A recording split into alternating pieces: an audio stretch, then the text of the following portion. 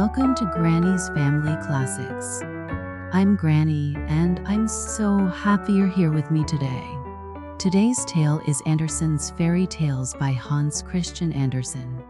My dears, these are the stories that have enchanted children for generations. From the emperor who thought he had the finest clothes, to the little match girl with her dreams of warmth and light, Hans Christian Andersen's tales are filled with beauty, mystery, and important lessons. Oh, I still get so moved thinking about the little match girl. This poor little girl, out in the cold, trying to sell her matches, only to find warmth and comfort in her dreams. It always makes my heart ache, and it's such a beautiful reminder to appreciate the warmth and love we so often take for granted. Before we begin, my dears, let me ask you, do you remember what the little match girl says as she dreams of being with her grandmother? Let me know in the comments, or if you've got a favorite part or thought about this tender tale, share it with us. All right, my dears, let's begin. Granny's Family Classics presents Andersen's Fairy Tales by Hans Christian Andersen. Read by Granny. The Emperor's New Clothes. Many years ago, there was an emperor who was so excessively fond of new clothes that he spent all his money in dress. He did not trouble himself in the least about his soldiers, nor did he care to go either to the theater or the chase, except for the opportunities then afforded him for displaying his new clothes. He had a different suit for each hour of the day, and as of any other king or emperor, one is accustomed to say, he is sitting in council, it was always said of him, the emperor is sitting in his wardrobe. Time passed merrily in the large town which was his capital. Strangers arrived every day at the court. One day, two rogues, calling themselves weavers, made their appearance. They gave out that they knew how to weave stuffs of the most beautiful colors and elaborate patterns, the clothes manufactured from which should have the wonderful property of remaining invisible to everyone who was unfit for the office he held, or who was extraordinarily simple in character. These must, indeed, be splendid clothes, thought the emperor. Had I such a suit, I might at once find out what men in my realms are unfit for their office, and also be able to distinguish the wise from the foolish. This stuff must be woven for me immediately. And he caused large sums of money to be given to both the weavers and ordered that they might begin their work directly. So the two pretended weavers set up two looms and affected to work very busily, though in reality they did nothing at all.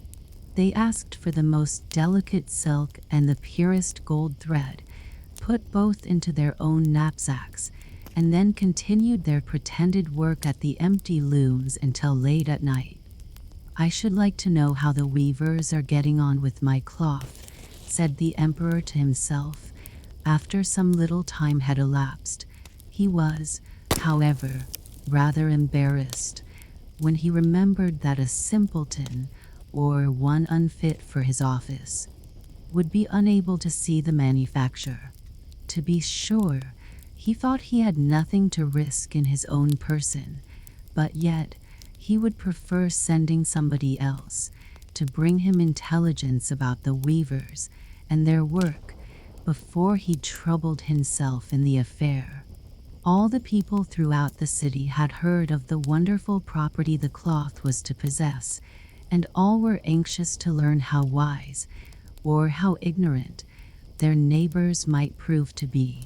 I will send my faithful old minister to the weavers, said the emperor at last. After some deliberation, he will be best able to see how the cloth looks, for he is a man of sense, and no one can be more suitable for his office than he is. So the faithful old minister went into the hall, where the knaves were working with all their might at their empty looms. What can be the meaning of this? Thought the old man. opening his eyes very wide. "I cannot discover the least bit of thread on the looms." However, he did not express his thoughts aloud. The impostors requested him very courteously to be so good as to come nearer their looms, and then asked him whether the design pleased him and whether the colors were not very beautiful, at the same time pointing to the empty frames. The poor old minister looked and looked. He could not discover anything on the looms for a very good reason, viz., there was nothing there. "What?" thought he again. "Is it possible that I am a simpleton? I have never thought so myself, and no one must know it now if I am so. Can it be that I am unfit for my office? No, that must not be said either. I will never confess that I could not see the stuff." "Well, Sir Minister," said one of the knaves, still pretending to work, "you do not say whether the stuff pleases you." "Oh, it is excellent," replied the old minister, looking at the loom through his spectacles. "This pattern and the colors, yes, I will tell the emperor without delay how very beautiful I think them." "We shall be much obliged to you," said the impostors, and then they named the different colors and described the pattern of the pretended stuff. The old minister listened attentively to their words in order that he might repeat them to the emperor, and then the knaves asked for more silk and gold, saying that it was necessary to complete what they had begun. However, they put all that was given them into their knapsacks and continued to work with as much apparent diligence as before at their empty looms. The emperor now sent another officer of his court to see how the men were getting on and to ascertain whether the cloth would soon be ready. It was just the same with this gentleman as with the minister. He surveyed the looms on all sides, but could see nothing at all but the empty frames. "Does not the stuff appear as beautiful to you as it did to my lord the minister?" asked the impostors of the emperor's second ambassador, at the same time making the same gestures as before, and talking of the design and colors which were not there. "I certainly am not stupid," thought the messenger. "It must be that I am not fit for my good, profitable office. That is very odd. However, no one shall know anything about it." And accordingly he praised the stuff he could not see, and declared that he was delighted with both colors and patterns. "Indeed, please your imperial majesty," said he to his sovereign when he returned, "the cloth which the weavers are preparing is extraordinarily magnificent." The whole city was talking of the splendid cloth which the emperor had ordered to be woven at his own expense. And now the emperor himself wished to see the costly manufacture while it was still in the loom.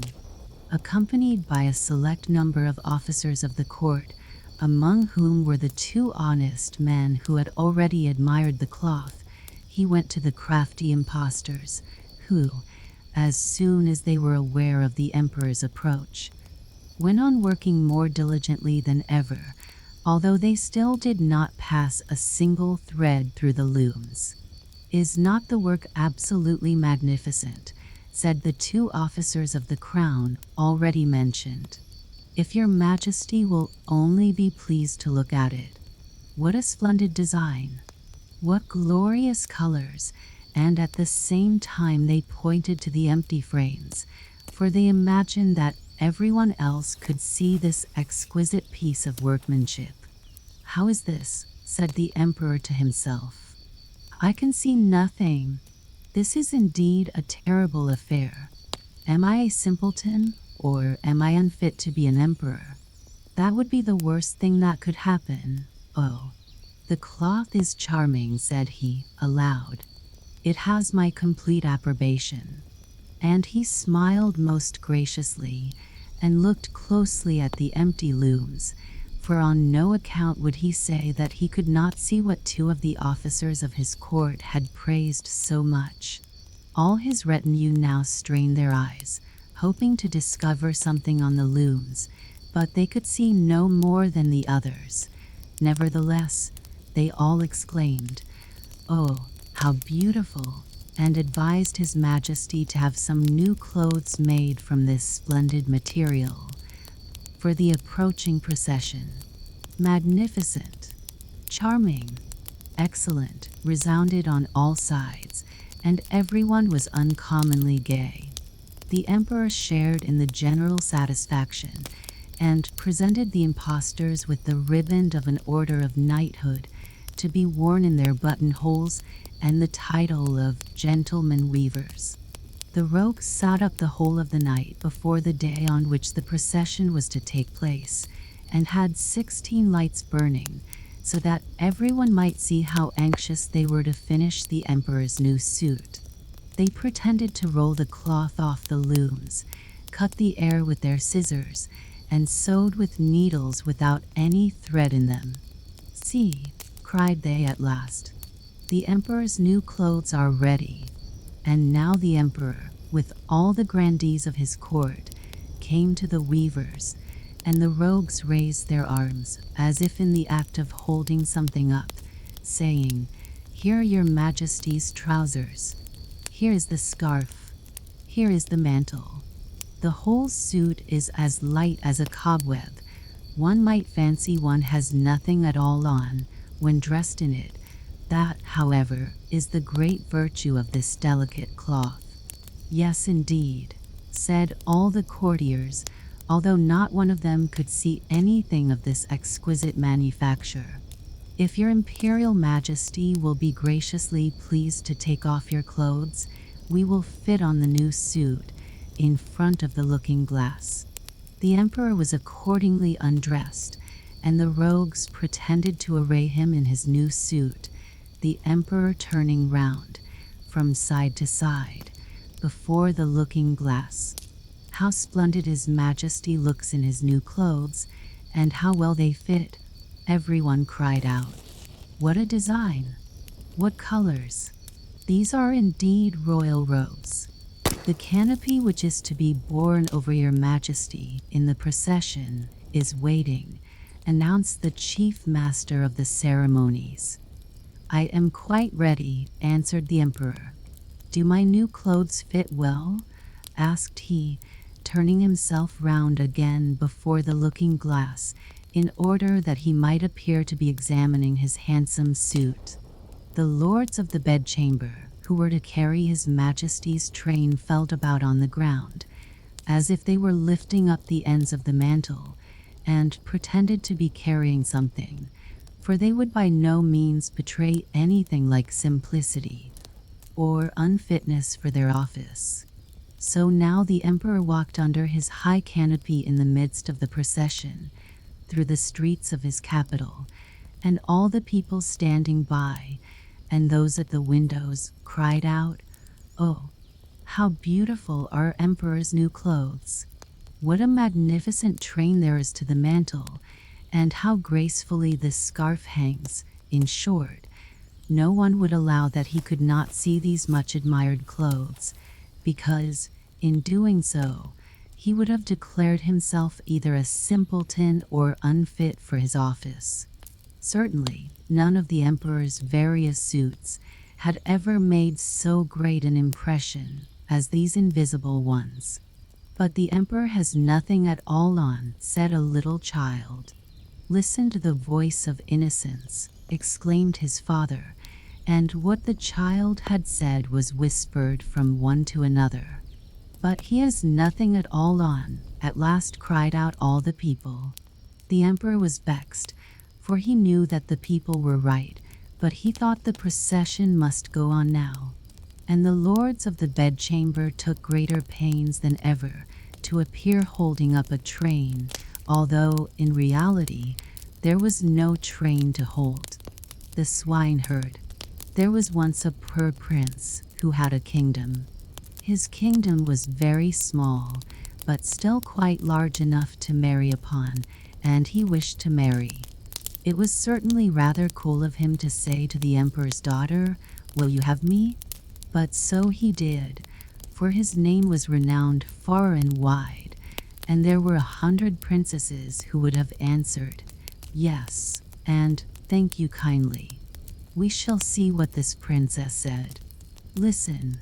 It happened that where the prince's father lay buried, there grew a rose tree, a most beautiful rose tree, which blossomed only once in every 5 years, and even then bore only one flower. But that was a rose. It smelt so sweet that all cares and sorrows were forgotten by him who inhaled its fragrance. And furthermore, the prince had a nightingale who could sing in such a manner that it seemed as though all sweet melodies dwelt in her little throat. So the princess was to have the rose and the nightingale, and they were accordingly put into large silver caskets and sent to her. The emperor had them brought into a large hall, where the princess was playing at visiting with the ladies of the court, and when she saw the caskets with the presents, she clapped her hands for joy. "Ah, if it were but a little pussy-cat," said she, but the rose tree with its beautiful rose came to view. "Oh, how prettily it is made," said all the court ladies. "It is more than pretty," said the emperor, "it is charming." But the princess touched it and was almost ready to cry. "Fie, Papa," said she. "It is not made at all, it is natural. Let us see what is in the other casket before we get into a bad humor," said the emperor. So the nightingale came forth and sang so delightfully that at first no one could say anything ill-humored of her. "Superbe! Charmant!" exclaimed the ladies, for they all used to chatter French, each one worse than her neighbor. "How much the bird reminds me of the musical box that belonged to our blessed empress," said an old knight. "Oh yes, these are the same tones, the same execution." "Yes, yes," said the emperor, and he wept like a child at the remembrance. "I will still hope that it is not a real bird," said the princess. "Yes, it is a real bird," said those who had brought it. "Well then, let the bird fly," said the princess, and she positively refused to see the prince. However, he was not to be discouraged. He daubed his face over brown and black, pulled his cap over his ears, and knocked at the door. "Good day to my lord, the emperor," said he. "Can I have employment at the palace?" "Why, yes," said the emperor. "I want someone to take care of the pigs, for we have a great many of them." So the prince was appointed imperial swineherd. He had a dirty little room close by the pigsty, and there he sat the whole day and worked. By the evening he had made a pretty little kitchen pot. Little bells were hung all round it, and when the pot was boiling, these bells tinkled in the most charming manner and played the old melody. "ACH, du lieber Augustine, alles ist weg, weg, weg." Ah, dear Augustine, all is gone, gone, gone. But what was still more curious, whoever held his finger in the smoke of the kitchen pot immediately smelt all the dishes that were cooking on every hearth in the city. This, you see, was something quite different from the rose. Now the princess happened to walk that way, and when she heard the tune, she stood quite still and seemed pleased, for she could play Lieber Augustine. It was the only piece she knew, and she played it with one finger. "Why, there is my piece," said the princess. "That swineherd must certainly have been well educated.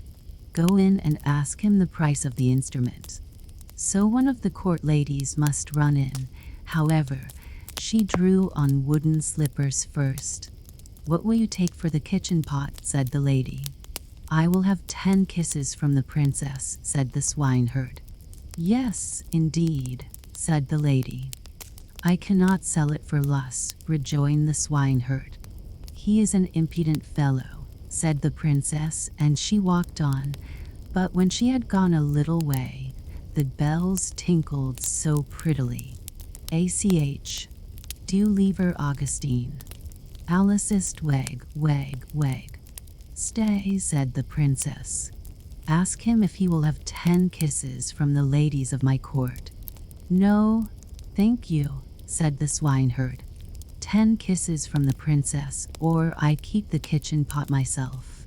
"That must not be, either," said the princess. "But do you all stand before me that no one may see us." And the court ladies placed themselves in front of her and spread out their dresses. The swineherd got 10 kisses, and the princess, the kitchen pot. That was delightful. The pot was boiling the whole evening and the whole of the following day. They knew perfectly well what was cooking at every fire throughout the city, from the chamberlains to the cobblers. The court ladies danced and clapped their hands. "We know who has soup and who has pancakes for dinner today, who has cutlets and who has eggs." "How interesting." "Yes, but keep my secret, for I am an emperor's daughter." The swineherd, that is to say the prince, for no one knew that he was other than an ill-favored swineherd, let not a day pass without working at something. He at last constructed a rattle, which, when it was swung round, played all the waltzes and jig tunes which have ever been heard since the creation of the world. "Ah, that is superby," said the princess when she passed by. "I have never heard prettier compositions. Go in and ask him the price of the instrument. But mind, he shall have no more kisses. He will have 100 kisses from the princess," said the lady who had been to ask. "I think he is not in his right senses," said the princess, and walked on. But when she had gone a little way, she stopped again. "One must encourage art," said she. "I am the emperor's daughter. Tell him he shall, as on yesterday, have 10 kisses from me, and may take the rest from the ladies of the court." "Oh, but we should not like that at all," said they. "What are you muttering?" asked the princess. "If I can kiss him, surely you can. Remember that you owe everything to me." So the ladies were obliged to go to him again. 100 kisses from the princess," said he, "or else let everyone keep his own." "Stand round," said she, and all the ladies stood round her whilst the kissing was going on. "What can be the reason for such a crowd close by the pigsty?" said the emperor, who happened just then to step out on the balcony. He rubbed his eyes and put on his spectacles. "They are the ladies of the court. I must go down and see what they are about." So he pulled up his slippers at the heel, for he had trodden them down. As soon as he had got into the courtyard, he moved very softly, and the ladies were so much engrossed with counting the kisses that all might go on fairly, that they did not perceive the emperor. He rose on his tiptoes. "What is all this?" said he, when he saw what was going on, and he boxed the princess's ears with his slipper, just as the swineherd was taking the 86th kiss. "March out," said the emperor, for he was very angry, and both princess and swineherd were thrust out of the city. The princess now stood and wept, the swineherd scolded, and the rain poured down. "Alas, unhappy creature that I am," said the princess. "If I had but married the handsome young prince. Ah, how unfortunate I am." And the swineherd went behind a tree, washed the black and brown color from his face, threw off his dirty clothes, and stepped forth in his princely robes. He looked so noble that the princess could not help bowing before him. "I am come to despise thee," said he. "Thou wouldst not have an honorable prince. Thou couldst not prize the rose and the nightingale, but thou wast ready to kiss the swineherd for the sake of a trumpery plaything." Thou art rightly served." He then went back to his own little kingdom and shut the door of his palace in her face. Now she might well sing. ACH. Du lieber Augustine. Alice ist weg, weg, weg. The real princess. There was once a prince who wished to marry a princess, but then she must be a real princess. He traveled all over the world in hopes of finding such a lady, but there was always something wrong. Princesses he found in plenty, but whether they were real princesses it was impossible for him to decide, for now one thing, now another, seemed to him not quite right about the ladies. At last he returned to his palace quite cast down, because he wished so much to have a real princess for his wife. One evening a fearful tempest arose, it thundered and lightened, and the rain poured down from the sky in torrents. Besides, it was as dark as pitch. All at once there was heard a violent knocking at the door, and the old king, the prince's father, went out himself to open it. It was a princess who was standing outside the door. What with the rain and the wind, she was in a sad condition. The water trickled down from her hair, and her clothes clung to her body. She said she was a real princess. "Ah, we shall soon see that," thought the old queen mother. However, she said not a word of what she was going to do, but went quietly into the bedroom, took all the bedclothes off the bed, and put 3 little peas on the bedstead. She then laid 20 mattresses one upon another over the 3 peas, and put 20 feather beds over the mattresses. Upon this bed the princess was to pass the night. The next morning she was asked how she had slept. "Oh, very badly indeed," she replied.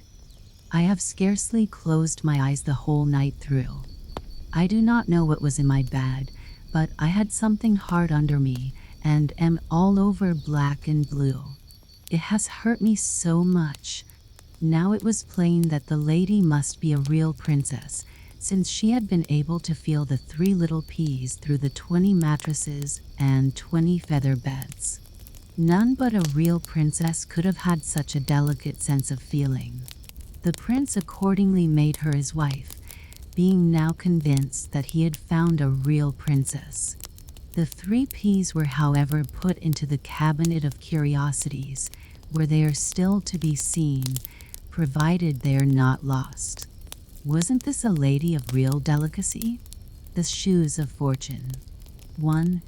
A beginning. Every author has some peculiarity in his descriptions or in his style of writing. Those who do not like him magnify it, shrug up their shoulders, and exclaim, "There he is again." I, for my part, know very well how I can bring about this movement and this exclamation. It would happen immediately if I were to begin here, as I intended to do, with "Rome has its Corso, Naples its Toledo. That Andersen, there he is again," they would cry. Yet I must, to please my fancy, continue quite quietly, and add, "But Copenhagen has its East Street." Here, then, we will stay for the present. In one of the houses not far from the New Market a party was invited, a very large party, in order, as is often the case, to get a return invitation from the others. One half of the company was already seated at the card table. The other half awaited the result of the stereotype preliminary observation of the lady of the house. Now let us see what we can do to amuse ourselves. They had got just so far, and the conversation began to crystallize, as it could but do with the scanty stream which the commonplace world supplied. Amongst other things they spoke of the Middle Ages. Some praised that period as far more interesting, far more poetical than our own too sober present. Indeed, Councillor Knapp defended this opinion so warmly that the hostess declared immediately on his side. and both exerted themselves with unwearied eloquence.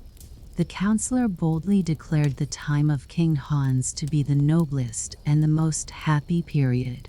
Footnote: AD 1482 to 1513. While the conversation turned on the subject and was only for a moment interrupted by the arrival of a journal that contained nothing worth reading, we will just step out into the antechamber, where cloaks, mackintoshes, sticks, umbrellas, and shoes were deposited. Here sat two female figures, a young and an old one. One might have thought at first they were servants come to accompany their mistresses home, but on looking nearer, one soon saw they could scarcely be mere servants. Their forms were too noble for that, their skin too fine, the cut of their dress too striking. Two fairies were they. The younger, it is true, was not Dame Fortune herself, but one of the waiting maids of her handmaidens who carry about the lesser good things that she distributes. The other looked extremely gloomy. It was Care. She always attends to her own serious business herself, as then she is sure of having it done properly. They were telling each other, with a confidential interchange of ideas, where they had been during the day. The messenger of fortune had only executed a few unimportant commissions, such as saving a new bonnet from a shower of rain, etc. But what she had yet to perform was something quite unusual. "I must tell you," said she, "that today is my birthday, and in honor of it, a pair of walking shoes or galoshes has been entrusted to me, which I am to carry to mankind. These shoes possess the property of instantly transporting him who has them onto the place or the period in which he most wishes to be. Every wish, as regards time or place or state of being, will be immediately fulfilled, and so at last man will be happy. Here below." "Do you seriously believe it?" replied Care, in a severe tone of reproach. "No. He will be very unhappy, and will assuredly bless the moment when he feels that he has freed himself from the fatal shoes." "Stupid nonsense," said the other angrily. "I will put them here by the door. Someone will make a mistake for certain and take the wrong ones. He will be a happy man." Such was their conversation. 2. What happened to the counselor? It was late. Counselor Knapp, deeply occupied with the times of King Hans, intended to go home, and malicious fate managed matters so that his feet, instead of finding their way to his own galoshes, slipped into those of Fortune. Thus caparisoned, the good man walked out of the well-lighted rooms into East Street. By the magic power of the shoes he was carried back to the times of King Hans, on which account his foot very naturally sank in the mud and puddles of the street, there having been in those days no pavement in Copenhagen. "Well, this is too bad. How dirty it is here," sighed the counselor. "As to a pavement, I can find no traces of one, and all the lamps, it seems, have gone to sleep." The moon was not yet very high.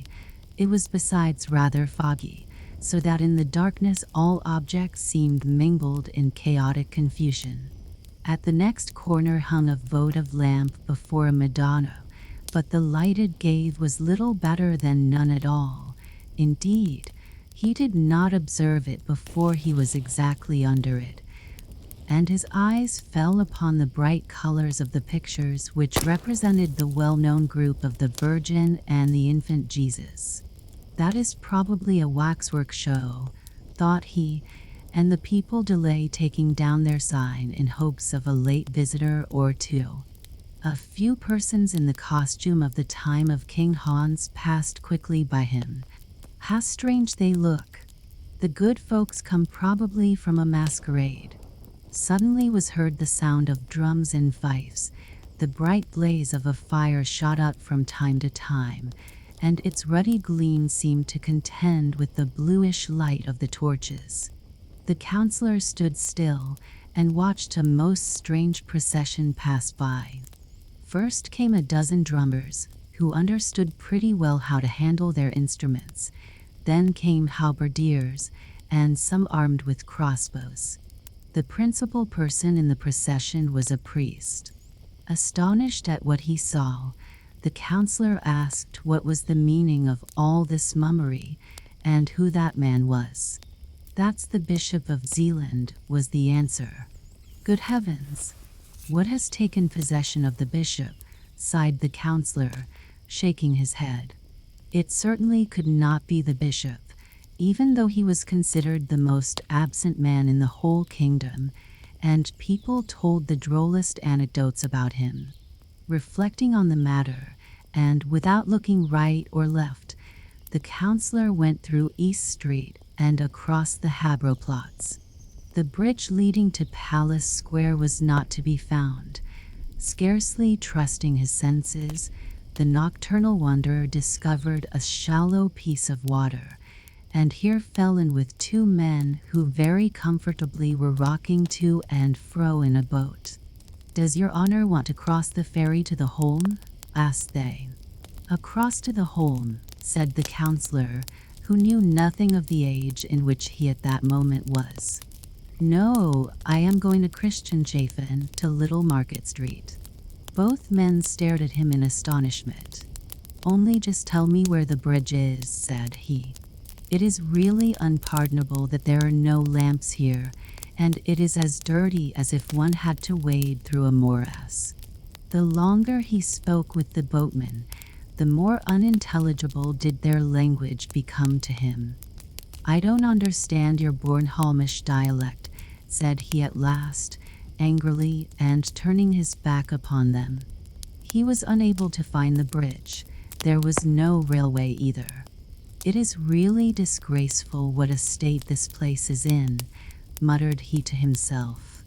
Never had his age, with which, however, he was always grumbling, seemed so miserable as on this evening. "I'll take a hackney coach," thought he. But where were the hackney coaches? Not one was to be seen. "I must go back to the New Market. There, it is to be hoped, I shall find some coaches, for if I don't, I shall never get safe to Christianshafen." So off he went in the direction of East Street, and had nearly got to the end of it when the moon shone forth. "God bless me! What wooden scaffolding is that which they have set up there?" cried he involuntarily as he looked at East Gate, which, in those days, was at the end of East Street. He found, however, a little side door open, and through this he went, and stepped into our New Market of the present time. It was a huge desolate plain. Some wild bushes stood up here and there, while across the field flowed a broad canal or river. Some wretched hovels for the Dutch sailors, resembling great boxes, and after which the place was named, lay about in confused disorder on the opposite bank. "I either behold a Fata Morgana, or I am regularly tipsy," whimpered out the counselor. "But what's this?" He turned round anew, firmly convinced that he was seriously ill. He gazed at the street formerly so well known to him, and now so strange in appearance, and looked at the houses more attentively. Most of them were of wood, slightly put together, and many had a thatched roof. "No, I am far from well," sighed he, "and yet I drink only one glass of punch, but I cannot suppose it was, too, really very wrong to give us punch and hot salmon for supper. I shall speak about it at the first opportunity. I have half a mind to go back again and say what I suffer. But no, that would be too silly, and heaven only knows if they're up still." He looked for the house, but it had vanished. "It is really dreadful," groaned he with increasing anxiety. "I cannot recognize East Street again.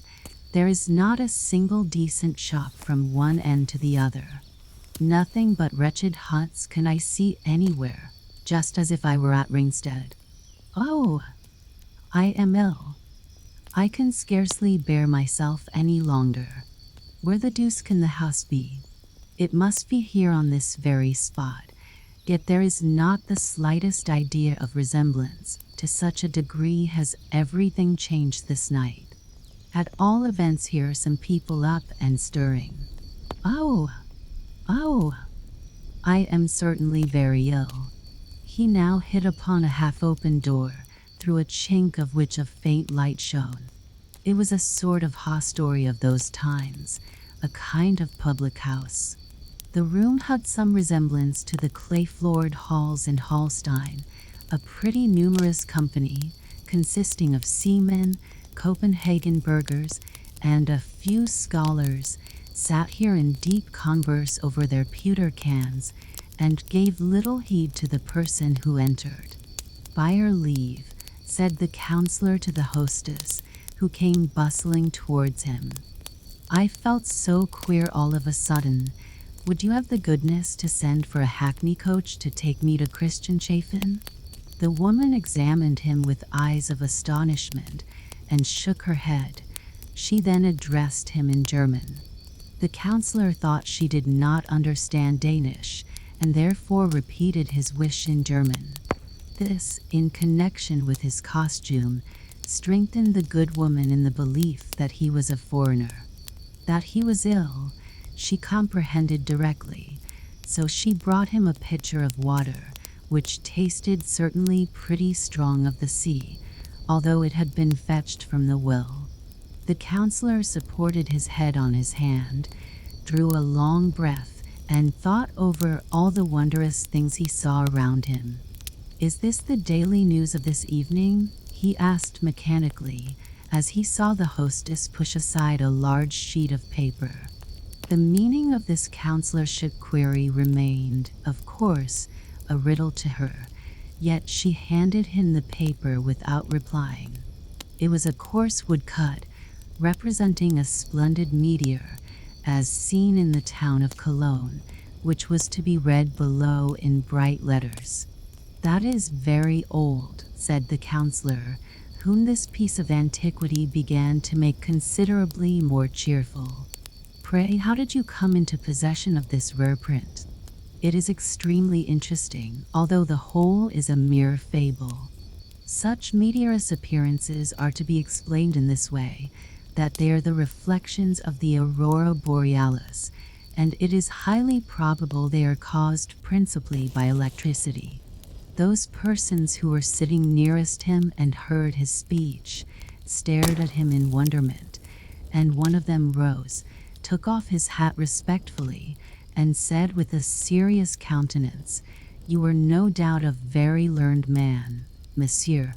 'Oh no,' answered the counselor, 'I can only join in conversation on this topic and on that, as indeed one must do according to the demands of the world at present.' 'Modestia is a fine virtue,' continued the gentleman. 'However, as to your speech, I must say mihi secus videtur, yet I am willing to suspend my judicium.' 'May I ask with whom I have the pleasure of speaking?' asked the counselor. 'I am a bachelor in theologia,' answered the gentleman with a stiff reverence. This reply fully satisfied the counselor. The title suited the dress. 'He is certainly,' thought he, 'some village schoolmaster, some queer old fellow, such as one still often meets with in Jutland.' 'This is no locus docendi, it is true,' began the clerical gentleman, 'yet I beg you earnestly to let us profit by your learning. Your reading in the ancients is, sine dubio, of vast extent.' 'Oh yes, I've read something, to be sure,' replied the counselor. 'I like reading all useful works, but I do not on that account despise the modern ones. 'Tis only the unfortunate tales of everyday life that I cannot bear. We have enough and more than enough such in reality.' 'Tales of everyday life?' said our bachelor inquiringly. I mean those newfangled novels, twisting and writhing themselves in the dust of commonplace, which also expect to find a reading public. Oh, exclaimed the clerical gentleman, smiling, there is much wit in them. Besides, they are read at court. The king likes the history of Sir Iffin and Sir Gawain particularly, which treats of King Arthur and his Knights of the Round Table. He has more than once joked about it with his high vassals. I have not read that novel, said the counselor. It must be quite a new one that Heiberg has published lately. No, answered the theologian of the time of King Hans. That book is not written by a Heiberg, but was imprinted by Godfrey von Gaiman. Oh, is that the author's name? Said the counselor. It is a very old name, and, as well as I recollect, he was the first printer that appeared in Denmark. Yes, he is our first printer, replied the clerical gentleman hastily. So far all went on well. Someone of the worthy burghers now spoke of the dreadful pestilence that had raged in the country a few years back, meaning that of 1484. The counselor imagined it was the cholera that was meant, which people made so much fuss about, and the discourse passed off satisfactorily enough. The War of the Buccaneers of 1490 was so recent that it could not fail being alluded to. The English pirates had, they said, most shamefully taken their ships while in the roadstead, and the counselor, before whose eyes the herostratic event of 1801 still floated vividly, agreed entirely with the others in abusing the rascally English. Footnote: herostratic means Herostratus or Eratosstratus, an Ephesian, who wantonly set fire to the famous temple of Diana, in order to commemorate his name by so uncommon an action. With other topics he was not so fortunate. Every moment brought about some new confusion, and threatened to become a perfect babel, for the worthy bachelor was really too ignorant, and the simplest observations of the counselor sounded to him too daring and fantastical. They looked at one another from the crown of the head to the soles of the feet, and when matters grew to too high a pitch, then the bachelor talked Latin, in the hope of being better understood, but it was of no use after all. "What's the matter?" asked the hostess, plucking the counselor by the sleeve, and now his recollection returned, for in the course of the conversation he had entirely forgotten all that had preceded it. "Merciful God, where am I?" exclaimed he in agony, and while he so thought, all his ideas and feelings of overpowering dizziness, against which he struggled with the utmost power of desperation, encompassed him with renewed force. "Let us drink claret and mead, and Bremen beer," shouted one of the guests, "and you shall drink with us." Two maidens approached. One wore a cap of two staring colors, denoting the class of persons to which she belonged. They poured out the liquor and made the most friendly gesticulations, while a cold perspiration trickled down the back of the poor counselor. "What's to be the end of this? What's to become of me?" groaned he, but he was forced, in spite of his opposition, to drink with the rest. They took hold of the worthy man, who, hearing on every side that he was intoxicated, did not in the least doubt the truth of this certainly not very polite assertion, but on the contrary, implored the ladies and gentlemen present to procure him a hackney coach.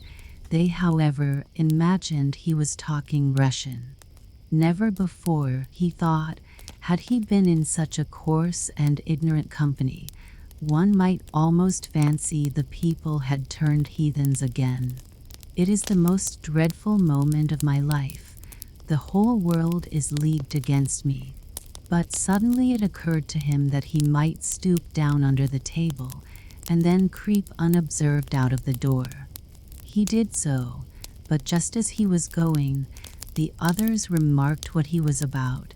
They laid hold of him by the legs, and now, happily for him, off fell his fatal shoes, and with them the charm was at an end.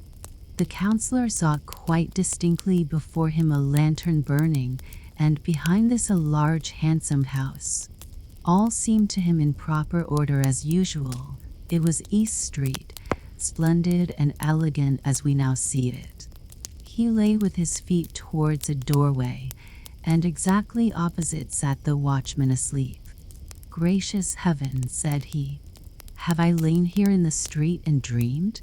Yes, 'tis East Street. How splendid and light it is. But really it is terrible what an effect that one glass of punch must have had on me."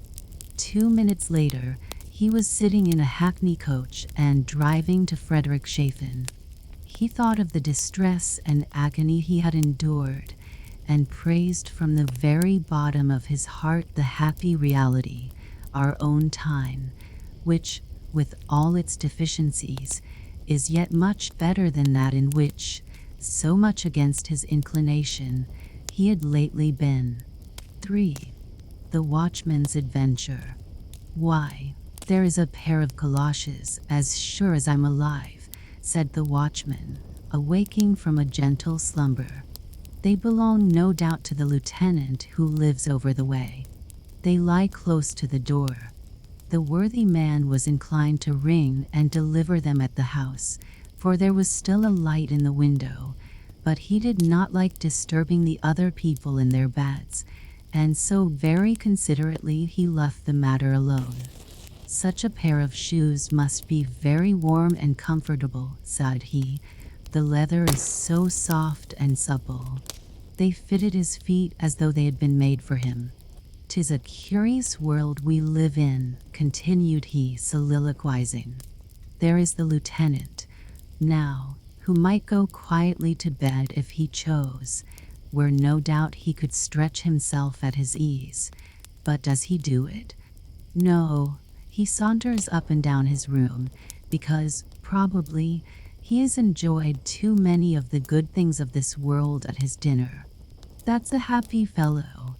He has neither an infirm mother nor a whole troop of everlastingly hungry children to torment him. Every evening he goes to a party, where his nice supper costs him nothing. Would to heaven I could but change with him. How happy should I be!" While expressing his wish, the charm of the shoes, which he had put on, began to work. The watchman entered into the being and nature of the lieutenant. He stood in the handsomely furnished apartment, and held between his fingers a small sheet of rose-colored paper, on which some verses were written indeed by the officer himself, for who has not, at least once in his life, had a lyrical moment? And if one then marks down one's thoughts, poetry is produced. But here was written, "Oh, were I rich! Oh, were I rich! Such was my wish, ye such. When hardly 3 feet high, I longed for much. Oh, were I rich! An officer were I, with sword and uniform and plumes so high. And the time came, and officer was I. But yet I grew not rich. Alas, per me, have pity, thou who all man's wants dost see." I sat one evening sunk in dreams of bliss. A maid of 7 years old gave me a kiss. I at that time was rich in poesy, and tales of old, though poor as poor could be. But all she asked for was this poesy. Then was I rich, but not in gold, per me, as thou dost know, who all men's hearts canst see. Oh, were I rich! Oft asked I for this boon. The child grew up to womanhood full soon. She is so pretty, clever, and so kind. Oh, did she know what's hidden in my mind? A tale of old. Would she to me were kind? But I'm condemned to silence. Oh, poor me, as thou dost know, who all men's hearts can't see. Oh, were I rich in calm and peace of mind, my grief he then would not here written find. O thou, to whom I do my heart devote, oh, read this page of glad days now remote. A dark, dark tale, which I tonight devote.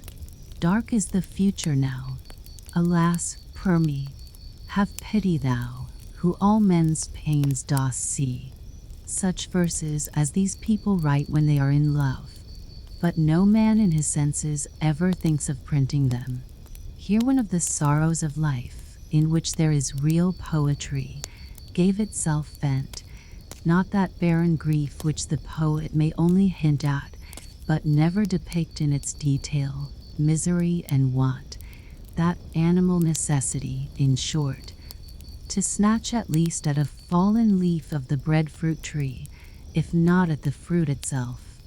The higher the position in which one finds oneself transplanted, the greater is the suffering. Everyday necessity is the stagnant pool of life. No lovely picture reflects itself therein. Lieutenant, love and lack of money, that is a symbolic triangle, or much the same as the half of the shattered die of fortune. This the lieutenant felt most poignantly, and this was the reason he leant his head against the window and sighed so deeply. The poor watchman out there in the street is far happier than I. He knows not what I term privation. He has a home, a wife, and children who weep with him over his sorrows, who rejoice with him when he is glad. Oh, far happier were I, could I exchange with him my being, with his desires, and with his hopes perform the weary pilgrimage of life. Oh, he is 100 times happier than I. In the same moment the watchman was again watchman. It was the shoes that caused the metamorphosis by means of which, unknown to himself, he took upon him the thoughts and feelings of the officer, but, as we have just seen, he felt himself in his new situation much less contented, and now preferred the very thing which but some minutes before he had rejected. So then the watchman was again watchman.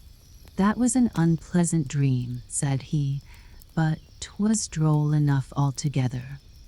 I fancied that I was the lieutenant over there, and yet the thing was not very much to my taste after all.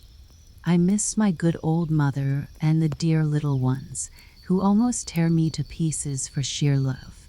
He seated himself once more and nodded. The dream continued to haunt him, for he still had the shoes on his feet. A falling star shone in the dark firmament. There falls another star, said he, but what does it matter? There are always enough left. I should not much mind examining the little glimmering things somewhat nearer, especially the moon, for that would not slip so easily through a man's fingers. When we die, so at least says the student, for whom my wife does the washing, we shall fly about as light as a feather from one such a star to the other. That's, of course, not true, but 'twould be pretty enough if it were so.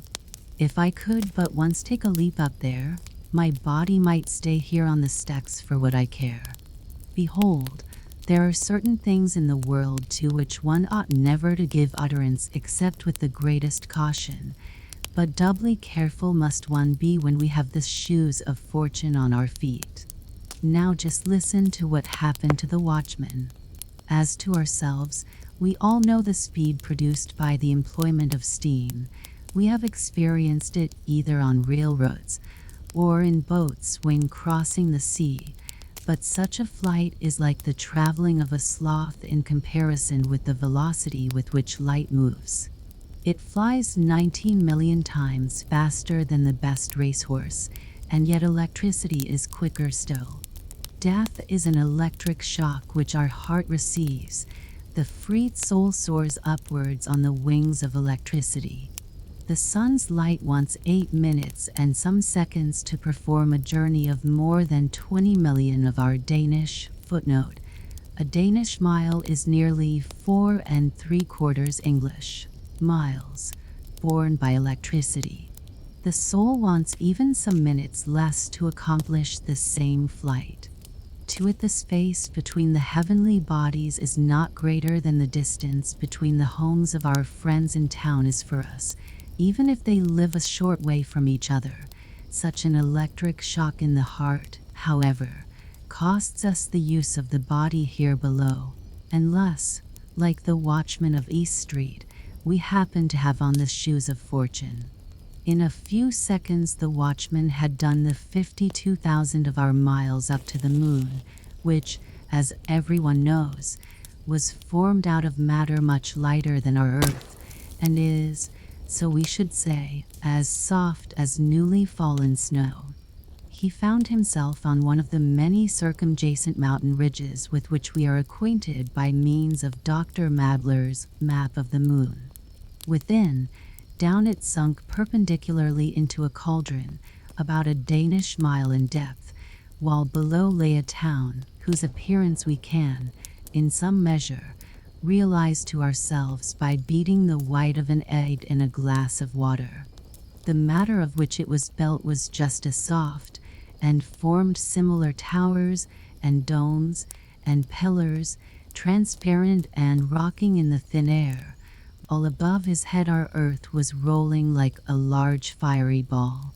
He perceived immediately a quantity of beings who were certainly what we call men, yet they looked different to us. A far more correct imagination than that of the pseudo-Herschel had created them. Footnote: pseudo-Herschel.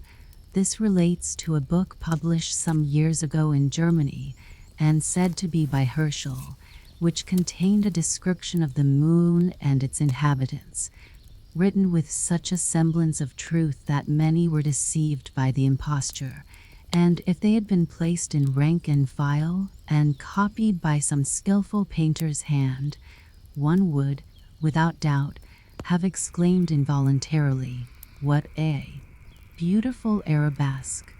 Probably a translation of the celebrated moon hoax, written by Richard A.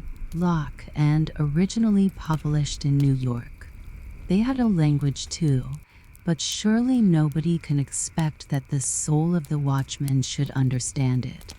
Be that as it may, it did comprehend it, for in our souls there germinate far greater powers than we poor mortals, despite all our cleverness, have any notion of.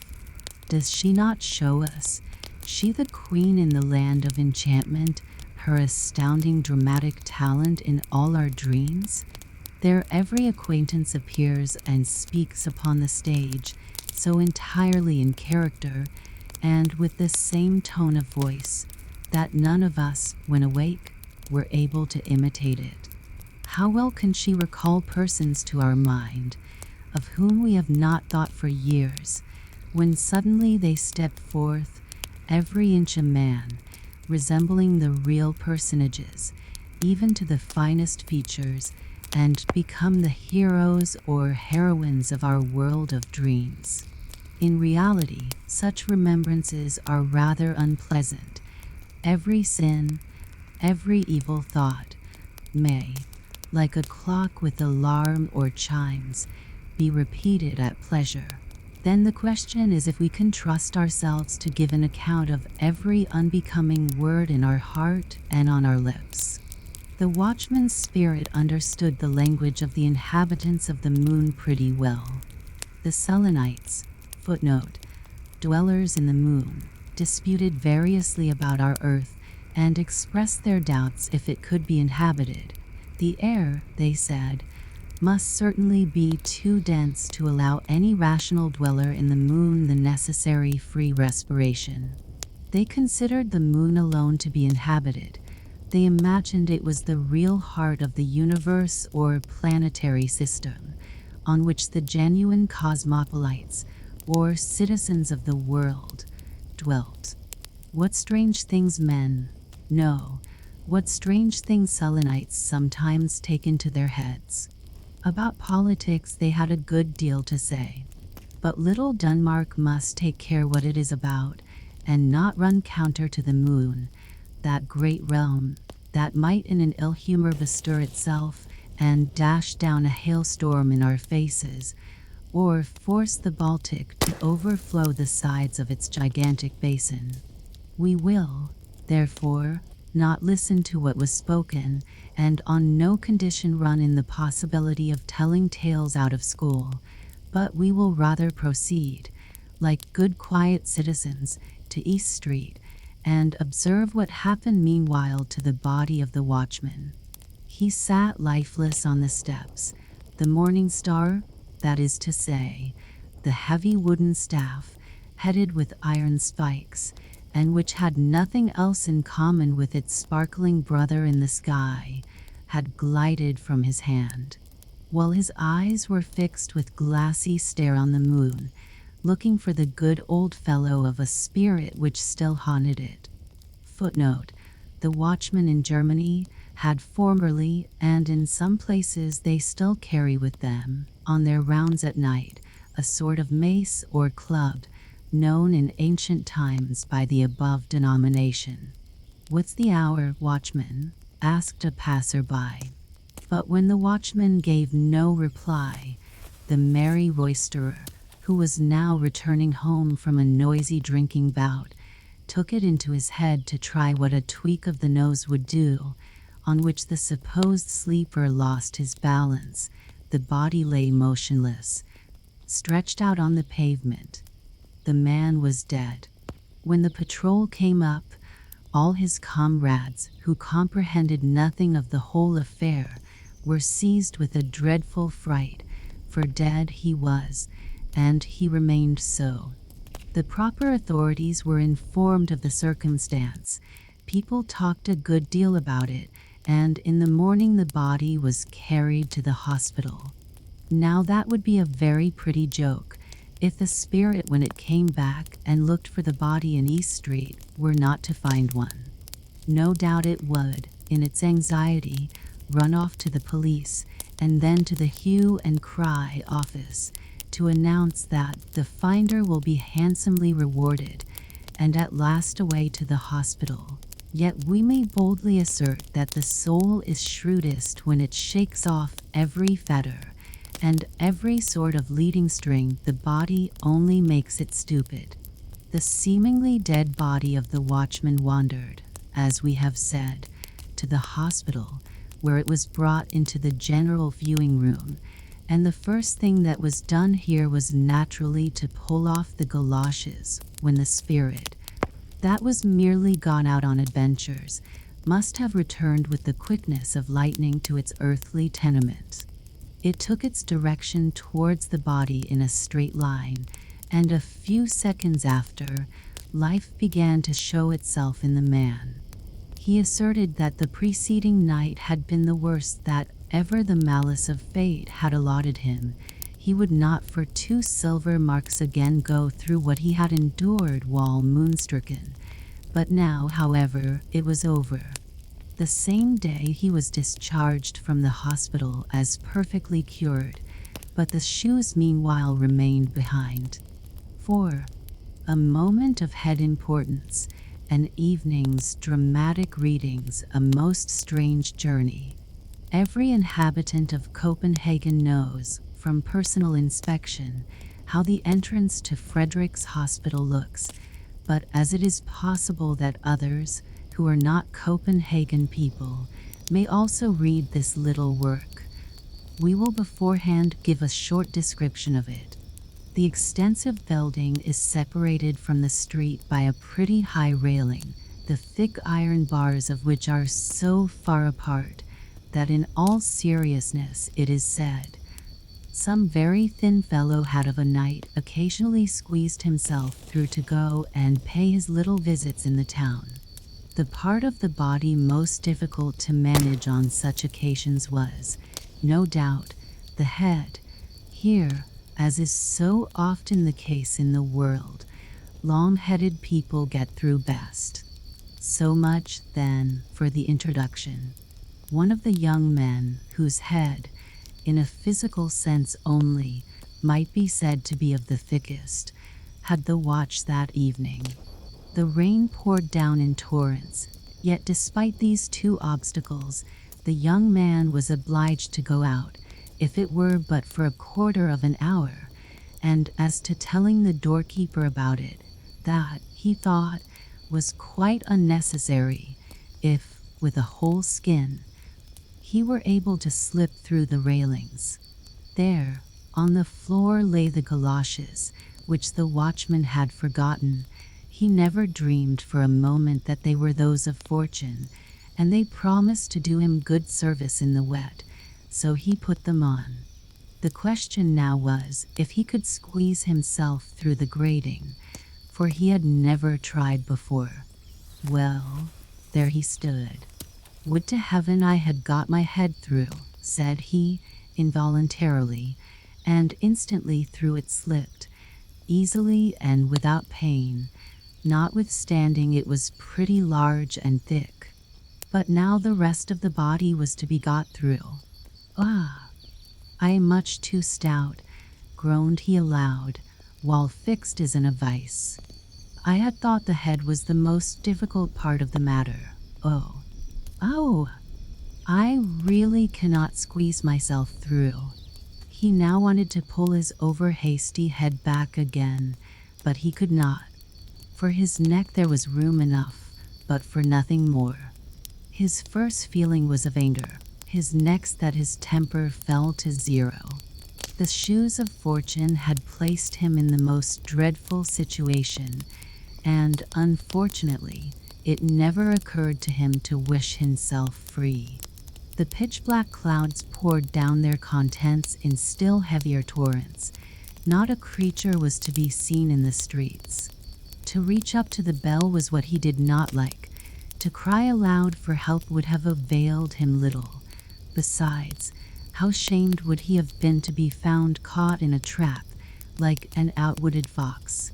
How was he to twist himself through?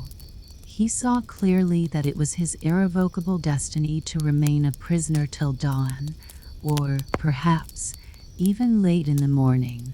Then the smith must be fetched to file away the bars, but all that would not be done so quickly as he could think about it. The whole charity school, just opposite, would be in motion.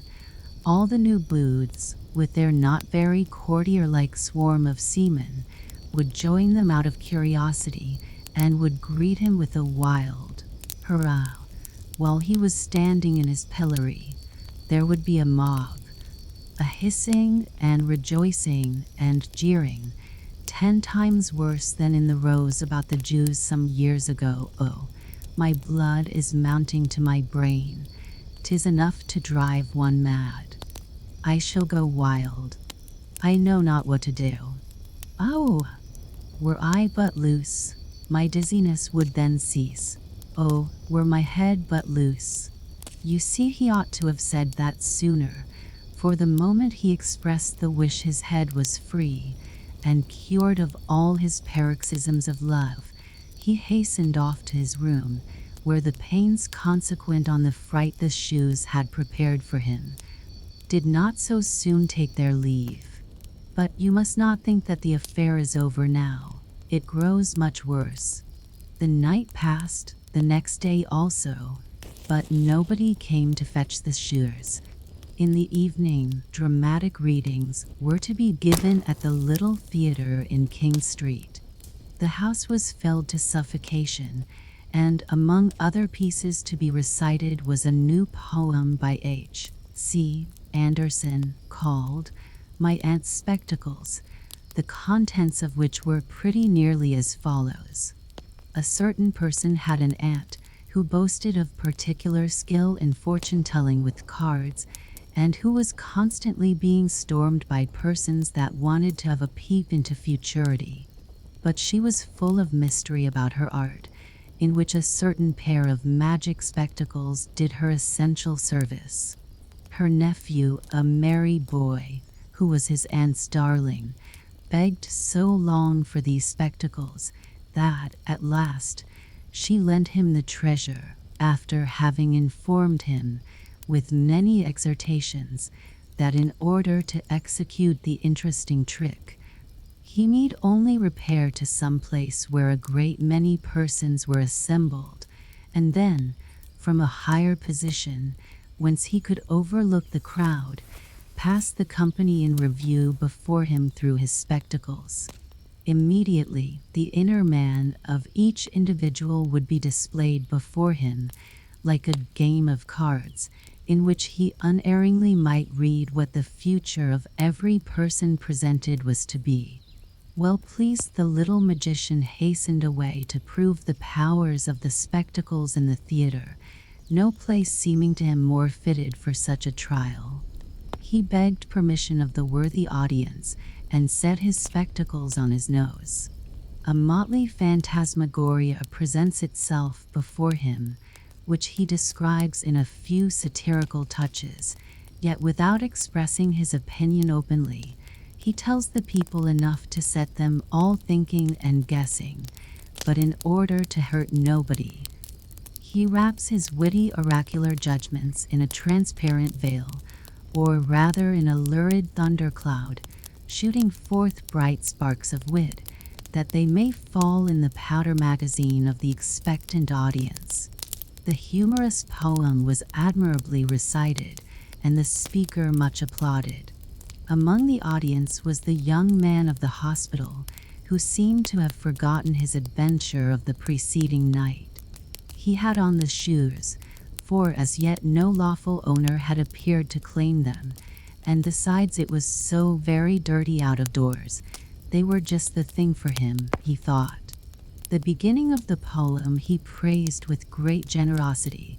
He even found the idea original and effective, but that the end of it, like the Rhine, was very insignificant, proved, in his opinion, the author's want of invention. He was without genius, etc. This was an excellent opportunity to have said something clever. Meanwhile, he was haunted by the idea. He should like to possess such a pair of spectacles himself. Then, perhaps, by using them circumspectly, one would be able to look into people's hearts, which, he thought, would be far more interesting than merely to see what was to happen next year, for that we should all know in proper time, but the other never. I can now, said he to himself, fancy the whole row of ladies and gentlemen sitting there in the front row. If one could but see into their hearts, yes, that would be a revelation, a sort of bazaar. In that lady yonder, so strangely dressed, I should find for certain a large milliner's shop. In that one the shop is empty, but it wants cleaning plain enough. But there would also be some good stately shops among them. Alas, sighed he, I know one in which all is stately, but there sits already a spruce young shopman, which is the only thing that's amiss in the whole shop. All would be splendidly decked out, and we should hear, walk in, gentlemen, pray walk in. Here you will find all you please to want. Ah, I wish to heaven I could walk in and take a trip right through the hearts of those present. And behold, to the shoes of fortune this was the cue. The whole man shrunk together, and a most uncommon journey through the hearts of the front row of spectators now began. The first heart through which he came was that of a middle-aged lady, but he instantly fancied himself in the room of the Institution for the Cure of the Crooked and Deformed, where casts of misshapen limbs are displayed in naked reality on the wall. Yet there was this difference: in the institution the casts were taken at the entry of the patient, but here they were retained and guarded in the heart while the sound persons went away. They were, namely, casts of female friends, whose bodily or mental deformities were here most faithfully preserved. With the snake-like writings of an idea he glided into another female heart, but this seemed to him like a large holy fane. Footnote: Temple. The white dove of innocence fluttered over the altar. How gladly would he have sunk upon his knees, but he must away to the next heart. Yet he still heard the pealing tones of the organ, and he himself seemed to have become a newer and a better man. He felt unworthy to tread the neighboring sanctuary which a poor garret with a sick bedrid mother revealed.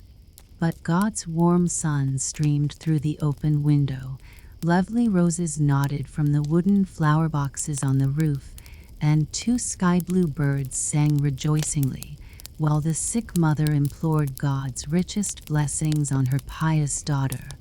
He now crept on hands and feet through a butcher's shop, at least on every side, and above and below, there was naught but flesh.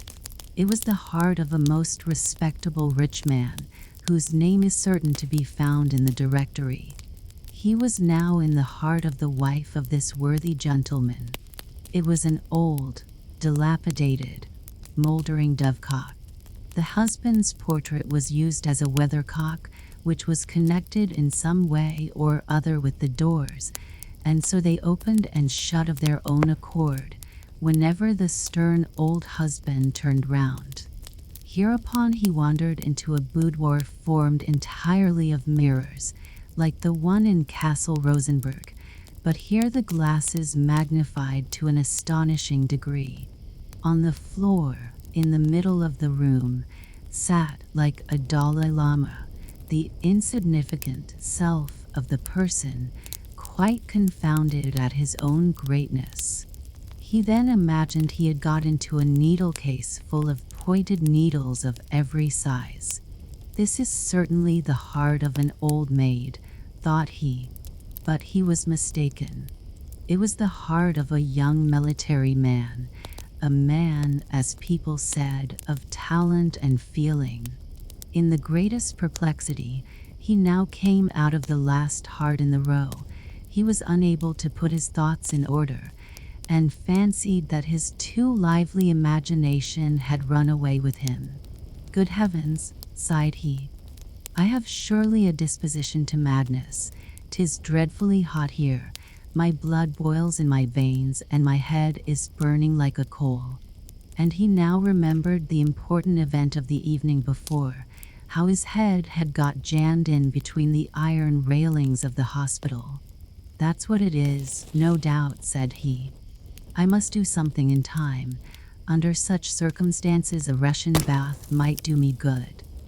I only wish I were already on the upper bank."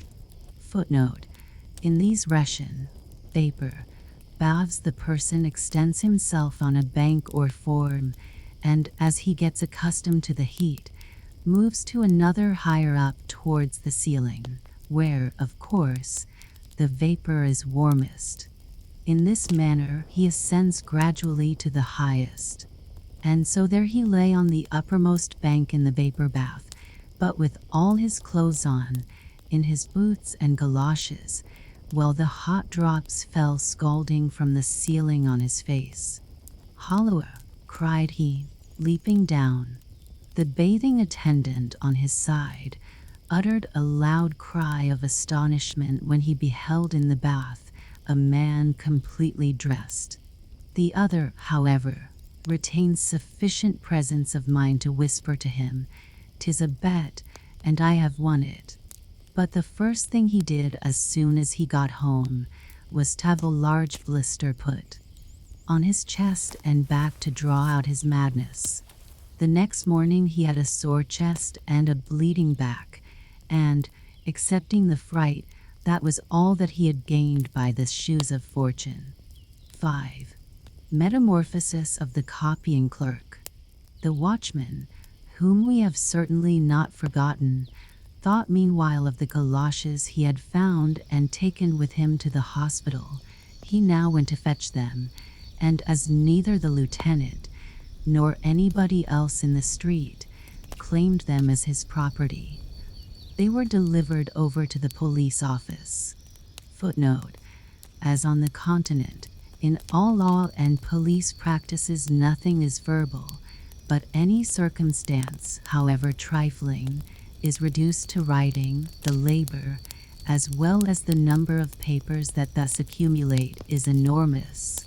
In a police office, consequently, We find copying clerks among many other scribes of various denominations, of which, it seems, our hero was one.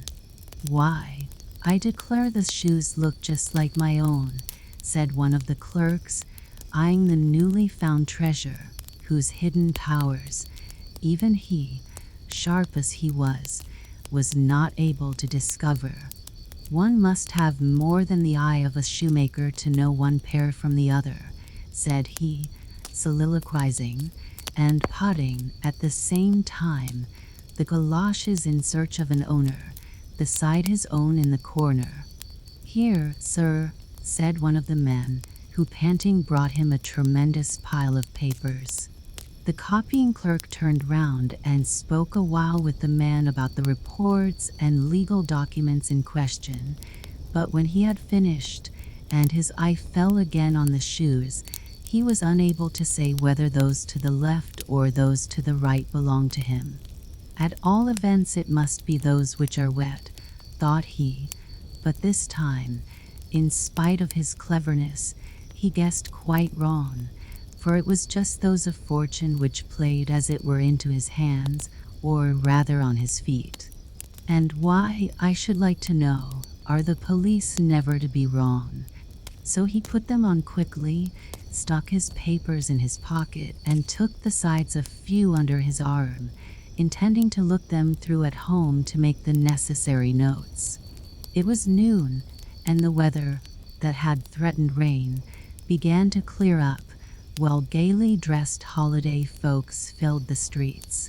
"A little trip to Fredericksburg would do me no great harm," thought he, "for I, poor beast of burden that I am, have so much to annoy me, that I don't know what a good appetite is. 'Tis a bitter crust, alas, at which I am condemned to gnaw." Nobody could be more steady or quiet than this young man. We therefore wish him joy of the excursion with all our heart, and it will certainly be beneficial for a person who leads so sedentary a life. In the park he met a friend, one of our young poets, who told him that the following day he should set out on his long-intended tour. "So you are going away again," said the clerk. "You are a very free and happy being. We others are chained by the leg and held fast to our desk." "Yes, but it is a chain, friend, which ensures you the blessed bread of existence," answered the poet. "You need feel no care for the coming morrow. When you are old, you receive a pension." "True," said the clerk, shrugging his shoulders, "and yet you are the better off. To sit at one's ease and poetize, that is a pleasure. Everybody has something agreeable to say to you, and you are always your own master. No, friend, you should but try what it is to sit from one year's and to the other occupied with and judging the most trivial matters." The poet shook his head, the copying clerk did the same. Each one kept to his own opinion, and so they separated. "It's a strange race, those poets," said the clerk, who was very fond of soliloquizing. "I should like some day, just for a trial, to take such nature upon me, and be a poet myself. I am very sure I should make no such miserable verses as the others. Today, methinks, is a most delicious day for a poet. Nature seems anew to celebrate her awakening into life. The air is so unusually clear, the clouds sail on so buoyantly, and from the green herbage a fragrance is exhaled that fills me with delight. For many a year have I not felt as at this moment." We see already, by the foregoing effusion, that he has become a poet. To give further proof of it, however, would in most cases be insipid, for it is a most foolish notion to fancy a poet different from other men. Among the latter there may be far more poetical natures than many an acknowledged poet, when examined more closely, could boast of. The difference only is that the poet possesses a better mental memory. on which account he is able to retain the feeling and the thought till they can be embodied by means of words, a faculty which the others do not possess. But the transition from a commonplace nature to one that is richly endowed demands always a more or less breakneck leap over a certain abyss which yawns threateningly below, and thus must this sudden change with the clerk strike the reader. The sweet air, continued he of the police office, in his dreamy imaginings, how it reminds me of the violets in the garden of my Aunt Magdalena. Yes, then I was a little wild boy, who did not go to school very regularly. Oh heavens! 'Tis a long time since I have thought on those times. The good old soul. She lived behind the exchange. She always had a few twigs or green shoots in water, let the winter rage without as it might. The violets exhaled their sweet breath, whilst I pressed against the window panes covered with fantastic frostwork the copper coin I had heated on the stove, and so made peepholes. What splendid vistas were then open to my view! What change, what magnificence! Yonder in the canal lay the ships frozen up, and deserted by their whole crews, with a screaming crow for the sole occupant. But when the spring, with a gentle stirring motion, announced her arrival, a new and busy life arose. With songs and hurrahs the ice was sawn asunder. The ships were fresh tarred and rigged, that they might sail away to distant lands. But I have remained here, must always remain here, sitting at my desk in the office, and patiently see other people fetch their passports to go abroad. Such is my fate. Alas! Sighed he, and was again silent. Great heaven! What has come to me? Never have I thought or felt like this before. It must be the summer air that affects me with feelings almost as disquieting as they are refreshing. He felt in his pocket for the papers. These police reports will soon stem the torrent of my ideas, and effectually hinder any rebellious overflowing of the time-worn banks of official duties, he said to himself consolingly, while his eye ran over the first page. Dame Tidbrith, tragedy in 5 acts. What is that? And yet it is undeniably my own handwriting. Have I written the tragedy? Wonderful, very wonderful. And this, what have I here? Intrigue on the ramparts, or the day of repentance. Vaudeville with new songs to the most favorite airs. The deuce! Where did I get all this rubbish? Someone must have slipped it slyly into my pocket for a joke. There is too a letter to me, a crumpled letter and the seal broken.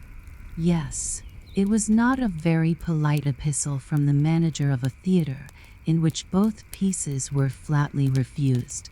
Ham, said the clerk breathlessly, and quite exhausted he seated himself on a bank. His thoughts were so elastic, his heart so tender, and involuntarily he picked one of the nearest flowers. It is a simple daisy, just bursting out of the bud.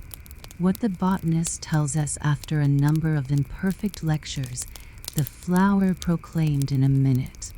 It related the mythos of its birth, told of the power of the sunlight that spread out its delicate leaves, and forced them to impregnate the air with their incense, and then he thought of the manifold struggles of life, which in like manner awaken the budding flowers of feeling in our bosom. Light and air contend with chivalric emulation for the love of the fair flower that bestowed her chief favors on the latter. Full of longing she turned towards the light, and as soon as it vanished, rolled her tender leaves together, and slept in the embraces of the air. It is the light which adorns me, said the flower. But 'tis the air which enables thee to breathe, said the poet's voice. Close by stood a boy who dashed his stick into a wet ditch. The drops of water splashed up to the green leafy roof, and the clerk thought of the million of ephemera which in a single drop were thrown up to a height that was as great doubtless for their size, as for us if we were to be hurled above the clouds. While he thought of this and of the whole metamorphosis he had undergone, he smiled and said, "I sleep and dream, but it is wonderful how one can dream so naturally, and know besides so exactly that it is but a dream.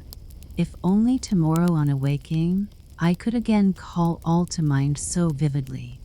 I seem in unusually good spirits, my perception of things is clear, I feel as light and cheerful as though I were in heaven, but I know for a certainty that if tomorrow a dim remembrance of it should swim before my mind, it will then seem nothing but stupid nonsense, as I have often experienced already, especially before I enlisted under the banner of the police, for that dispels like a whirlwind all the visions of an unfettered imagination. All we hear or say in a dream that is fair and beautiful is like the gold of the subterranean spirits. It is rich and splendid when it is given us, but viewed by daylight we find only withered leaves. Alas," he sighed quite sorrowful, and gazed at the chirping birds that hopped contentedly from branch to branch, "they are much better off than I. To fly must be a heavenly art, and happy do I prize that creature in which it is innate. Yes, could I exchange my nature with any other creature, I fain would be such a happy little lark." He had hardly uttered these hasty words when the skirts and sleeves of his coat folded themselves together into wings, the clothes became feathers, and the galoshes claws.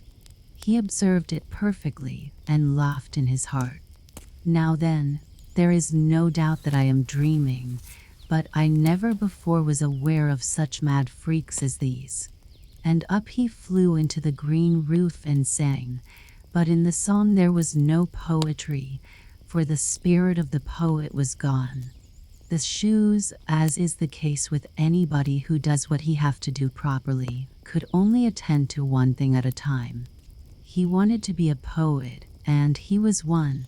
He now wished to be a merry chirping bird, but when he was metamorphosed into one, the former peculiarities ceased immediately.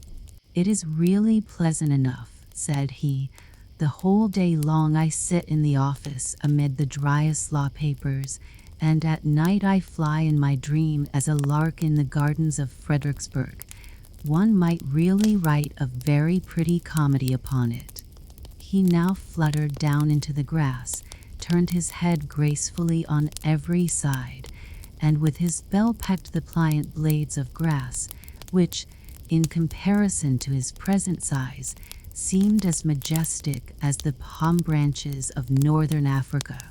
Unfortunately, the pleasure lasted but a moment. Presently black night overshadowed our enthusiast, who had so entirely missed his part of copying clerk at a police office. Some vast object seemed to be thrown over him. It was a large oilskin cap, which a sailor boy of the quay had thrown over the struggling bird. A coarse hand sought its way carefully in under the broad rim, and seized the clerk over the back and wings. In the first moment of fear, he called, indeed, as loud as he could, "You impudent little blackguard! I am a copying clerk at the police office, and you know you cannot insult any belonging to the constabulary force without a chastisement. Besides, you good-for-nothing rascal, it is strictly forbidden to catch birds in the royal gardens of Fredericksburg, but your blue uniform betrays where you come from." This fine tirade sounded, however, to the ungodly sailor boy like a mere pippi-pie. He gave the noisy bird a knock on his beak and walked on. He was soon met by two schoolboys of the upper class, that is to say as individuals, for with regard to learning they were in the lowest class in the school, and they bought the stupid bird. So the copying clerk came to Copenhagen as guest, or rather as prisoner in a family living in Gother Street. "'Tis well that I'm dreaming," said the clerk, "or I really should get angry. First I was a poet, now sold for a few pence as a lark. No doubt it was that accursed poetical nature which has metamorphosed me into such a poor harmless little creature. It is really pitiable, particularly when one gets into the hands of a little blackguard, perfect in all sorts of cruelty to animals. All I should like to know is how the story will end." The two schoolboys, the proprietors now of the transformed clerk, carried him into an elegant room. A stout stately dame received them with a smile, but she expressed much dissatisfaction that a common field bird, as she called the lark, should appear in such high society. For today, however, she would allow it, and they must shut him in the empty cage that was standing in the window. "Perhaps he will amuse my good Polly," added the lady, looking with a benignant smile at a large green parrot that swung himself backwards and forwards most comfortably in his ring, inside a magnificent brass-wired cage. "Today is Polly's birthday," said she with stupid simplicity, "and the little brown field bird must wish him joy." Mr. Polly uttered not a syllable in reply, but swung to and fro with dignified condescension, while a pretty canary, as yellow as gold, that had lately been brought from his sunny fragrant home, began to sing aloud. "Noisy creature, will you be quiet?" screamed the lady of the house, covering the cage with an embroidered white pocket handkerchief. "Chirp, chirp," sighed he. That was a dreadful snowstorm, and he sighed again and was silent. The copying clerk, or, as the lady said, the brown field bird, was put into a small cage close to the canary and not far from my good Polly. The only human sounds that the parrot could bawl out were, "Come, let us be men." Everything else that he said was as unintelligible to everybody as the chirping of the canary, except to the clerk, who was now a bird too. He understood his companion perfectly. "I flew about beneath the green palms and the blossoming almond trees," sang the canary. "I flew around, with my brothers and sisters, over the beautiful flowers and over the glassy lakes, where the bright water plants nodded to me from below. There, too, I saw many splendidly dressed paroquets that told the drollest stories and the wildest fairy tales without end." "Oh, those were uncouth birds," answered the parrot. "They had no education and talked of whatever came into their head. If my mistress and all her friends can laugh at what I say, so may you too, I should think. It is a great fault to have no taste for what is witty or amusing. Come, let us be men. Ah, you have no remembrance of love for the charming maidens that danced beneath the outspread tents beside the bright fragrant flowers? Do you no longer remember the sweet fruits and the cooling juice in the wild plants of our never-to-be-forgotten home?" said the former inhabitant of the Canary Isles, continuing his dithyrambic. "Oh, yes," said the parrot, "but I am far better off here. I am well fed and get friendly treatment. I know I am a clever fellow, and that is all I care about. Come, let us be men. You are of a poetical nature, as it is called. I, on the contrary, possess profound knowledge and inexhaustible wit. You have genius, but clear-sighted. Calm discretion does not take such lofty flights and utter such high natural tones. For this they have covered you over. They never do the like to me, for I cost more. Besides, they are afraid of my beak, and I have always a witty answer at hand. Come, let us be men. Oh, warm, spicy land of my birth, sang the canary bird, I will sing of thy dark green bowers, of the calm bays where the pendant boughs kiss the surface of the water. I will sing of the rejoicing of all my brothers and sisters where the cactus grows in wanton luxuriance. Spare us your elegiac tones, said the parrot, giggling. Rather speak of something at which one may laugh heartily. Laughing is an infallible sign of the highest degree of mental development. Can a dog or a horse laugh? No, but they can cry. The gift of laughing was given to man alone. Ha, ha, ha, screamed Polly, and added his stereotype witticism. Come, let us be men. Poor little Danish grey bird, said the canary. You have been caught too. It is, no doubt, cold enough in your woods, but there at least is the breath of liberty. Therefore fly away. In the hurry they have forgotten to shut your cage, and the upper window is open. Fly, my friend, fly away. Farewell. Instinctively the clerk obeyed. With a few strokes of his wings he was out of the cage, but at the same moment the door, which was only ajar, and which led to the next room, began to creak, and supple and creeping came the large tomcat into the room, and began to pursue him. The frightened canary fluttered about in his cage. The parrot flapped his wings and cried, Come, let us be men. The clerk felt a mortal fright and flew through the window, far away over the houses and streets. At last he was forced to rest a little. The neighboring house had a something familiar about it. A window stood open. He flew in. It was his own room. He perched upon the table. Come, let us be men, said he, involuntarily imitating the chatter of the parrot, and at the same moment he was again a copying clerk, but he was sitting in the middle of the table. Heaven help me, cried he. How did I get up here, and so buried in sleep too?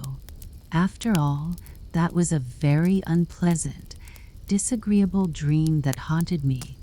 The whole story is nothing but silly, stupid nonsense. 6. The best that the galoshes gave.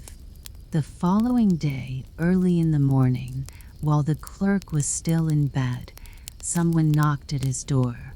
It was his neighbor, a young divine, who lived on the same floor. He walked in. Lend me your galoshes, said he. It is so wet in the garden, though the sun is shining most invitingly. I should like to go out a little. He got the galoshes, and he was soon below in a little duodecimo garden, where between two immense walls a plum tree and an apple tree were standing.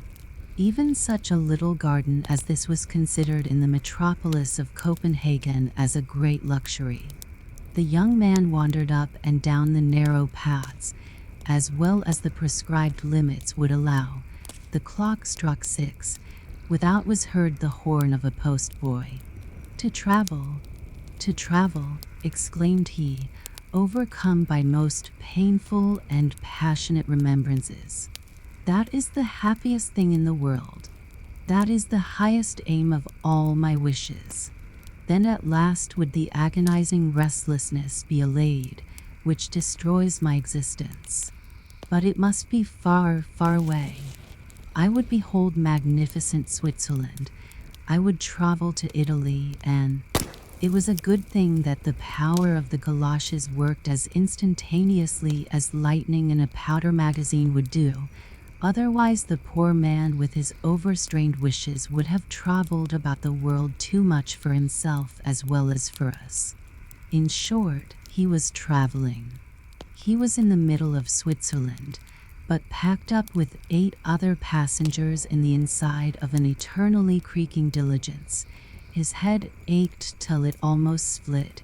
His weary neck could hardly bear the heavy load, and his feet, pinched by his torturing boots, were terribly swollen.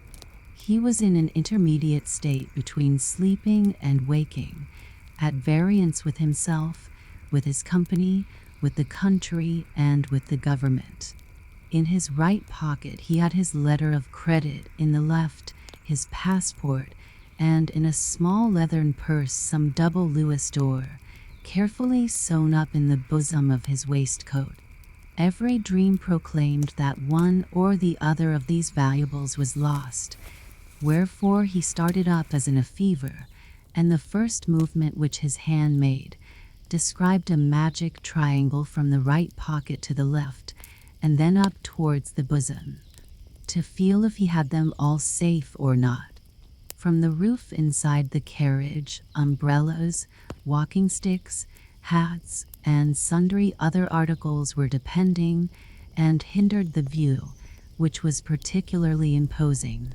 He now endeavored as well as he was able to dispel his gloom, which was caused by outward chance circumstances merely, and on the bosom of nature imbibed the milk of purest human enjoyment. Grand, solemn, and dark was the whole landscape around. The gigantic pine forests on the pointed crags seemed almost like little tufts of heather, colored by the surrounding clouds. It began to snow. A cold wind blew and roared as though it were seeking a bride. Ugh, sighed he, were we only on the other side the Alps, then we should have summer, and I could get my letters of credit cashed. The anxiety I feel about them prevents me enjoying Switzerland. Were I but on the other side. And so saying, he was on the other side in Italy, between Florence and Rome. Lake Thracymene, illumined by the evening sun, lay like flaming gold between the dark blue mountain ridges. Here, where Hannibal defeated Flaminius, the rivers now held each other in their green embraces. Lovely, half-naked children tended a herd of black swine. Beneath a group of fragrant laurel trees, hard by the roadside, could we render this inimitable picture properly, then would everybody exclaim, "Beautiful, unparalleled Italy." But neither the young divine said so, nor any one of his grumbling companions in the coach of the Beccherino. The poisonous flies and gnats swarmed around by thousands. In vain one waved myrtle branches about like mad. The audacious insect population did not cease to sting. Nor was there a single person in the well-crammed carriage whose face was not swollen and sore from their ravenous bites. The poor horses, tortured almost to death, suffered most from this truly Egyptian plague. The flies alighted upon them in large disgusting swarms, and if the coachman got down and scraped them off, hardly a minute elapsed before they were there again. The sun now set. A freezing cold, though of short duration, pervaded the whole creation. It was like a horrid gust coming from a burial vault on a warm summer's day, but all around the mountains retained that wonderful green tone which we see in some old pictures, and which, should we not have seen a similar play of color in the south, we declare at once to be unnatural. It was a glorious prospect, but the stomach was empty, the body tired. All that the heart cared and longed for was good night quarters. Yet how would they be? For these one looked much more anxiously than for the charms of nature, which everywhere were so profusely displayed. The road led through an olive grove, and here the solitary inn was situated. 10 or 12 crippled beggars had encamped outside. The healthiest of them resembled, to use an expression of Marriott's, Hunger's eldest son when he had come of age. The others were either blind, had withered legs and crept about on their hands, or withered arms and fingerless hands. It was the most wretched misery, dragged from among the filthiest rags. "Excellenza, miserabili," sighed they, thrusting forth their deformed limbs to view. Even the hostess, with bare feet, uncombed hair, and dressed in a garment of doubtful color, received the guests grumblingly. The doors were fastened with a loop of string. The floor of the rooms presented a stone paving half torn up. Bats fluttered wildly about the ceiling, and as to the smell therein, no, that was beyond description.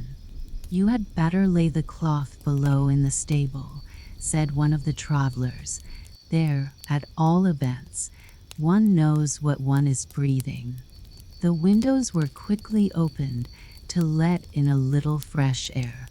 Quicker, however, than the breeze, the withered, sallow arms of the beggars were thrust in, accompanied by the eternal whine of "Miserabili, miserabili, excellenza." On the walls were displayed innumerable inscriptions, written in nearly every language of Europe, some in verse, some in prose, most of them not very laudatory of Bella Italia. The meal was served. It consisted of a soup of salted water, seasoned with pepper and rancid oil. The last ingredient played a very prominent part in the salad. Stale eggs and roasted cock's combs furnished the grand dish of the repast. The wine even was not without a disgusting taste. It was like a medicinal draught. At night the boxes and other effects of the passengers were placed against the rickety doors. One of the travelers kept watch while the others slept. The sentry was our young divine. How close it was in the chamber! The heat oppressive to suffocation. The gnats hummed and stung unceasingly. The miserabili, without whined and moaned in their sleep. "Traveling would be agreeable enough," said he, groaning, "if one only had no body, or could send it to rest while the spirit went on its pilgrimage unhindered, whither the voice within might call it. Wherever I go, I am pursued by a longing that is insatiable, that I cannot explain to myself, and that tears my very heart. I want something better than what is, but what is fled in an instant. But what is it, and where is it to be found? Yet I know in reality what it is I wish for. Oh, most happy were I, could I but reach one aim, could but reach the happiest of all." And as he spoke the word he was again in his home. The long white curtains hung down from the windows, and in the middle of the floor stood the black coffin. In it he lay in the sleep of death. His wish was fulfilled, the body rested, while the spirit went unhindered on its pilgrimage. "Let no one deem himself happy before his end," were the words of Solon, and here was a new and brilliant proof of the wisdom of the old apothegm. Every corpse is a speechwinex of immortality. Here too on the black coffin the speechwinex gave us no answer to what he who lay within had written 2 days before. "O mighty death, thy silence teaches not. Thou leadest only to the near grave's brink. Is broken now the ladder of my thoughts? Do I instead of mounting only sink? Our heaviest grief the world oft seeth not. Our sorest pain we hide from stranger eyes, and for the sufferer there is nothing left but the green mound that o'er the coffin lies." 2 figures were moving in the chamber. We knew them both. It was the fairy of care and the emissary of fortune. They both bent over the corpse. "Do you now see," said Care, "what happiness your galoshes have brought to mankind? To him, at least, who slumbers here, they have brought an imperishable blessing," answered the other. "Ah no," replied Care. "He took his departure himself. He was not called away. His mental powers here below were not strong enough to reach the treasures lying beyond this life, and which his destiny ordained he should obtain. I will now confer a benefit on him." And she took the galoshes from his feet. His sleep of death was ended, and he who had been thus called back again to life arose from his dread couch in all the vigor of youth. Care vanished, and with her the galoshes. She has no doubt taken them for herself, to keep them to all eternity. The fir tree. Out in the woods stood a nice little fir tree. The place he had was a very good one. The sun shone on him. As to fresh air, there was enough of that, and round him grew many large-sized comrades, pines as well as firs. But the little fir wanted so very much to be a grown-up tree. He did not think of the warm sun and of the fresh air. He did not care for the little cottage children that ran about and prattled when they were in the woods looking for wild strawberries. The children often came with a whole pitcher full of berries, or a long row of them threaded on a straw, and sat down near the young tree and said, "Oh, how pretty he is! What a nice little fir!" But this was what the tree could not bear to hear. At the end of a year he had shot up a good deal, and after another year he was another long bit taller, for with fir trees one can always tell by the shoots how many years old they are. "Oh, were I but such a high tree as the others are," sighed he. "Then I should be able to spread out my branches, and with the tops to look into the wide world. Then would the birds build nests among my branches, and when there was a breeze, I could bend with as much stateliness as the others." Neither the sunbeams, nor the birds, nor the red clouds which morning and evening sailed above him, gave the little tree any pleasure. In winter, when the snow lay glittering on the ground, a hare would often come leaping along and jump right over the little tree. Oh, that made him so angry. But 2 winters were past, and in the third the tree was so large that the hare was obliged to go round it. To grow and grow, to get older and be tall, thought the tree, that, after all, is the most delightful thing in the world. In autumn the woodcutters always came and felled some of the largest trees. This happened every year, and the young fir tree, that had now grown to a very comely size, trembled at the sight, for the magnificent great trees fell to the earth with noise and cracking. The branches were lopped off, and the trees looked long and bare. They were hardly to be recognized, and then they were laid in carts, and the horses dragged them out of the wood.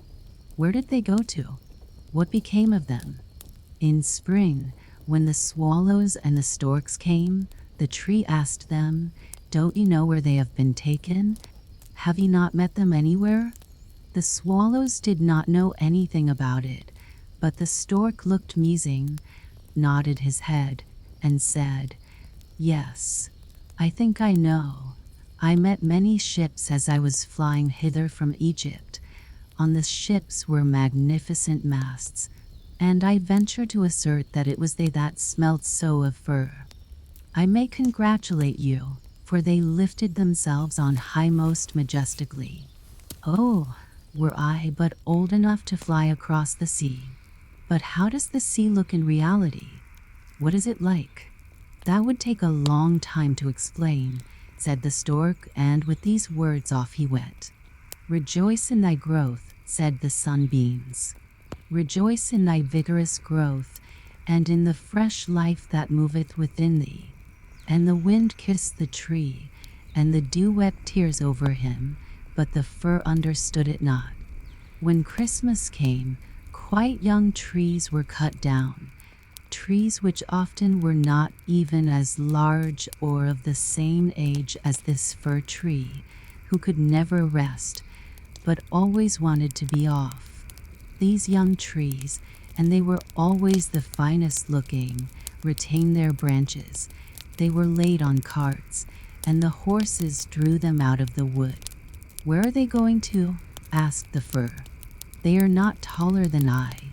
There was one indeed that was considerably shorter. And why do they retain all their branches? Whither are they taken?" We know, chirped the sparrows. "We have peeped in at the windows in the town below. We know whither they are taken. The greatest splendor and the greatest magnificence one can imagine await them. We peeked through the windows and saw them planted in the middle of the warm room and ornamented with the most splendid things, with gilded apples, with gingerbread, with toys and many hundred lights. And then? Asked the fir tree, trembling in every bough. And then? What happens then? We did not see anything more. It was incomparably beautiful. I would fain know if I am destined for so glorious a career, cried the tree, rejoicing. That is still better than to cross the sea. What a longing do I suffer! Were Christmas but come! I am now tall, and my branches spread like the others that were carried off last year. Oh! Were I but already on the cart! Were I in the warm room with all the splendor and magnificence! Yes, then something better, something still grander, will surely follow, or wherefore should they thus ornament me? Something better, something still grander must follow, but what? Oh, how long, how I suffer! I do not know myself what is the matter with me. Rejoice in our presence, said the air and the sunlight. Rejoice in my own fresh youth. But the tree did not rejoice at all. He grew and was green both winter and summer. People that saw him said, "What a fine tree," and towards Christmas he was one of the first that was cut down. The axe struck deep into the very pith. The tree fell to the earth with a sigh. He felt a pang, it was like a swoon. He could not think of happiness, for he was sorrowful at being separated from his home, from the place where he had sprung up. He well knew that he should never see his dear old comrades, the little bushes and flowers around him, any more, perhaps not even the birds. The departure was not at all agreeable. The tree only came to himself when he was unloaded in a courtyard with the other trees, and heard a man say, "That one is splendid. We don't want the others." Then 2 servants came in rich livery and carried the fir tree into a large and splendid drawing room. Portraits were hanging on the walls, and near the white porcelain stove stood 2 large Chinese vases with lions on the covers.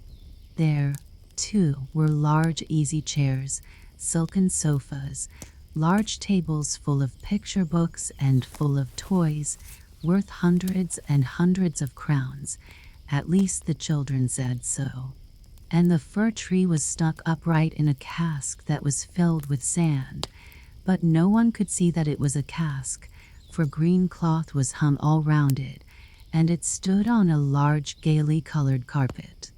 Oh! How the tree quivered! What was to happen? The servants, as well as the young ladies, decorated it.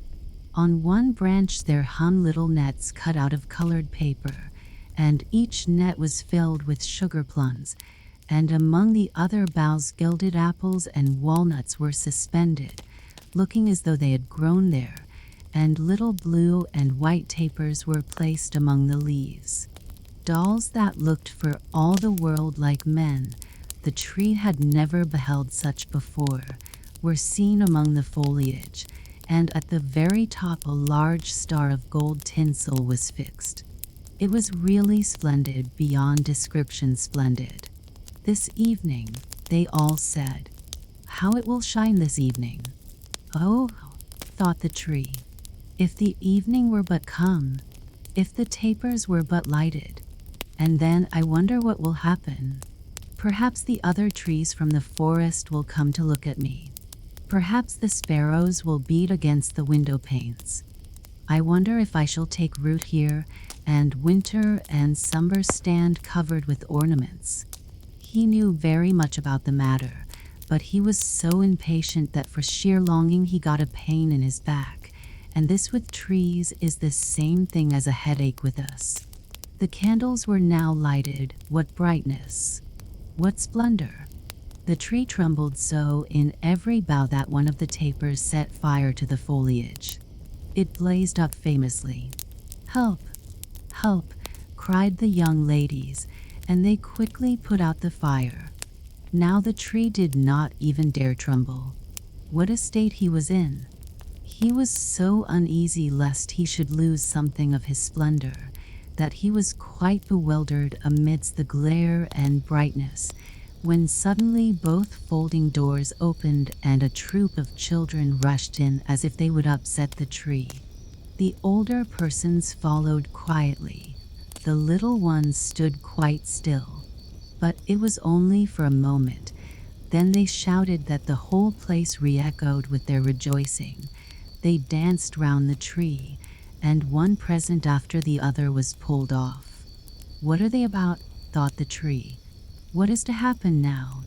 And the lights burned down to the very branches, and as they burned down they were put out one after the other, and then the children had permission to plunder the tree. So they fell upon it with such violence that all its branches cracked. If it had not been fixed firmly in the ground, it would certainly have tumbled down. The children danced about with their beautiful playthings. No one looked at the tree except the old nurse, who peeped between the branches. But it was only to see if there was a fig or an apple left that had been forgotten. "A story! A story!" cried the children, drawing a little fat man towards the tree.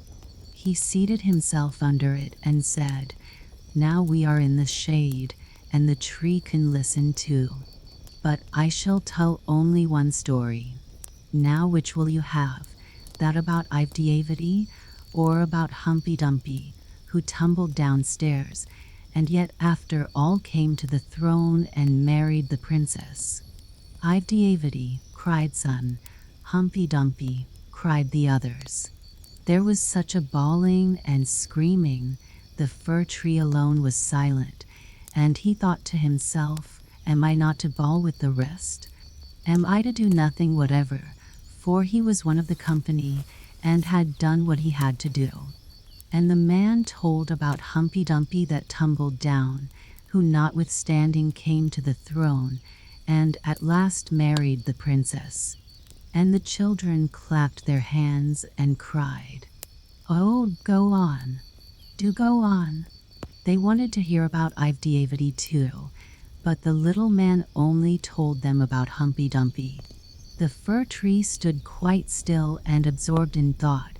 The birds in the wood had never related the like of this. Humpy Dumpy fell downstairs, and yet he married the princess. Yes, yes, that's the way of the world, thought the fir tree, and believed it all, because the man who told the story was so good-looking. Well, well, who knows, perhaps I may fall downstairs, too, and get a princess's wife.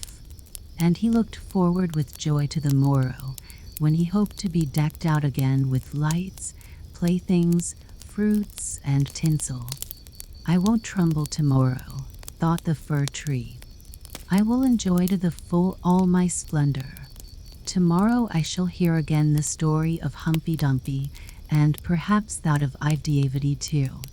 And the whole night the tree stood still and in deep thought.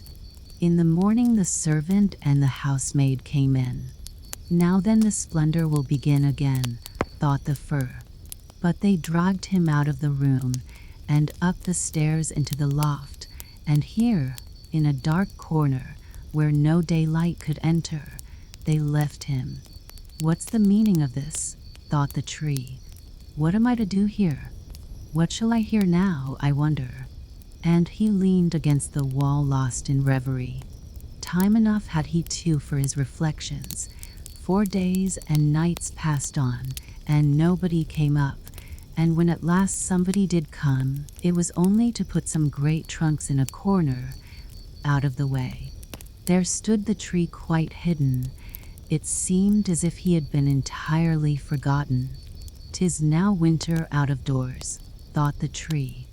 "The earth is hard and covered with snow. Men cannot plant me now, and therefore I have been put up here under shelter till the springtime comes. How thoughtful that is! how kind man is, after all. If it only were not so dark here, and so terribly lonely. Not even a hare. And out in the woods it was so pleasant, when the snow was on the ground, and the hare leaped by. Yes, even when he jumped over me, but I did not like it then. It is really terribly lonely here. Squeak, squeak, said a little mouse at the same moment, peeping out of his hole. And then another little one came. They snuffed about the fir tree and rustled among the branches. It is dreadfully cold, said the mouse. But for that, it would be delightful here, old fir, wouldn't it? I am by no means old, said the fir tree. There's many a one considerably older than I am. Where do you come from? Asked the mice, and what can you do? They were so extremely curious. Tell us about the most beautiful spot on the earth. Have you never been there? Were you never in the larder, where cheeses lie on the shelves and hams hang from above, where one dances about on tallow candles, that place where one enters lean and comes out again fat and portly? I know no such place, said the tree. But I know the wood where the sun shines and where the little birds sing. And then he told all about his youth, and the little mice had never heard the like before, and they listened and said, "Well, to be sure, how much you have seen! How happy you must have been!" "Aye," said the fir tree, thinking over what he had himself related.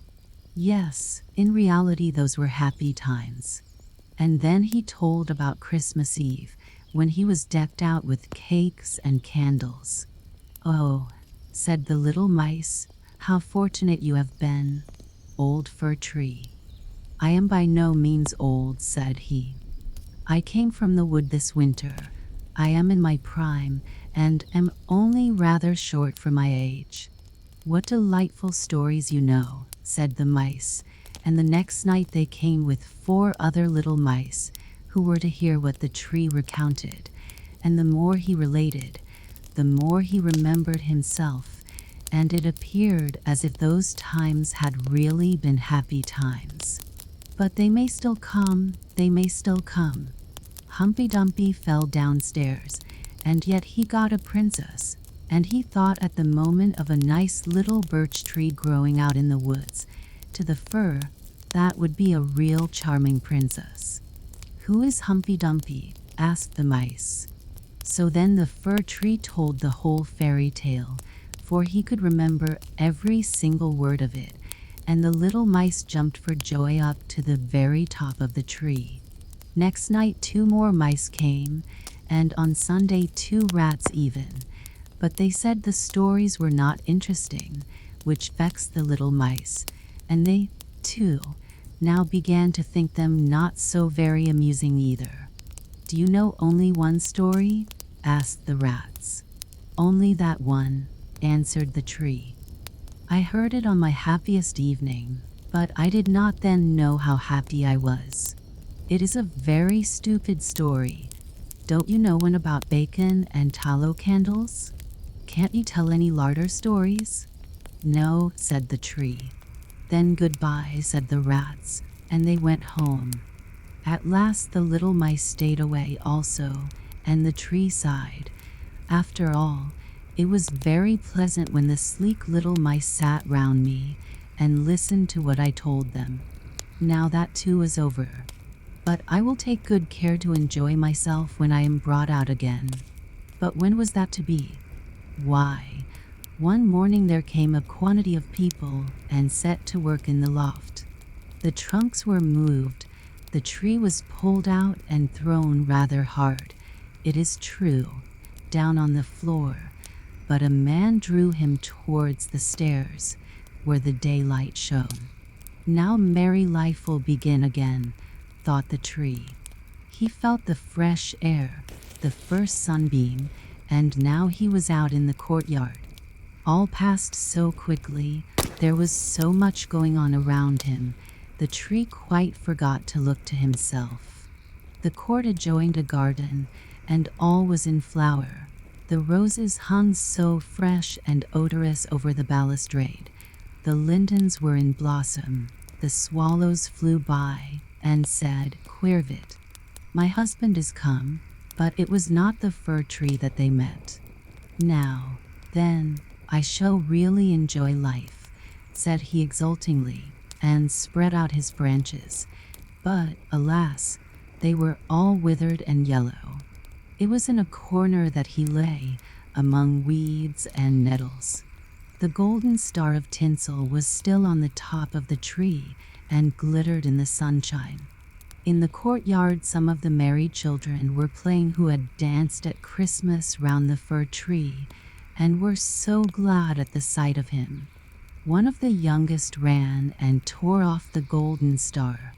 "Only look what is still on the ugly old Christmas tree," said he, trampling on the branches so that they all cracked beneath his feet. And the tree beheld all the beauty of the flowers and the freshness in the garden. He beheld himself and wished he had remained in his dark corner in the loft. He thought of his first youth in the wood, of the merry Christmas Eve, and of the little mice who had listened with so much pleasure to the story of Humpy Dumpy. "'Tis over, 'tis past," said the poor tree. "Had I but rejoiced when I had reason to do so. But now, 'tis past, 'tis past." And the gardener's boy chopped the tree into small pieces. There was a whole heap lying there. The wood flamed up splendidly under the large brewing copper, and it sighed so deeply. Each sigh was like a shot. The boys played about in the court, and the youngest wore the gold star on his breast, which the tree had had on the happiest evening of his life. However, that was over now, the tree gone, the story at an end. All was over. Every tale must end at last. The Snow Queen. First story, which treats of a mirror and of the splinters. Now then, let us begin. When we are at the end of the story, we shall know more than we know now. But to begin, once upon a time there was a wicked sprite. Indeed, he was the most mischievous of all sprites. One day he was in a very good humor, for he had made a mirror with the power of causing all that was good and beautiful when it was reflected therein to look poor and mean. But that which was good for nothing and looked ugly was shown magnified and increased in ugliness. In this mirror the most beautiful landscapes looked like boiled spinach, and the best persons were turned into frights or appeared to stand on their heads. Their faces were so distorted that they were not to be recognized, and if anyone had a mole, you might be sure that it would be magnified and spread over both nose and mouth. "That's glorious fun," said the sprite. If a good thought passed through a man's mind, then a grin was seen in the mirror, and the sprite laughed heartily at his clever discovery. All the little sprites who went to his school, for he kept a sprite school, told each other that a miracle had happened, and that now only, as they thought, it would be possible to see how the world really looked.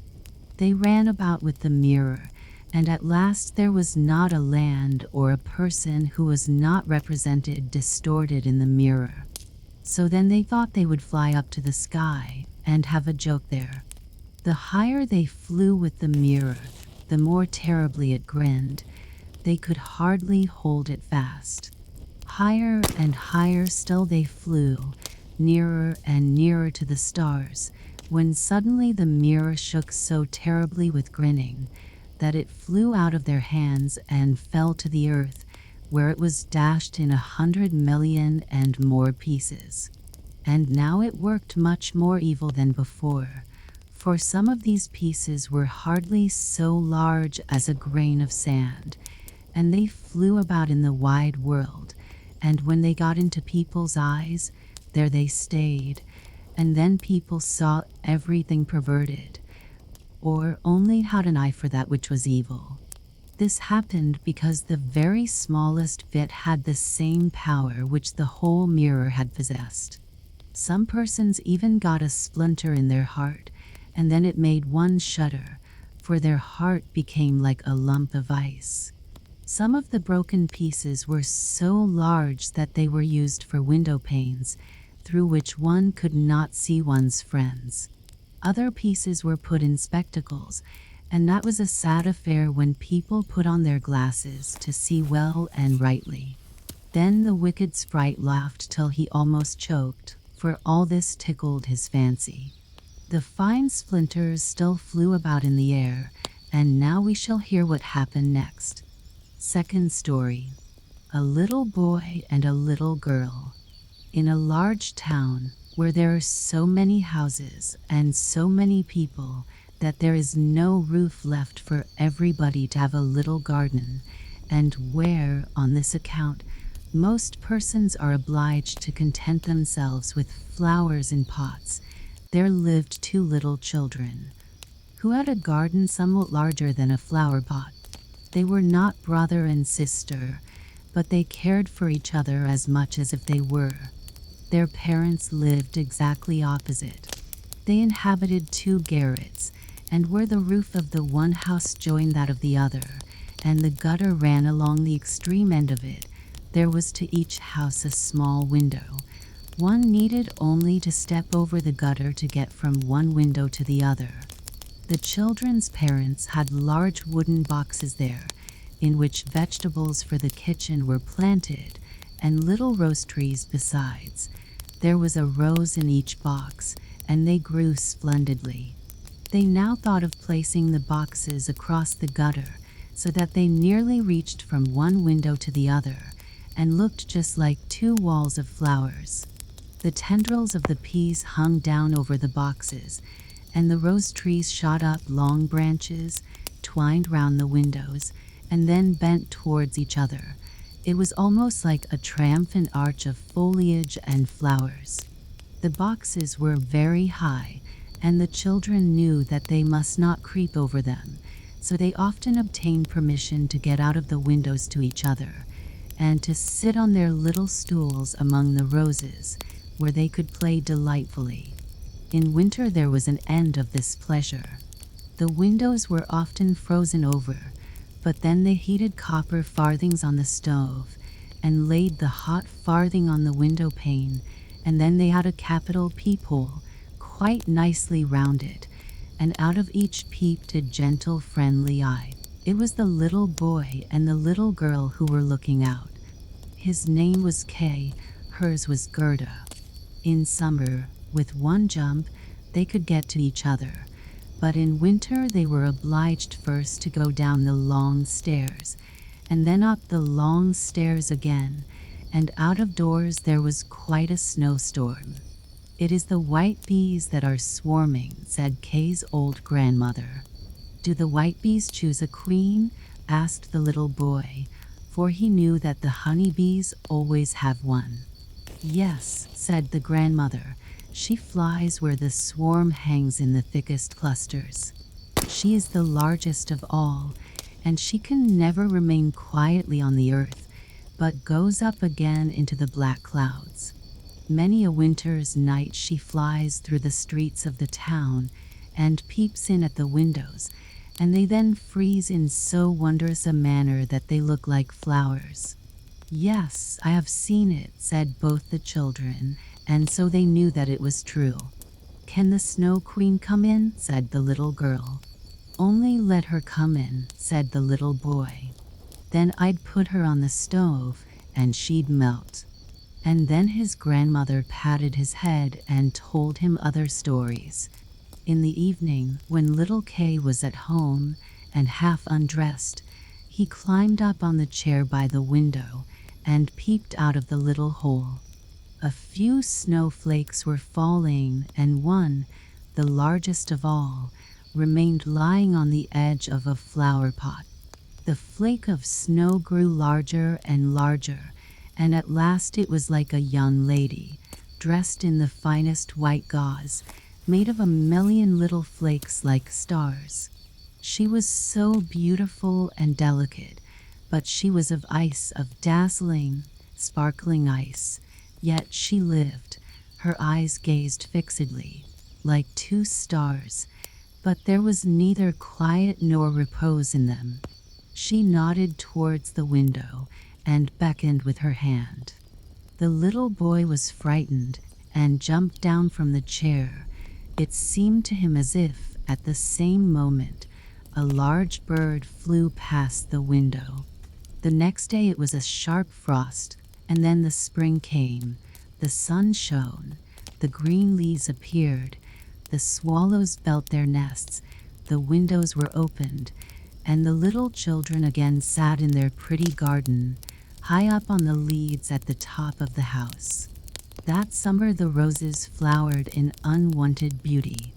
The little girl had learned a hymn in which there was something about roses, and then she thought of her own flowers, and she sang the verse to the little boy, who then sang it with her. The rose in the valley is blooming so sweet, and angels descend there the children to greet. And the children held each other by the hand, kissed the roses, looked up at the clear sunshine, and spoke as though they really saw angels there. What lovely summer days those were! How delightful to be out in the air, near the fresh rose bushes, that seem as if they would never finish blossoming. Kay and Gerda looked at the picture book full of beasts and of birds, and it was then, the clock in the church tower was just striking 5, that Kay said, "Oh, I feel such a sharp pain in my heart, and now something has got into my eye." The little girl put her arms around his neck. He winked his eyes. Now there was nothing to be seen. "I think it is out now," said he, but it was not. It was just one of those pieces of glass from the magic mirror that had got into his eye, and poor Kay had got another piece right in his heart. It will soon become like ice. It did not hurt any longer, but there it was. "What are you crying for?" asked he. "You look so ugly." "There's nothing the matter with me." "Ah," said he at once, "that rose is cankered. And look, this one is quite crooked. After all, these roses are very ugly. They're just like the box they're planted in." And then he gave the box a good kick with his foot and pulled both the roses up. "What are you doing?" cried the little girl, and as he perceived her fright, he pulled up another rose, got in at the window, and hastened off from dear little Gerda. Afterwards, when she brought her picture book, he asked, "What horrid beasts have you there?" And if his grandmother told them stories, he always interrupted her.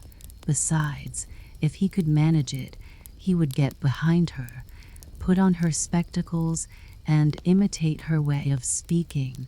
He copied all her ways, and then everybody laughed at him. He was soon able to imitate the gait and manner of everyone in the street. Everything that was peculiar and displeasing in them, that Kay knew how to imitate, and at such times all the people said, "The boy is certainly very clever."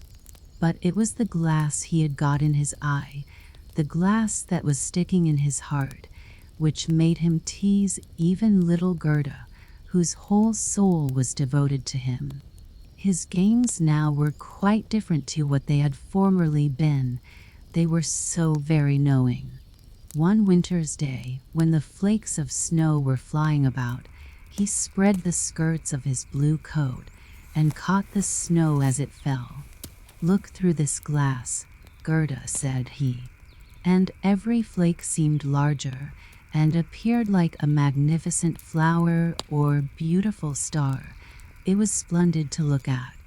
"Look, how clever," said Kay. "That's much more interesting than real flowers. They're as exact as possible. There is not a fault in them if they did not melt."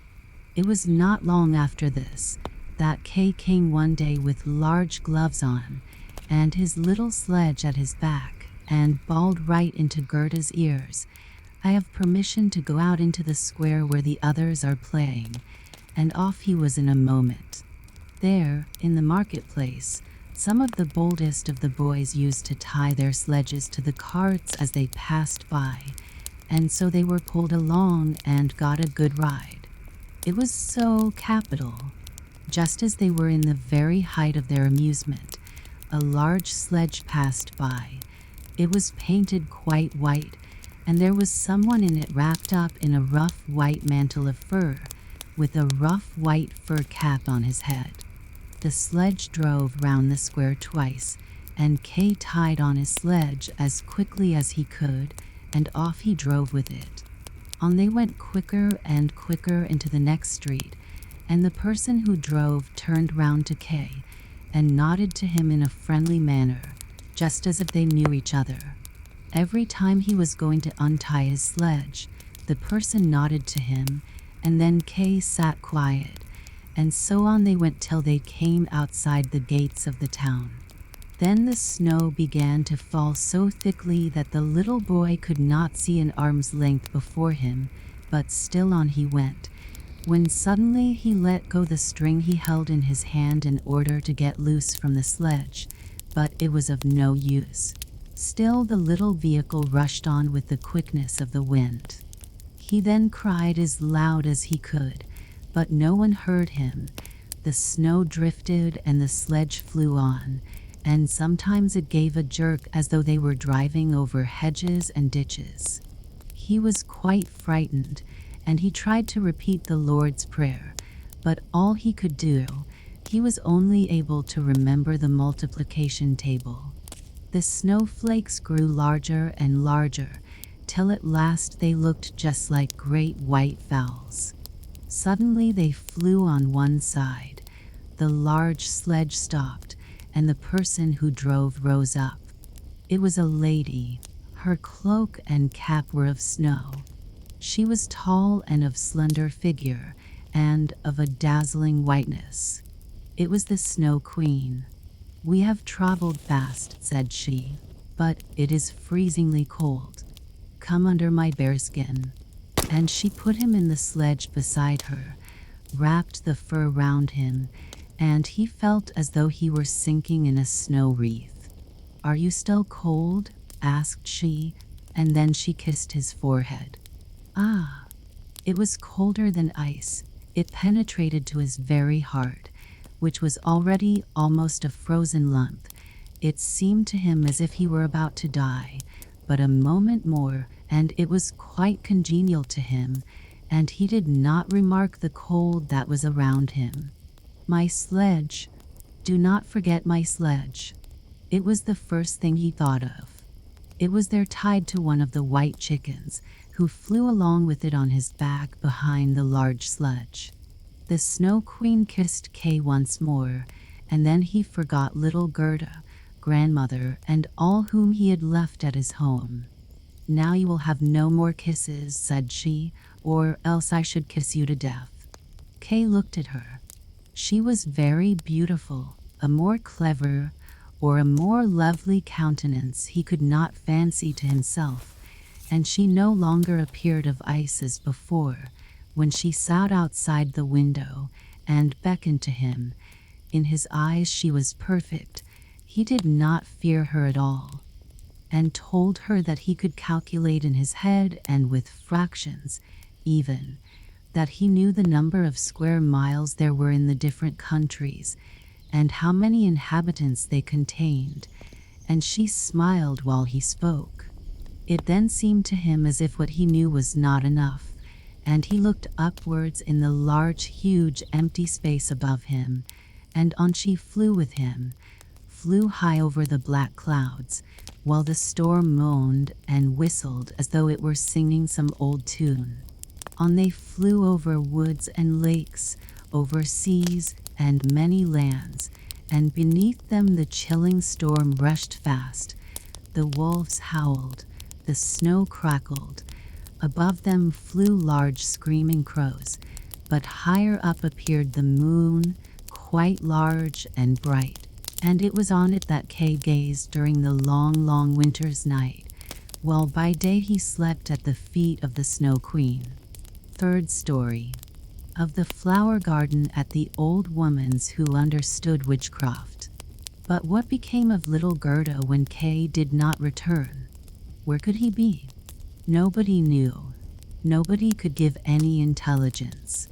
All the boys knew was that they had seen him tie his sledge to another large and splendid one, which drove down the street and out of the town.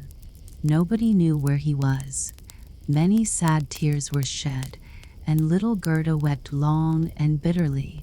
At last she said he must be dead, that he had been drowned in the river which flowed close to the town. Oh, those were very long and dismal winter evenings. At last spring came, with its warm sunshine. Kay is dead and gone, said little Gerda. That I don't believe, said the sunshine.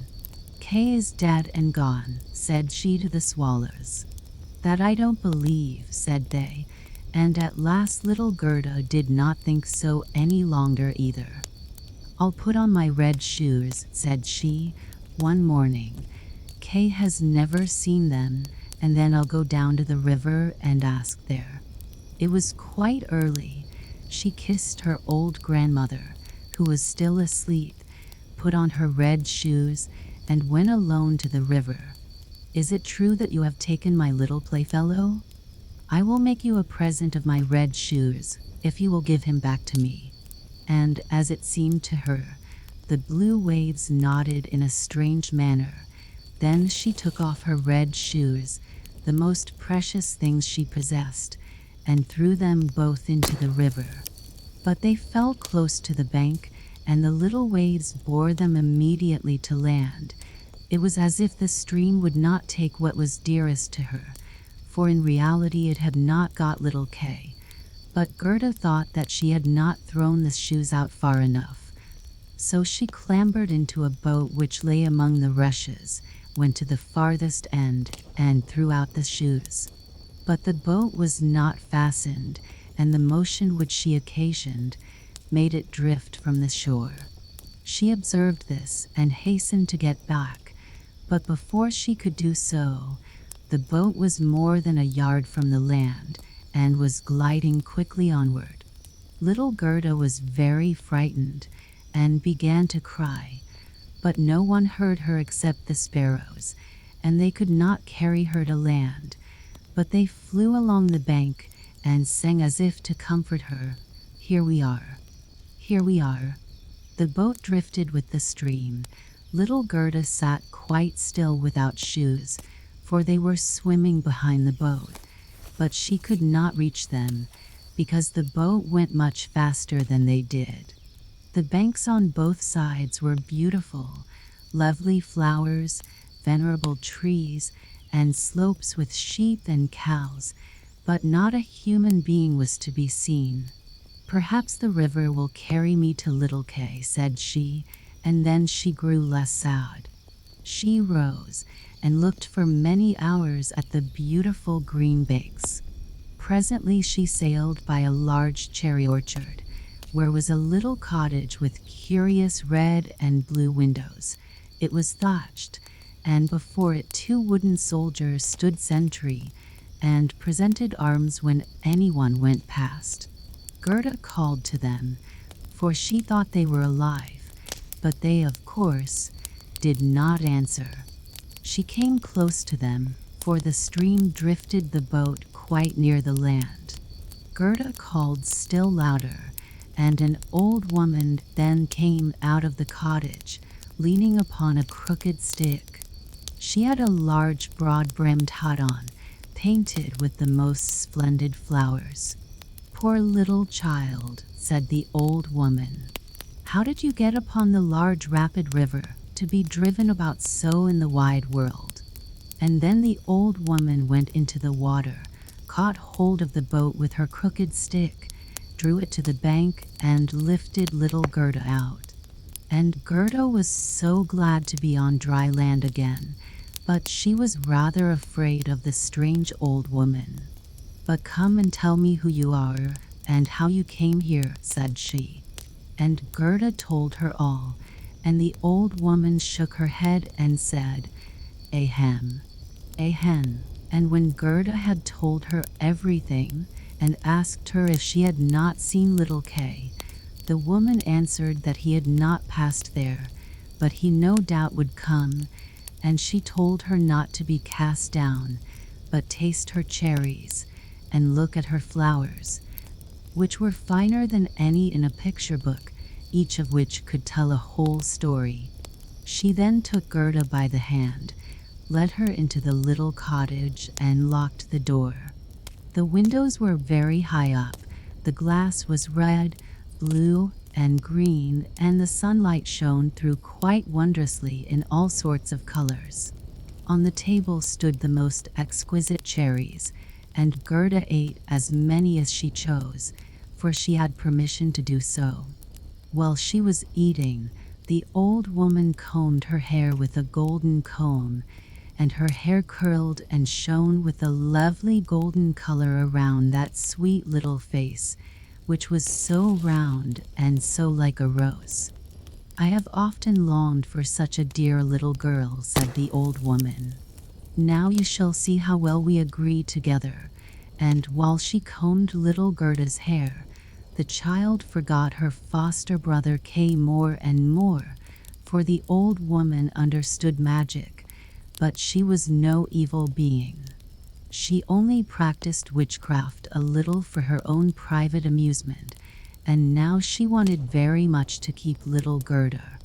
She therefore went out in the garden, stretched out her crooked stick towards the rose bushes, which, beautifully as they were blowing, all sank into the earth, and no one could tell where they had stood. The old woman feared that if Gerda should see the roses, she would then think of her own, would remember little Kay, and run away from her. She now led Gerda into the flower garden. Oh, what odor and what loveliness was there! Every flower that one could think of, and of every season, stood there in fullest bloom. No picture book could be gayer or more beautiful. Gerda jumped for joy, and played till the sun set behind the tall cherry tree. She then had a pretty bed, with a red silken coverlet filled with blue violets. She fell asleep, and had as pleasant dreams as ever a queen on her wedding day. The next morning she went to play with the flowers in the warm sunshine, and thus passed away a day. Gerda knew every flower, and, numerous as they were, it still seemed to Gerda that one was wanting, though she did not know which. One day, while she was looking at the hat of the old woman painted with flowers, the most beautiful of them all seemed to her to be a rose. The old woman had forgotten to take it from her hat when she made the others vanish in the earth. But so it is when one's thoughts are not collected. What? Said Gerda. Are there no roses here? And she ran about amongst the flower beds and looked, but there was not one to be found. She then sat down and wept, but her hot tears fell just where a rose bush had sunk, and when her warm tears watered the ground, the tree shot up suddenly as fresh and blooming as when it had been swallowed up. Gerda kissed the roses, thought of her own dear roses at home, and with them of little Kay. Oh, how long I have stayed, said the little girl. I intended to look for Kay. Don't you know where he is? She asked of the roses. Do you think he is dead and gone? Dead he certainly is not, said the roses. We have been in the earth where all the dead are, but Kay was not there. Many thanks, said little Gerda, and she went to the other flowers, looked into their cups, and asked, Don't you know where little Kay is? But every flower stood in the sunshine and dreamed its own fairy tale or its own story, and they all told her very many things, but not one knew anything of Kay.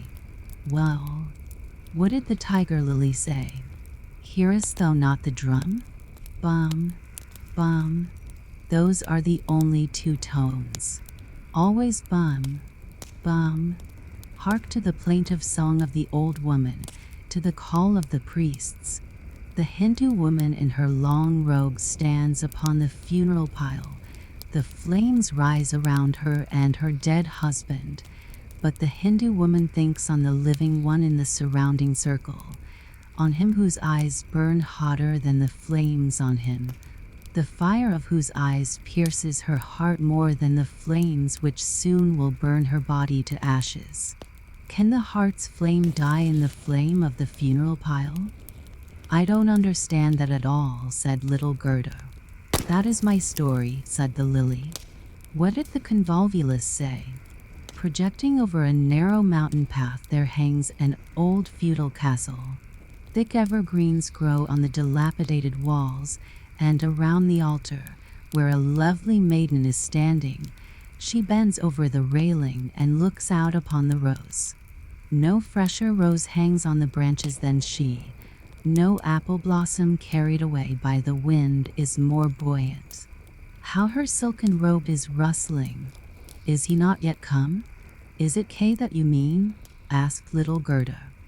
I am speaking about my story, about my dream, answered the convolvulus. What did the snowdrop say?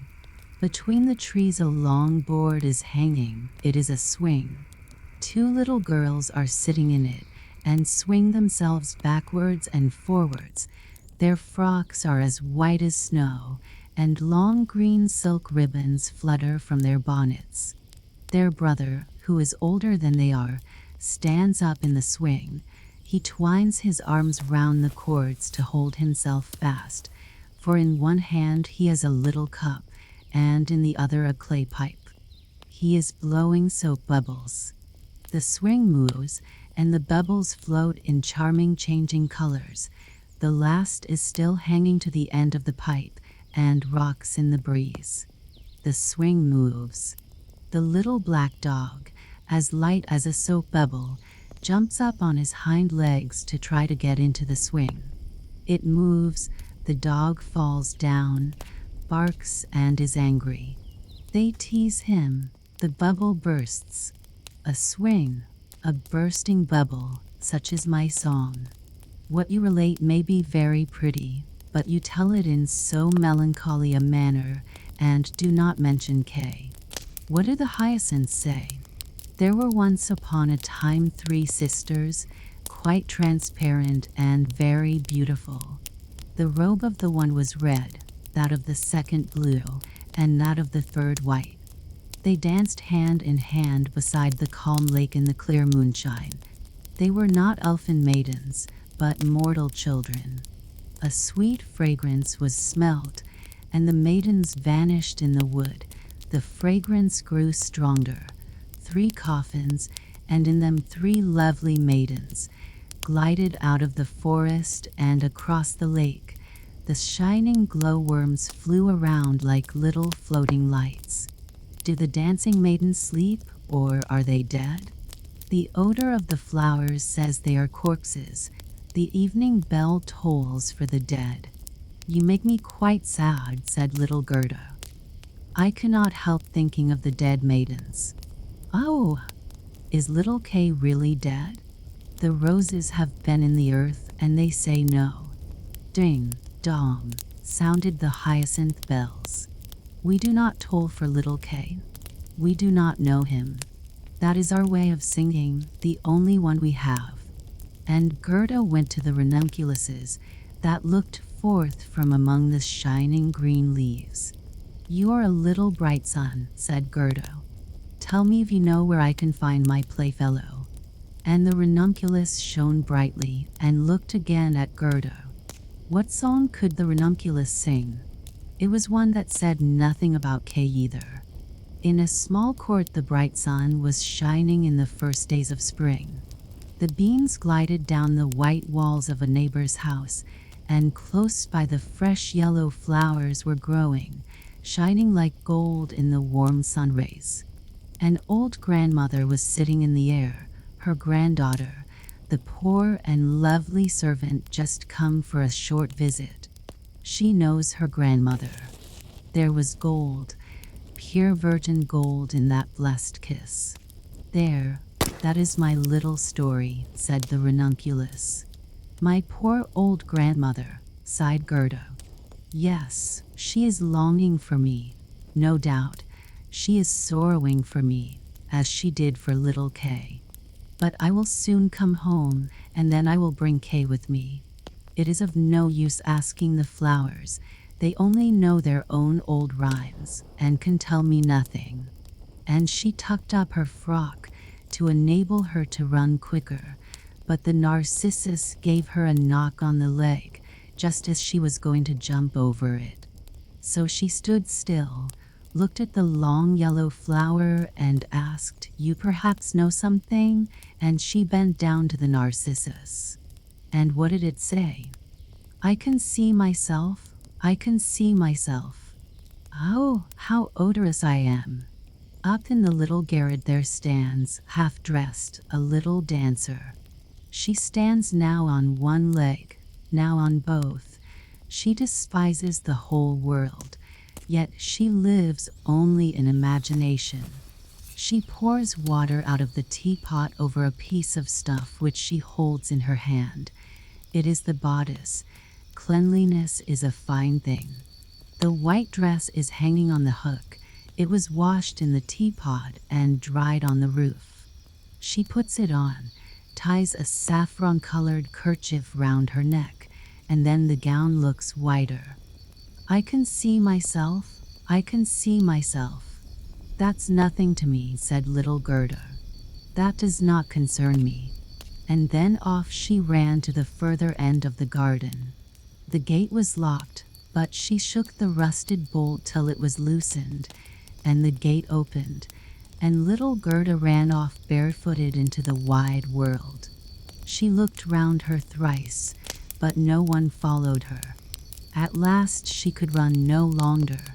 She sat down on a large stone, and when she looked about her, she saw that the summer had passed. It was late in the autumn, but that one could not remark in the beautiful garden where there was always sunshine, and where there were flowers the whole year round. "Dear me, how long I have stayed," said Gerda. "Autumn is come. I must not rest any longer." And she got up to go further. Oh, how tender and wearied her little feet were. All around it looked so cold and raw. The long willow leaves were quite yellow, and the fog dripped from them like water. One leaf fell after the other. The sloes only stood full of fruit, which set one's teeth on edge. Oh, how dark and comfortless it was in the dreary world. Fourth story. The Prince and Princess. Gerda was obliged to rest herself again, when, exactly opposite to her, a large raven came hopping over the white snow. He had long been looking at Gerda and shaking his head, and now he said, "Caw, caw, good day, good day." He could not say it better, but he felt a sympathy for the little girl and asked her where she was going all alone.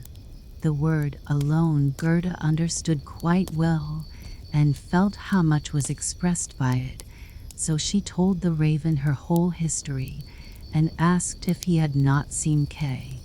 The raven nodded very gravely, and said, "It may be, it may be." "What, do you really think so?" cried the little girl, and she nearly squeezed the raven to death, so much did she kiss him. "Gently, gently," said the raven. "I think I know. I think that it may be little Kay. But now he has forgotten you for the princess." "Does he live with the princess?" asked Gerda. "Yes, listen," said the raven, "but it will be difficult for me to speak your language. If you understand the raven language, I can tell you better." "No, I have not learned it," said Gerda, "but my grandmother understands it, and she can speak gibberish too. I wish I had learned it." "No matter," said the raven. "I will tell you as well as I can. However, it will be bad enough." and then he told all he knew. In the kingdom where we now are there lives a princess who is extraordinarily clever, for she has read all the newspapers in the whole world and has forgotten them again. So clever is she. She was lately, it is said, sitting on her throne, which is not very amusing after all, when she began humming an old tune, and it was just, "Oh, why should I not be married? That song is not without its meaning," said she, and so then she was determined to marry, but she would have a husband who knew how to give an answer when he was spoken to, not one who looked only as if he were a great personage, for that is so tiresome. She then had all the ladies of the court drum together, and when they heard her intention, all were very pleased, and said, "We are very glad to hear it. It is the very thing we were thinking of." "You may believe every word I say," said the raven, "for I have a tame sweetheart that hops about in the palace quite free, and it was she who told me all this." The newspapers appeared forthwith with a border of hearts and the initials of the princess, and therein you might read that every good-looking young man was at liberty to come to the palace and speak to the princess, and he who spoke in such wise as showed he felt himself at home there, that when the princess would choose for her husband. "Yes, yes," said the raven, "you may believe it. It is as true as I am sitting here."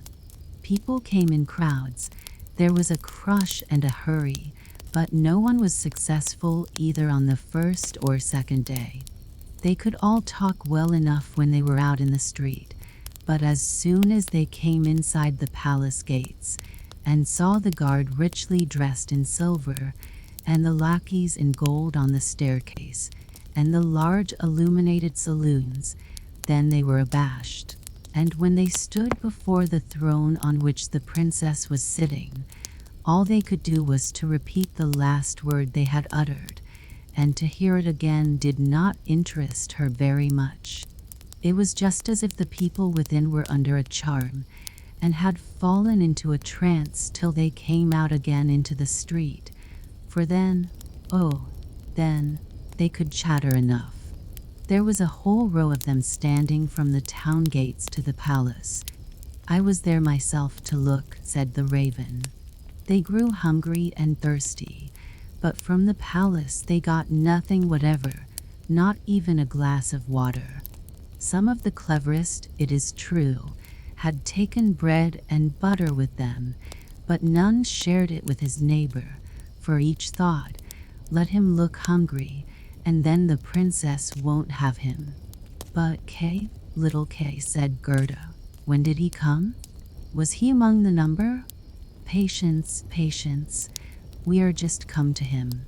It was on the third day when a little personage without horse or equipage came marching right boldly up to the palace. His eyes shone like yours. He had beautiful long hair, but his clothes were very shabby." "That was Kay," cried Gerda, with a voice of delight. "Oh, now I found him," and she clapped her hands for joy. "He had a little knapsack at his back," said the raven. "No, that was certainly his sledge," said Gerda, "for when he went away he took his sledge with him." "That may be," said the raven. "I did not examine him so minutely, but I know from my tame sweetheart that when he came into the courtyard of the palace and saw the bodyguard in silver, the lackeys on the staircase, he was not the least abashed. He nodded and said to them, 'It must be very tiresome to stand on the stairs. For my part, I shall go in.' The saloons were gleaming with lustres, privy councillors and excellencies were walking about barefooted, and wore gold keys. It was enough to make anyone feel uncomfortable. His boots creaked, too, so loudly, but still he was not at all afraid. "That's Kay for certain," said Gerda. "I know he had on new boots. I have heard them creaking in Grandmamma's room." Yes, they creaked, said the raven. And on he went boldly up to the princess, who was sitting on a pearl as large as a spinning wheel. All the ladies of the court, with their attendants and attendants, and all the cavaliers, with their gentlemen and gentlemen's gentlemen, stood round, and the nearer they stood to the door, the prouder they looked. It was hardly possible to look at the gentleman's gentleman, so very haughtily did he stand in the doorway. It must have been terrible, said little Gerda. And did Kay get the princess? Were I not a raven, I should have taken the princess myself, although I am promised. It is said he spoke as well as I speak when I talk raven language. This I learned from my tame sweetheart. He was bold and nicely behaved. He had not come to woo the princess, but only to hear her wisdom. She pleased him, and he pleased her. Yes, for certain that was Kay, said Gerda. He was so clever, he could reckon fractions in his head. Oh, won't you take me to the palace? That is very easily said, answered the raven. But how are we to manage it? I'll speak to my tame sweetheart about it. She must advise us. For so much I must tell you, such a little girl as you are will never get permission to enter. Oh, yes I shall, said Gerda. When Kay hears that I am here, he will come out directly to fetch me. Wait for me here on these steps, said the raven. He moved his head backwards and forwards and flew away. The evening was closing in when the raven returned. Caw, said he. She sends you her compliments, and here is a roll for you. She took it out of the kitchen, where there is bread enough. You are hungry, no doubt. It is not possible for you to enter the palace, for you are barefooted. The guards in silver, and the lackeys in gold, would not allow it, but do not cry. You shall come in still. My sweetheart knows a little back stair that leads to the bedchamber, and she knows where she can get the key of it.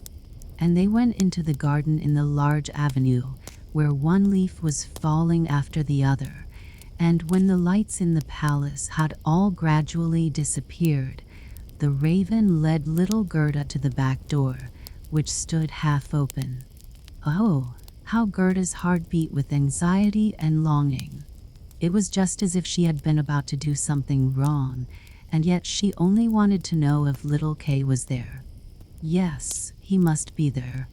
She called to mind his intelligent eyes and his long hair so vividly, she could quite see him as he used to laugh when they were sitting under the roses at home. He will, no doubt, be glad to see you, to hear what a long way you have come for his sake, to know how unhappy all at home were when he did not come back. Oh, what a fright and a joy it was. They were now on the stairs. A single lamp was burning there, and on the floor stood the tame raven, turning her head on every side and looking at Gerda, who bowed as her grandmother had taught her to do. My intended has told me so much good of you, my dear young lady, said the tame raven. Your tale is very affecting. If you will take the lamp, I will go before. We will go straight on, for we shall meet no one. I think there is somebody just behind us, said Gerda, and something rushed past. It was like shadowy figures on the wall, horses with flowing manes and thin legs, huntsmen, ladies and gentlemen on horseback. They are only dreams, said the raven. They come to fetch the thoughts of the high personages to the chase. 'Tis well, for now you can observe them in bed all the better. But let me find, when you enjoy honor and distinction, that you possess a grateful heart. Tut, that's not worth talking about, said the raven of the woods. They now entered the first saloon, which was of rose-colored satin, with artificial flowers on the wall. Here the dreams were rushing past, but they hastened by so quickly that Gerda could not see the high personages. One hall was more magnificent than the other. One might indeed well be abashed, and at last they came into the bedchamber. The ceiling of the room resembled a large palm tree with leaves of glass, of costly glass, and in the middle, from a thick golden stem, hung 2 beds, each of which resembled a lily. One was white, and in this lay the princess. The other was red, and it was here that Gerda was to look for little Kay. She bent back one of the red leaves and saw a brown neck. Oh, that was Kay. She called him quite loud by name, held the lamp towards him. The dreams rushed back again into the chamber. He awoke, turned his head, and it was not little Kay. The prince was only like him about the neck, but he was young and handsome. And out of the white lily leaves the princess peeped, too, and asked what was the matter. Then little Gerda cried, and told her whole history, and all that the ravens had done for her. Poor little thing, said the prince and the princess. They praised the ravens very much, and told them they were not at all angry with them, but they were not to do so again. However, they should have a reward. Will you fly about here at liberty? Asked the princess. Or would you like to have a fixed appointment as court ravens, with all the broken bits from the kitchen? And both the ravens nodded and begged for a fixed appointment, for they thought of their old age and said, "It is a good thing to have a provision for our old days." And the prince got up and let Gerda sleep in his bed, and more than this he could not do. She folded her little hands and thought, how good men and animals are, and she then fell asleep and slept soundly. All the dreams flew in again, and they now looked like the angels. They drew a little sledge, in which little Kay sat and nodded his head, but the whole was only a dream, and therefore it all vanished as soon as she awoke. The next day she was dressed from head to foot in silk and velvet. They offered to let her stay at the palace and lead a happy life, but she begged to have a little carriage with a horse in front, and for a small pair of shoes. Then, she said, she would again go forth in the wide world and look for Kay. Shoes and a muff were given her. She was, too, dressed very nicely, and when she was about to set off, a new carriage stopped before the door. It was of pure gold, and the arms of the prince and princess shone like a star upon it. The coachman, the footmen, and the outriders, for outriders were there, too, all wore golden crowns. The prince and the princess assisted her into the carriage themselves, and wished her all success. The raven of the woods, who was now married, accompanied her for the first 3 miles. He sat beside Gerda, for he could not bear riding backwards. The other ravens stood in the doorway and flapped her wings. She could not accompany Gerda, because she suffered from headache since she had had a fixed appointment and ate so much. The carriage was lined inside with sugar plums, and in the seats were fruits and gingerbread. "Farewell, farewell," cried prince and princess, and Gerda wept, and the raven wept. Thus passed the first miles, and then the raven bade her farewell, and this was the most painful separation of all. He flew into a tree and beat his black wings as long as he could see the carriage, that shone from afar like a sunbeam. 5th story. The Little Robber Maiden. They drove through the dark wood, but the carriage shone like a torch, and it dazzled the eyes of the robbers, so that they could not bear to look at it. "'Tis gold, 'tis gold," they cried, and they rushed forward, seized the horses, knocked down the little postilion, the coachman, and the servants, and pulled little Gerda out of the carriage. "How plump, how beautiful she is," She must have been fed on nut kernels, said the old female robber, who had a long, scrubby beard and bushy eyebrows that hung down over her eyes. She is as good as a fatted lamb. How nice she will be. And then she drew out a knife, the blade of which shone so that it was quite dreadful to behold. "Oh!" cried the woman at the same moment. She had been bitten in the ear by her own little daughter, who hung at her back, and who was so wild and unmanageable that it was quite amusing to see her. "You naughty child," said the mother, and now she had not time to kill Gerda. "She shall play with me," said the little robber child. "She shall give me her muff and her pretty frock. She shall sleep in my bed."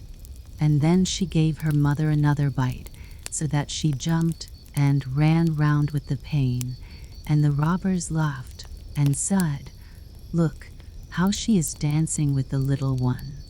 "I will go into the carriage," said the little robber maiden, and she would have her will, for she was very spoiled and very headstrong. She and Gerda got in, and then away they drove over the stumps of felled trees, deeper and deeper into the woods. The little robber maiden was as tall as Gerda, but stronger, broader shouldered, and of dark complexion. Her eyes were quite black. They looked almost melancholy. She embraced little Gerda and said, "They shall not kill you as long as I am not displeased with you. You are, doubtless, a princess."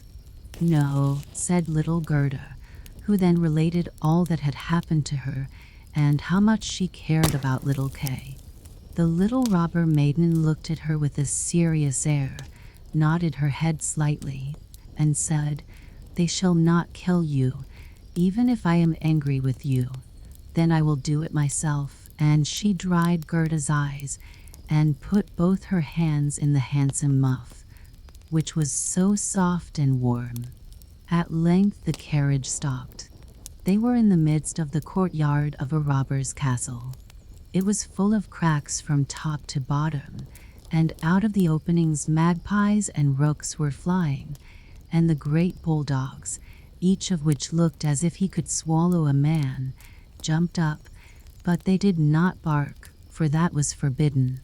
In the midst of the large, old, smoking hall burned a great fire on the stone floor. The smoke disappeared under the stones and had to seek its own egress. In an immense cauldron soup was boiling, and rabbits and hares were being roasted on a spit. "You shall sleep with me tonight, with all my animals," said the little robber maiden. They had something to eat and drink, and then went into a corner where straw and carpets were lying. Beside them, on laths and perches, sat nearly 100 pigeons, all asleep, seemingly, but yet they moved a little when the robber maiden came. "They are all mine," said she, at the same time seizing one that was next to her by the legs and shaking it so that its wings fluttered. "Kiss it," cried the little girl, and flung the pigeon in Gerda's face. "Up there is the rabble of the wood," continued she, pointing to several laths which were fastened before a hole high up in the wall. "That's the rabble. They would all fly away immediately if they were not well fastened in.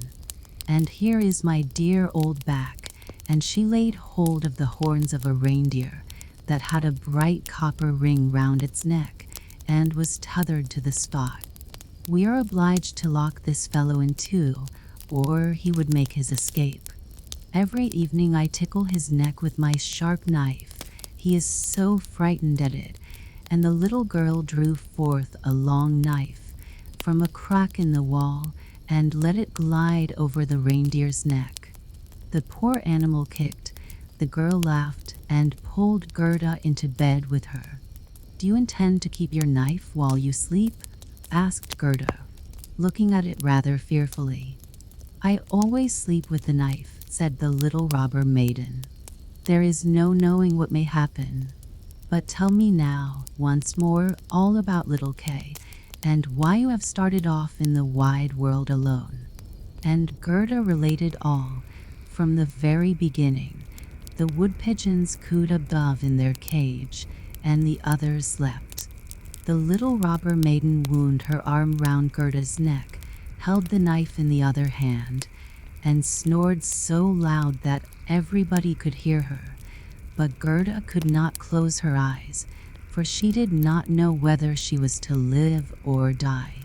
The robbers sat round the fire, sang and drank, and the old female robber jumped about so that it was quite dreadful for Gerda to see her. Then the wood pigeon said, "Coo, coo, we have seen little Kay. A white hen carries his sledge. He himself sat in the carriage of the Snow Queen, who passed here, down just over the wood, as we lay in our nest. She blew upon us young ones, and all died except we two. Coo, coo, what is that you say up there?" cried little Gerda. "Where did the Snow Queen go to? Do you know anything about it?" "She is no doubt gone to Lapland, for there is always snow and ice there. Only ask the reindeer who is tethered there. Ice and snow is there. There it is, glorious and beautiful," said the reindeer. "One can spring about in the large shining valleys. The Snow Queen has her summer tent there, but her fixed abode is high up towards the North Pole, on the island called Spitzbergen." "Oh, Kay, poor little Kay," sighed Gerda. "Do you choose to be quiet?" said the robber maiden. "If you don't, I shall make you."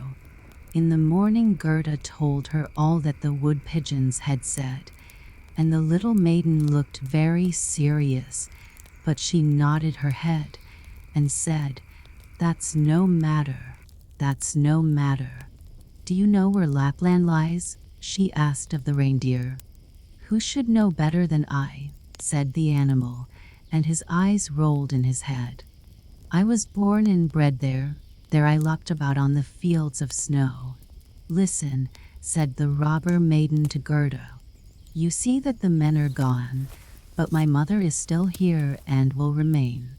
However, towards morning she takes a draught out of the large flask, and then she sleeps a little. Then I will do something for you."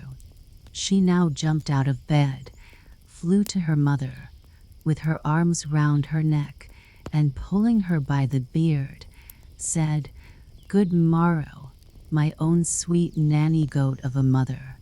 And her mother took hold of her nose and pinched it till it was red and blue, but this was all done out of pure love.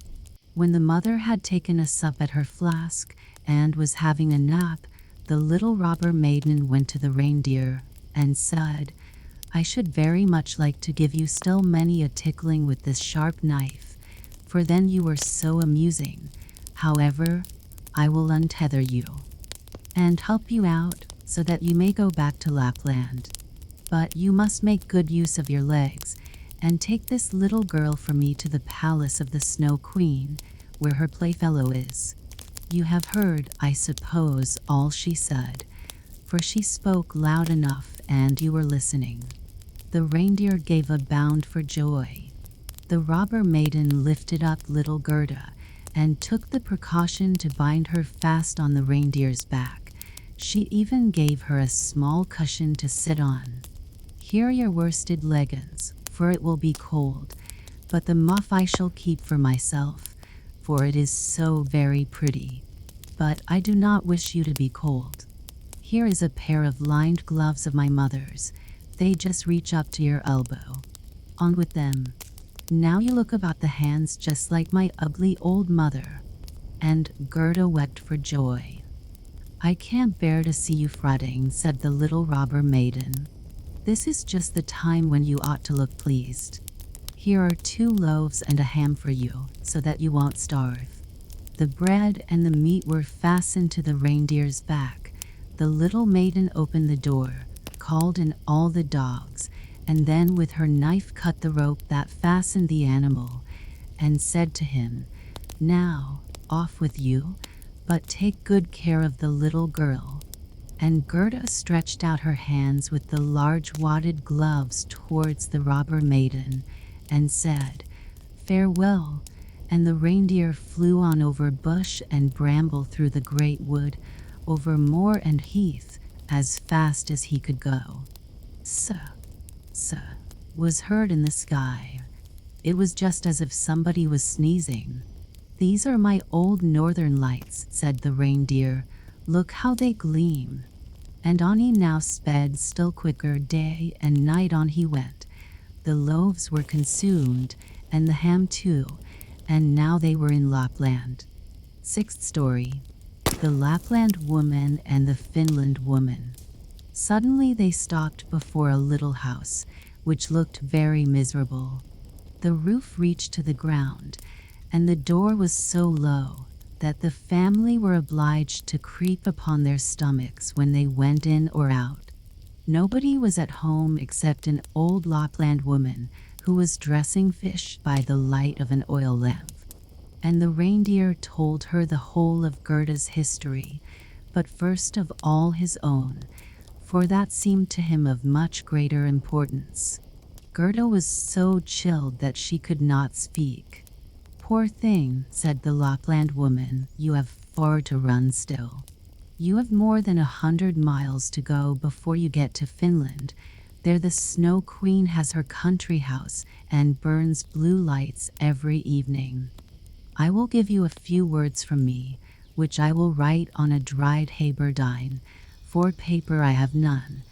This you can take with you to the Finland woman, and she will be able to give you more information than I can." When Gerda had warmed herself and had eaten and drunk, the Lapland woman wrote a few words on a dried haberdine, begged Gerda to take care of them, put her on the reindeer, bound her fast, and away sprang the animal. "S was again heard in the air. The most charming blue lights burned the whole night in the sky, and at last they came to Finland. They knocked at the chimney of the Finland woman, for as to a door, she had none. There was such a heat inside that the Finland woman herself went about almost naked. She was diminutive and dirty. She immediately loosened little Gerda's clothes, pulled off her thick gloves and boots, for otherwise the heat would have been too great, and after laying a piece of ice on the reindeer's head, read what was written on the fish skin. She read it 3 times. She then knew it by heart, so she put the fish into the cupboard, for it might very well be eaten, and she never threw anything away. Then the reindeer related his own story first, and afterwards that of little Gerda, and the Finland woman winked her eyes, but said nothing.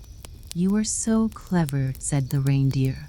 "You can, I know, twist all the winds of the world together in a knot.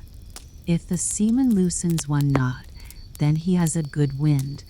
If a second, then it blows pretty stiffly. If he undoes the third and fourth, then it rages so that the forests are upturned.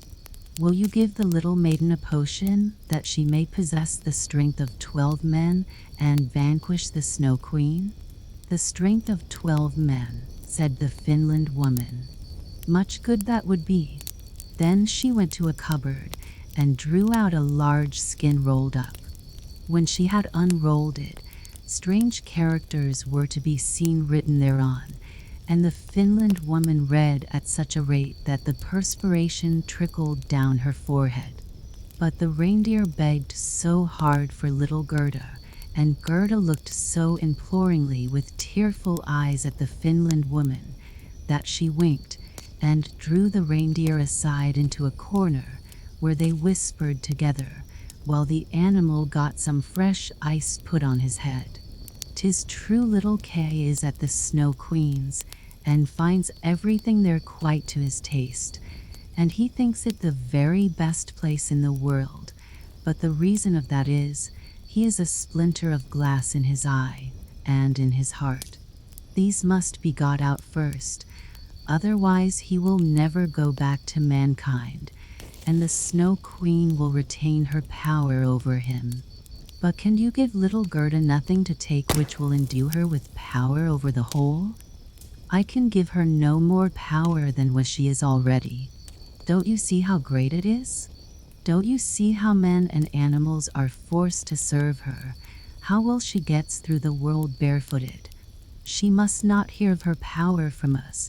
That power lies in her heart, because she is a sweet and innocent child. If she cannot get to the Snow Queen by herself and rid little Kay of the glass, we cannot help her. 2 miles hence the garden of the Snow Queen begins. Thither you may carry the little girl. Set her down by the large bush with red berries, standing in the snow. Don't stay talking, but hasten back as fast as possible. And now the Finland woman placed little Gerda on the reindeer's back, and off he ran with all imaginable speed. Oh, I have not got my boots. I have not brought my gloves, cried little Gerda. She remarked she was without them from the cutting frost, but the reindeer dared not stand still. On he ran till he came to the great bush with the red berries, and there he set Gerda down, kissed her mouth, while large bright tears flowed from the animal's eyes. And then back he went as fast as possible. There stood poor Gerda now, without shoes or gloves, in the very middle of dreadful icy Finland. She ran on as fast as she could. There then came a whole regiment of snowflakes, but they did not fall from above, and they were quite bright and shining from the aurora borealis. The flakes ran along the ground, and the nearer they came, the larger they grew. Gerda well remembered how large and strange the snowflakes appeared when she once saw them through a magnifying glass, but now they were large and terrific in another manner. They were all alive. They were the outposts of the Snow Queen. They had the most wondrous shapes. Some looked like large, ugly porcupines, others like snakes knotted together, with their heads sticking out, and others, again, like small fat bears, with the hair standing on end. All were of dazzling whiteness. All were living snowflakes. Little Gerda repeated the Lord's Prayer. The cold was so intense that she could see her own breath, which came like smoke out of her mouth. It grew thicker and thicker, and took the form of little angels that grew more and more when they touched the earth. All had helms on their heads, and lances and shields in their hands.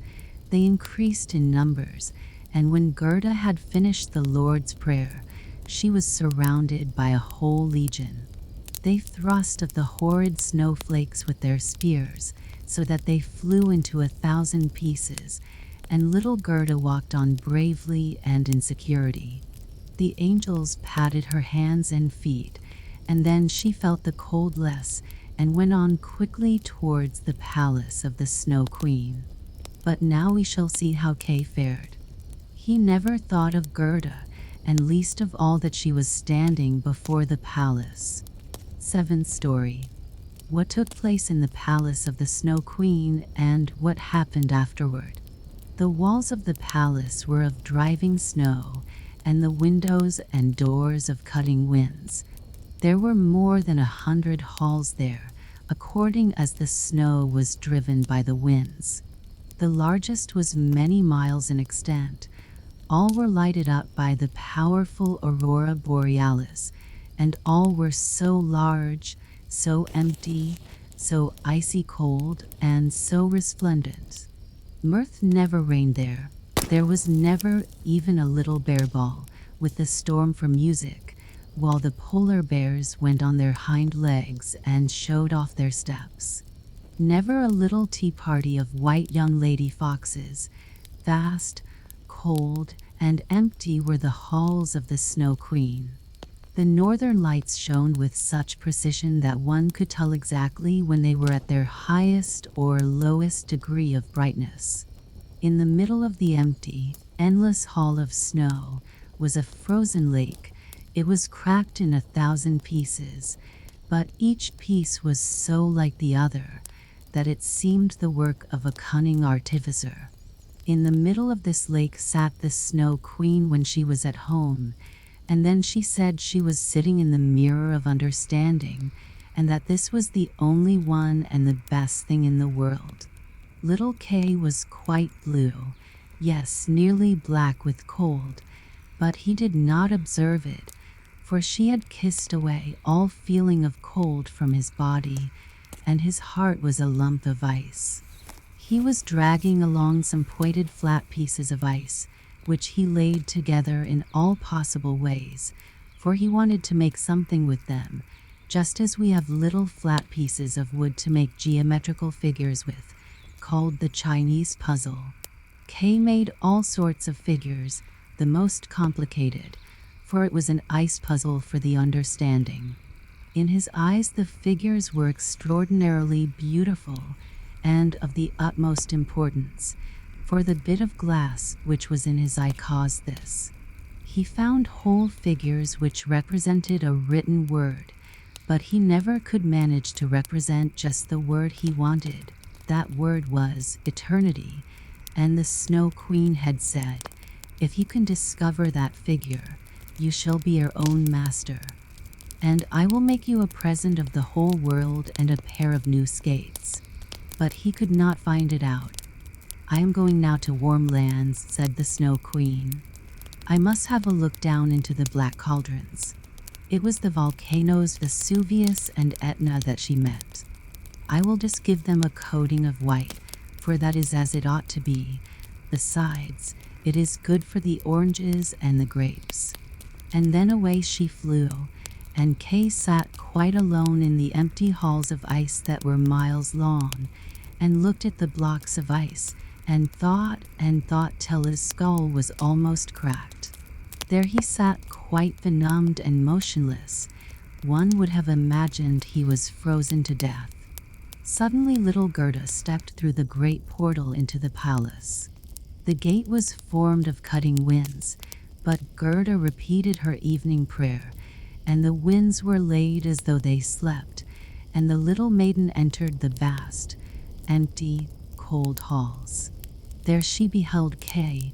She recognized him, flew to embrace him, and cried out, her arms firmly holding him the while, "Kay, sweet little Kay, have I then found you at last?" But he sat quite still, benumbed and cold. Then little Gerda shed burning tears, and they fell on his bosom. They penetrated to his heart. They thawed the lumps of ice, and consumed the splinters of the looking-glass. He looked at her, and she sang the hymn. "The rose in the valley is blooming so sweet, and angels descend there the children to greet." Hereupon Kay burst into tears. He wept so much that the splinter rolled out of his eye, and he recognized her, and shouted, "Gerda, sweet little Gerda, where have you been so long? And where have I been?" He looked round him. "How cold it is here," said he. "How empty and cold." And he held fast by Gerda, who laughed and wept for joy. It was so beautiful that even the blocks of ice danced about for joy, and when they were tired and laid themselves down, they formed exactly the letters which the Snow Queen had told him to find out. So now he was his own master, and he would have the whole world and a pair of new skates into the bargain. Gerda kissed his cheeks, and they grew quite blooming. She kissed his eyes, and they shone like her own. She kissed his hands and feet, and he was again well and merry. The Snow Queen might come back as soon as she liked. There stood his discharge written in resplendent masses of ice. They took each other by the hand and wandered forth out of the large hall. They talked of their old grandmother, and of the roses upon the roof, and wherever they went, the wind ceased raging and the sun burst forth. And when they reached the bush with the red berries, they found the reindeer waiting for them. He had brought another, a young one, with him, whose udder was filled with milk, which he gave to the little ones and kissed their lips. They then carried Kay and Gerda first to the Finland woman, where they warmed themselves in the warm room and learned what they were to do on their journey home. And they went to the Lapland woman, who made some new clothes for them and repaired their sledges. The reindeer and the young hind leaped along beside them and accompanied them to the boundary of the country. Here the first vegetation peeped forth. Here Kay and Gerda took leave of the Lapland woman. "Farewell, farewell," they all said. And the first green buds appeared, the first little birds began to chirrup, and out of the wood came, riding on a magnificent horse, which Gerda knew. It was one of the leaders in the golden carriage, a young damsel with the bright red cap on her head, and armed with pistols. It was the little robber maiden who, tired of being at home, had determined to make a journey to the north, and afterwards in another direction, if that did not please her. She recognized Gerda immediately, and Gerda knew her too. It was a joyful meeting. "You are a fine fellow for tramping about," said she to little Kay. "I should like to know, faith, if you deserve that one should run from one end of the world to the other for your sake." But Gerda patted her cheeks and inquired for the prince and princess. "They're gone abroad," said the other. "But the raven?" asked little Gerda. "Oh, the raven is dead," she answered. "His tame sweetheart is a widow, and wears a bit of black worsted round her leg. She laments most piteously, but it's all mere talk and stuff. Now tell me what you've been doing and how you managed to catch him." And Gerda and Kay both told their story. "And Schnipp Schnapp Schnurr Basiler," said the robber maiden, and she took the hands of each and promised that if she should some day pass through the town where they lived, she would come and visit them, and then away she rode. Kay and Gerda took each other's hand. It was lovely spring weather, with abundance of flowers and of verdure. The church bells rang, and the children recognized the high towers and the large town. It was that in which they dwelt. They entered and hastened up to their grandmother's room, where everything was standing as formerly. The clock said tick, tack, and the finger moved round, but as they entered, they remarked that they were now grown up. The roses on the leads hung blooming in at the open window. There stood the little children's chairs, and Kay and Gerda sat down on them, holding each other by the hand. They both had forgotten the cold, empty splendor of the Snow Queen, as though it had been a dream. The grandmother sat in the bright sunshine and read aloud from the Bible. "Unless ye become as little children, you cannot enter the kingdom of heaven." And Kay and Gerda looked in each other's eyes, and all at once they understood the old hymn. "The rose in the valley is blooming so sweet, and angels descend there the children to greet." There sat the two grown-up persons, grown up and yet children, children at least in heart, and it was summertime. Summer, glorious summer. The leapfrog. A flea, a grasshopper, and a leapfrog once wanted to see which could jump highest, and they invited the whole world, and everybody else besides who chose to come to see the festival. 3 famous jumpers were they, as everyone would say, when they all met together in the room. "I will give my daughter to him who jumps highest," exclaimed the king, "for it is not so amusing where there is no prize to jump for." The flea was the first to stunt forward.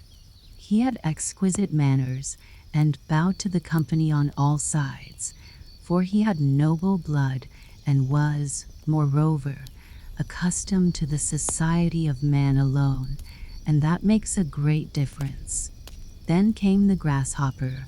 He was considerably heavier, but he was well-mannered and wore a green uniform, which he had by right of birth.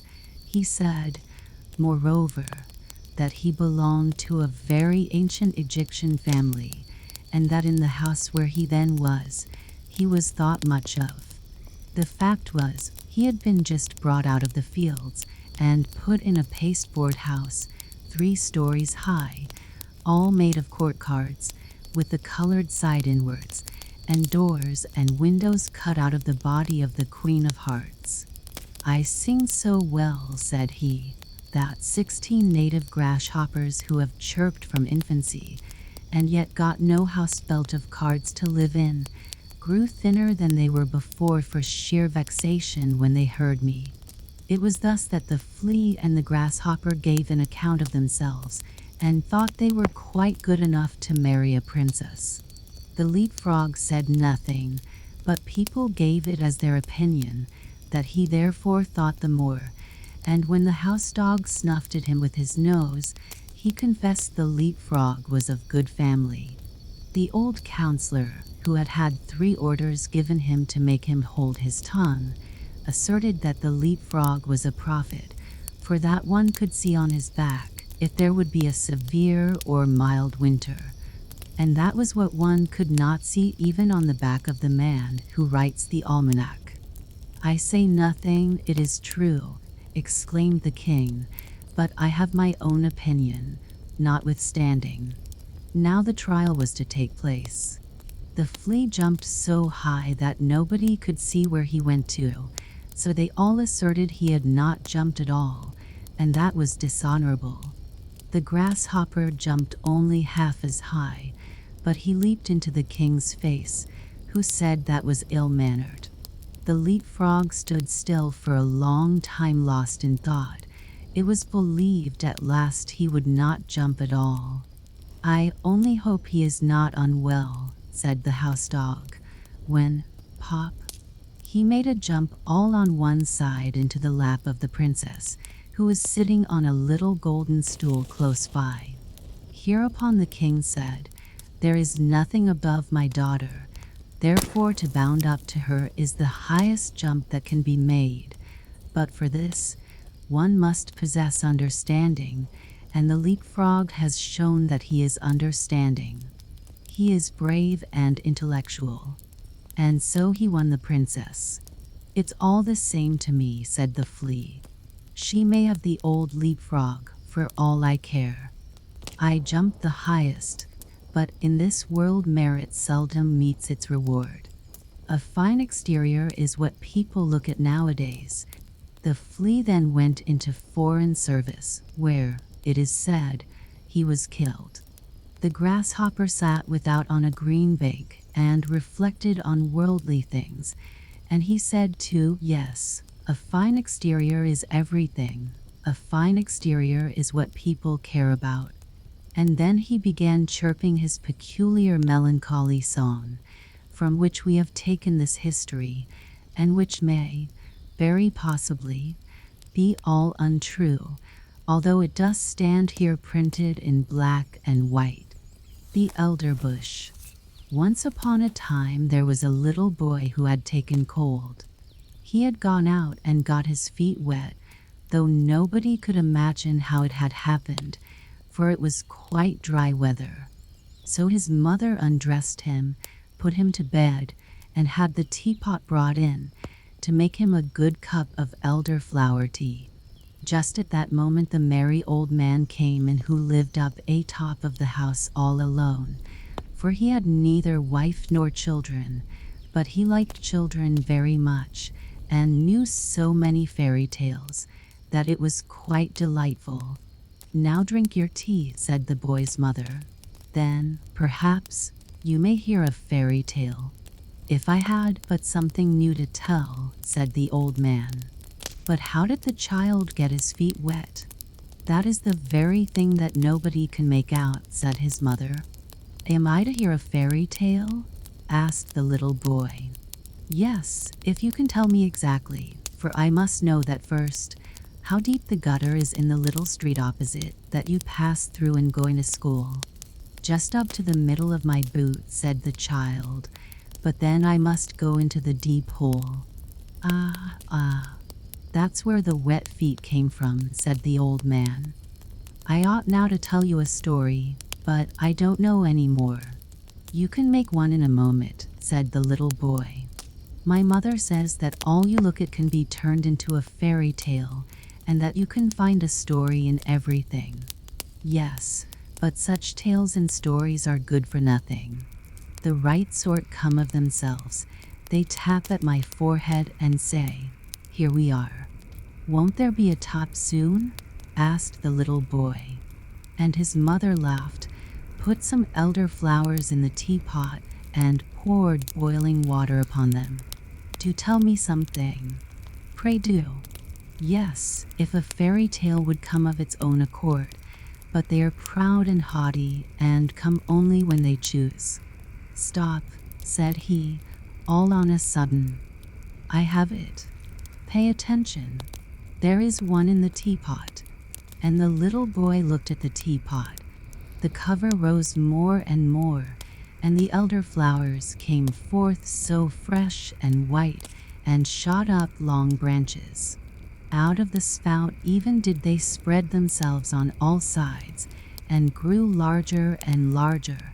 It was a splendid elderbush, a whole tree, and it reached into the very bed and pushed the curtains aside. How it bloomed, and what an odor! In the middle of the bush sat a friendly-looking old woman in a most strange dress. It was quite green, like the leaves of the elder, and was trimmed with large white elder flowers, so that at first one could not tell whether it was a stuff or a natural green and real flowers. What's that woman's name? Asked the little boy. The Greeks and Romans, said the old man, called her a dryad, but that we do not understand. The people who live in the new booths have a much better name for her. They call her Old Granny, and she it is to whom you are to pay attention. Now listen and look at the beautiful elderbush. Footnote: New booths have a row of buildings for seamen in Copenhagen. Just such another large blooming elder tree stands near the new booths. It grew there in the corner of a little miserable courtyard, and under it sat of an afternoon, in the most splendid sunshine, two old people, an old seaman and his old wife. They had great-grandchildren, and were soon to celebrate the 50th anniversary of their marriage, but they could not exactly recollect the date, and old Granny sat in the tree, and looked as pleased as now. I know the date, said she, but those below did not hear her, for they were talking about old times. Yes, can't you remember when we were very little, said the old seaman, and ran and played about? It was the very same courtyard where we now are, and we stuck slips in the ground and made a garden. I remember it well, said the old woman. I remember it quite well. We watered the slips, and one of them was an elderbush. It took root, put forth green shoots, and grew up to be the large tree under which we old folks are now sitting. To be sure, said he. And there in the corner stood a water pail, where I used to swim my boats. True, but first we went to school to learn some wit, said she, and then we were confirmed. We both cried, but in the afternoon we went up the round tower and looked down on Copenhagen and far, far away over the water. Then we went to Frederiksberg, where the king and the queen were sailing about in their splendid barges. But I had a different sort of sailing to that, later, and that, too, for many a year, a long way off on great voyages.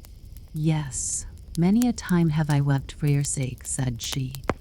I thought you were dead and gone, and lying down in the deep waters.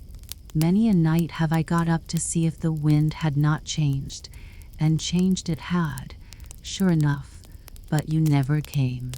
I remember so well one day, when the rain was pouring down in torrents, the scavengers were before the house where I was in service, and I had come up with the dust, and remained standing at the door. It was dreadful weather, when just as I was there, the postman came and gave me a letter. It was from you. What a tour that letter had made! I opened it instantly and read. I laughed and wept. I was so happy. In it I read that you were in warm lands where the coffee tree grows. What a blessed land that must be! You related so much, and I saw it all the while the rain was pouring down, and I standing there with the dust box. At the same moment came someone who embraced me. Yes, but you gave him a good box on his ear that made it tingle. But I did not know it was you. You arrived as soon as your letter, and you were so handsome, that you still are, and had a long yellow silk handkerchief round your neck, and a brand new hat on. Oh, you were so dashing. Good heavens! What weather it was, and what a state the street was in. And then we married, said he. Don't you remember? And then we had our first little boy, and then Mary, and Nicholas, and Peter, and Christian. Yes, and how they all grew up to be honest people, and were beloved by everybody. And their children also have children, said the old sailor. Yes, those are our grandchildren, full of strength and vigor. It was, methinks, about this season that we had our wedding. Yes, this very day is the 50th anniversary of the marriage, said old Granny, sticking her head between the two old people, who thought it was their neighbor who nodded to them. They looked at each other and held one another by the hand. Soon after came their children and their grandchildren, for they knew well enough that it was the day of the 50th anniversary, and had come with their gratulations that very morning, but the old people had forgotten it, although they were able to remember all that had happened many years ago. And the elderbush sent forth a strong odor in the sun that was just about to set, and shone right in the old people's faces. They both looked so rosy-cheeked, and the youngest of the grandchildren danced around them, and called out quite delighted that there was to be something very splendid that evening. They were all to have hot potatoes. And old Nanny nodded in the bush and shouted, "Hurrah," with the rest. But that is no fairy tale, said the little boy, who was listening to the story. The thing is, you must understand it, said the narrator. Let us ask old Nanny. That was no fairy tale, 'tis true, said old Nanny, but now it's coming. The most wonderful fairy tales grow out of that which is reality. Were that not the case, you know, my magnificent elderbush could not have grown out of the teapot. And then she took the little boy out of bed, laid him on her bosom, and the branches of the elder tree, full of flowers, closed around her. They sat in an aerial dwelling, and it flew with them through the air. Oh, it was wondrous beautiful. Old Nanny had grown all of a sudden a young and pretty maiden, but her robe was still the same green stuff with white flowers, which she had worn before. On her bosom she had a real elder flower, and in her yellow waving hair a wreath of the flowers. Her eyes were so large and blue that it was a pleasure to look at them. She kissed the boy, and now they were of the same age and felt alike. Hand in hand they went out of the bower, and they were standing in the beautiful garden of their home. Near the green lawn Papa's walking stick was tied, and for the little ones it seemed to be endowed with life, for as soon as they got astride it, The round polished knob was turned into a magnificent neighing head. A long black mane fluttered in the breeze, and four slender yet strong legs shot out. The animal was strong and handsome, and away they went at full gallop round the lawn. "Huzzah! Now we are riding miles off," said the boy. "We are riding away to the castle where we were last year." And on they rode round the grass plot, and the little maiden, who we know was no one else but old Nanny, kept on crying out, "Now we are in the country. Don't you see the farmhouse yonder? And there's an elder tree standing beside it, and the cock is scraping away the earth for the hens. Look how he struts. And now we are close to the church. It lies high upon the hill, between the large oak trees, one of which is half decayed. And now we are by the smithy, where the fire is blazing, and where the half-naked men are banging with their hammers till the sparks fly about. Away, away, to the beautiful country seat."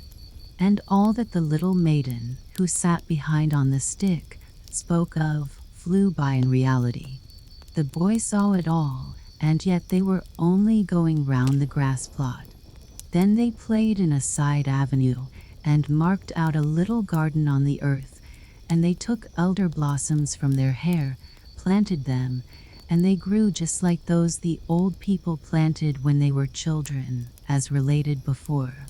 They went hand in hand, as the old people had done when they were children, but not to the Round Tower or to Fredericksburg. No, the little damsel wound her arms round the boy, and then they flew far away through all Denmark.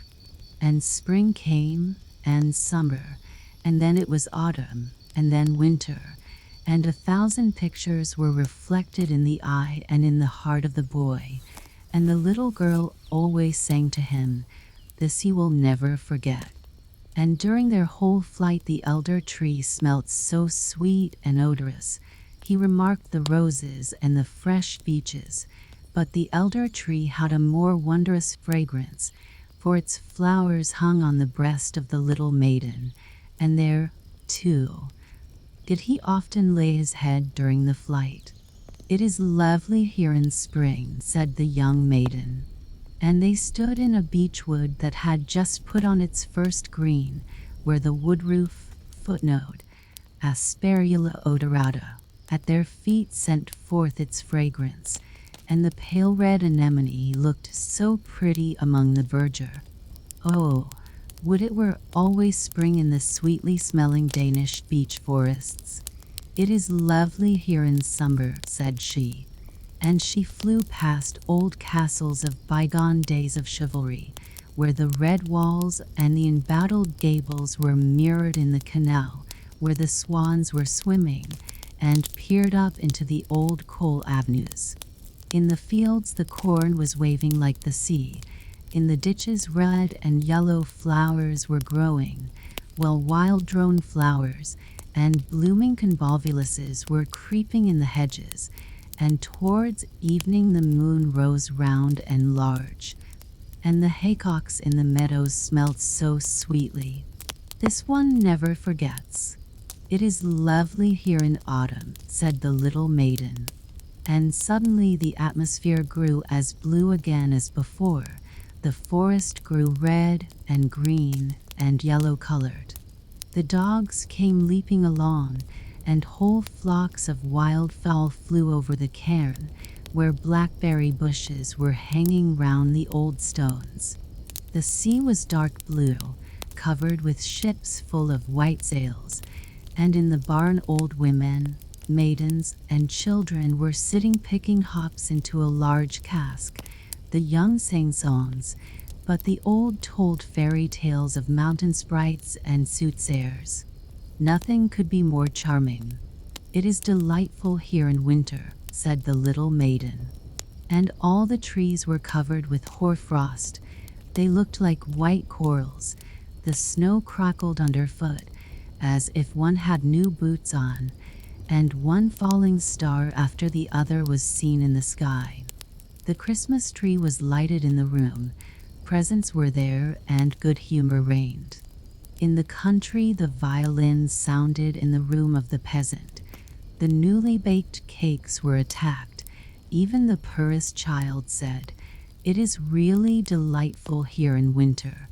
Yes, it was delightful, and the little maiden showed the boy everything, and the elder tree still was fragrant, and the red flag, with the white cross, was still waving, the flag under which the old seaman in the new booths had sailed. And the boy grew up to be a lad, and was to go forth in the wide world far, far away to warm lands, where the coffee tree grows. But at his departure the little maiden took an elder blossom from her bosom, and gave it him to keep. And it was placed between the leaves of his prayer book, and when in foreign lands he opened the book, it was always at the place where the keepsake flower lay, and the more he looked at it, the fresher it became. He felt, as it were, the fragrance of the Danish groves. And from among the leaves of the flowers he could distinctly see the little maiden, peeping forth with her bright blue eyes, and then she whispered, "It is delightful here in spring, summer, autumn, and winter," and 100 visions glided before his mind. Thus passed many years, and he was now an old man, and sat with his old wife under the blooming tree. They held each other by the hand, as the old grandfather and grandmother yonder in the new booths did, and they talked exactly like them of old times, and of the 50th anniversary of their wedding. The little maiden, with the blue eyes, and with elder blossoms in her hair, sat in the tree, nodded to both of them, and said, "Today is the 50th anniversary." And then she took 2 flowers out of her hair and kissed them. First, they shone like silver, then like gold, and when they laid them on the heads of the old people, each flower became a golden crown. So there they both sat, like a king and a queen, under the fragrant tree that looked exactly like an elder. The old man told his wife the story of old Nanny as it had been told him when a boy, and it seemed to both of them it contained much that resembled their own history, and those parts that were like it pleased them best. "Thus it is," said the little maiden in the tree, "some call me old Nanny, others a dryad, but in reality my name is Remembrance. 'Tis I who sit in the tree that grows and grows. I can remember, I can tell things. Let me see if you have my flower still." And the old man opened his prayer book. There lay the elder blossom, as fresh as if it had been placed there but a short time before, and Remembrance nodded, and the old people, decked with crowns of gold, sat in the flush of the evening sun. They closed their eyes and, yes, that's the end of the story. The little boy lay in his bed. He did not know if he had dreamed or not, or if he had been listening while someone told him the story.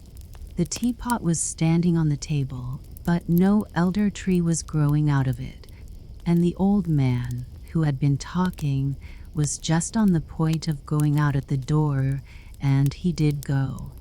"How splendid that was," said the little boy. "Mother, I have been to warm countries." "So I should think," said his mother. "When one has drunk 2 good cupfuls of elderflower tea, 'tis likely enough one goes into warm climates," and she tucked him up nicely, lest he should take cold. "You have had a good sleep while I have been sitting here and arguing with him whether it was a story or a fairy tale." "And where is old Nanny?" asked the little boy.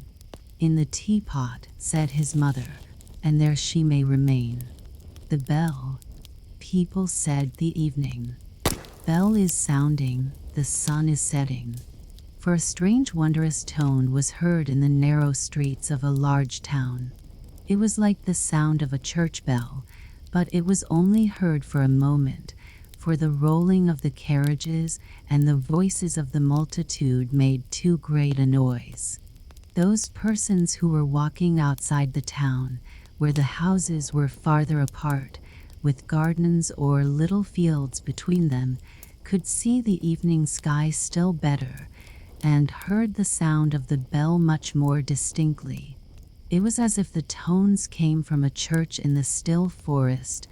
People looked thitherward, and felt their minds attuned most solemnly. A long time passed, and people said to each other, "I wonder if there is a church out in the wood? The bell has a tone that is wondrous sweet. Let us stroll thither and examine the matter nearer." And the rich people drove out, and the poor walked, but the way seemed strangely long to them, and when they came to a clump of willows which grew on the skirts of the forest, they sat down and looked up at the long branches and fancied they were now in the depth of the greenwood. The confectioner of the town came out and set up his booth there, and soon after came another confectioner, who hung a bell over his stand, as a sign or ornament, but it had no clapper, and it was tarred over to preserve it from the rain. When all the people returned home, they said it had been very romantic, and that it was quite a different sort of thing to a picnic or tea party. There were 3 persons who asserted they had penetrated to the end of the forest, and that they had always heard the wonderful sounds of the bell, but it had seemed to them as if it had come from the town. One wrote a whole poem about it, and said the bell sounded like the voice of a mother to a good dear child, and that no melody was sweeter than the tones of the bell. The king of the country was also observant of it, and vowed that he who could discover whence the sounds proceeded should have the title of universal bell ringer, even if it were not really a bell. Many persons now went to the wood, for the sake of getting the place, but one only returned with this sort of explanation, for nobody went far enough, that one not further than the others. However, he said that the sound proceeded from a very large owl in a hollow tree, a sort of learned owl that continually knocked its head against the branches. But whether the sound came from his head or from the hollow tree, that no one could say with certainty. So now he got the place of universal bell ringer and wrote yearly a short treatise on the owl, but everybody was just as wise as before. It was the day of confirmation. The clergyman had spoken so touchingly. The children who were confirmed had been greatly moved.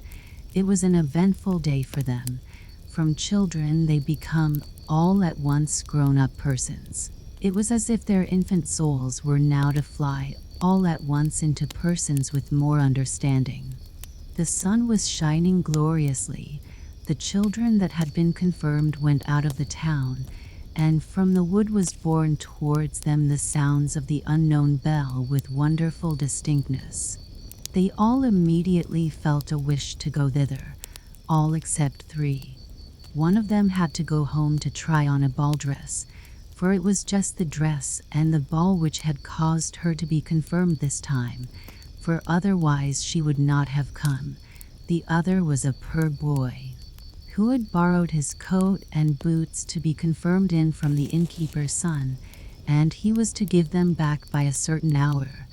The third said that he never went to a strange place if his parents were not with him, that he had always been a good boy hitherto, and would still be so now that he was confirmed, and that one ought not to laugh at him for it. The others, however, did make fun of him, after all. There were 3, therefore, that did not go. The others hastened on. The sun shone, the birds sang, and the children sang too, and each held the other by the hand, for as yet they had none of them any high office, and were all of equal rank in the eye of God. But 2 of the youngest soon grew tired, and both returned to town. 2 little girls sat down, and twined garlands, so they did not go either. And when the others reached the willow tree, where the confectioner was, they said, "Now we are there." In reality, the bell does not exist. It is only a fancy that people have taken into their heads. At the same moment, the bell sounded deep in the wood, so clear and solemnly that 5 or 6 determined to penetrate somewhat further. It was so thick and the foliage so dense that it was quite fatiguing to proceed. Woodroof and anemones grew almost too high. Blooming convolvuluses and blackberry bushes hung in long garlands from tree to tree, where the nightingale sang and the sunbeams were playing. It was very beautiful, but it was no place for girls to go.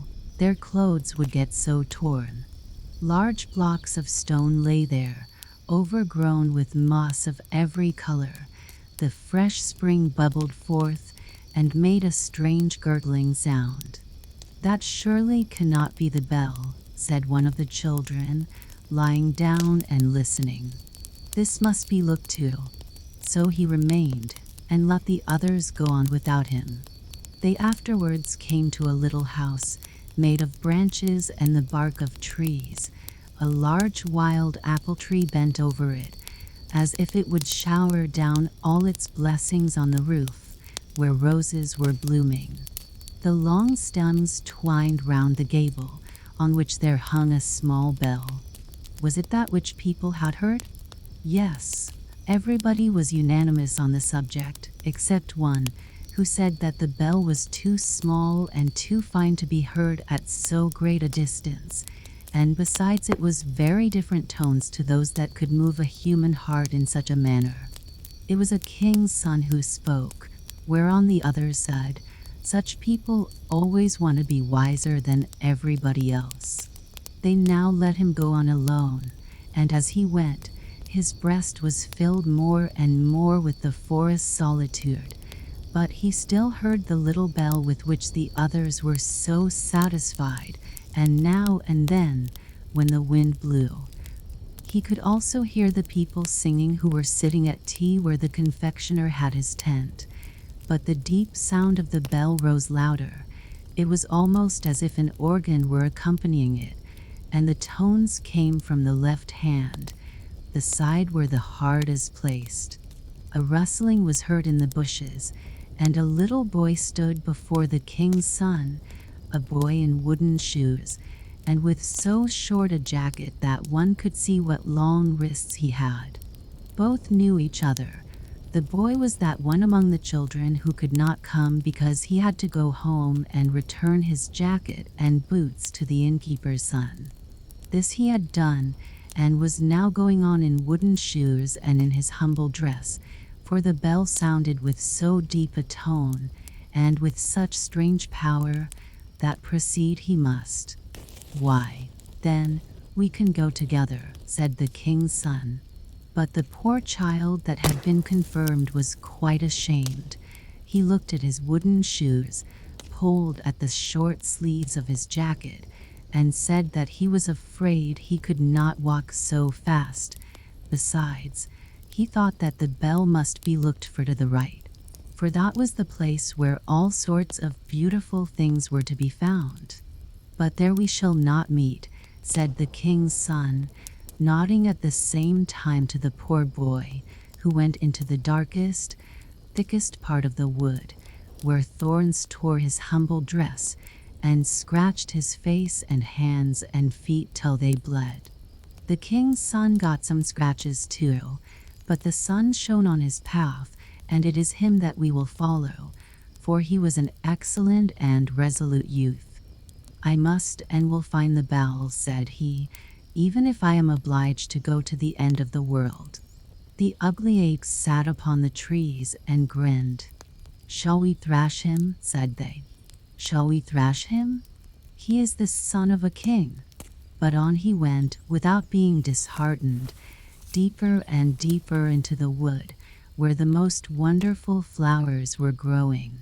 There stood white lilies with blood-red stamina, sky-blue tulips, which shone as they waved in the winds, and apple trees, the apples of which looked exactly like large soap bubbles, so only think how the trees must have sparkled in the sunshine.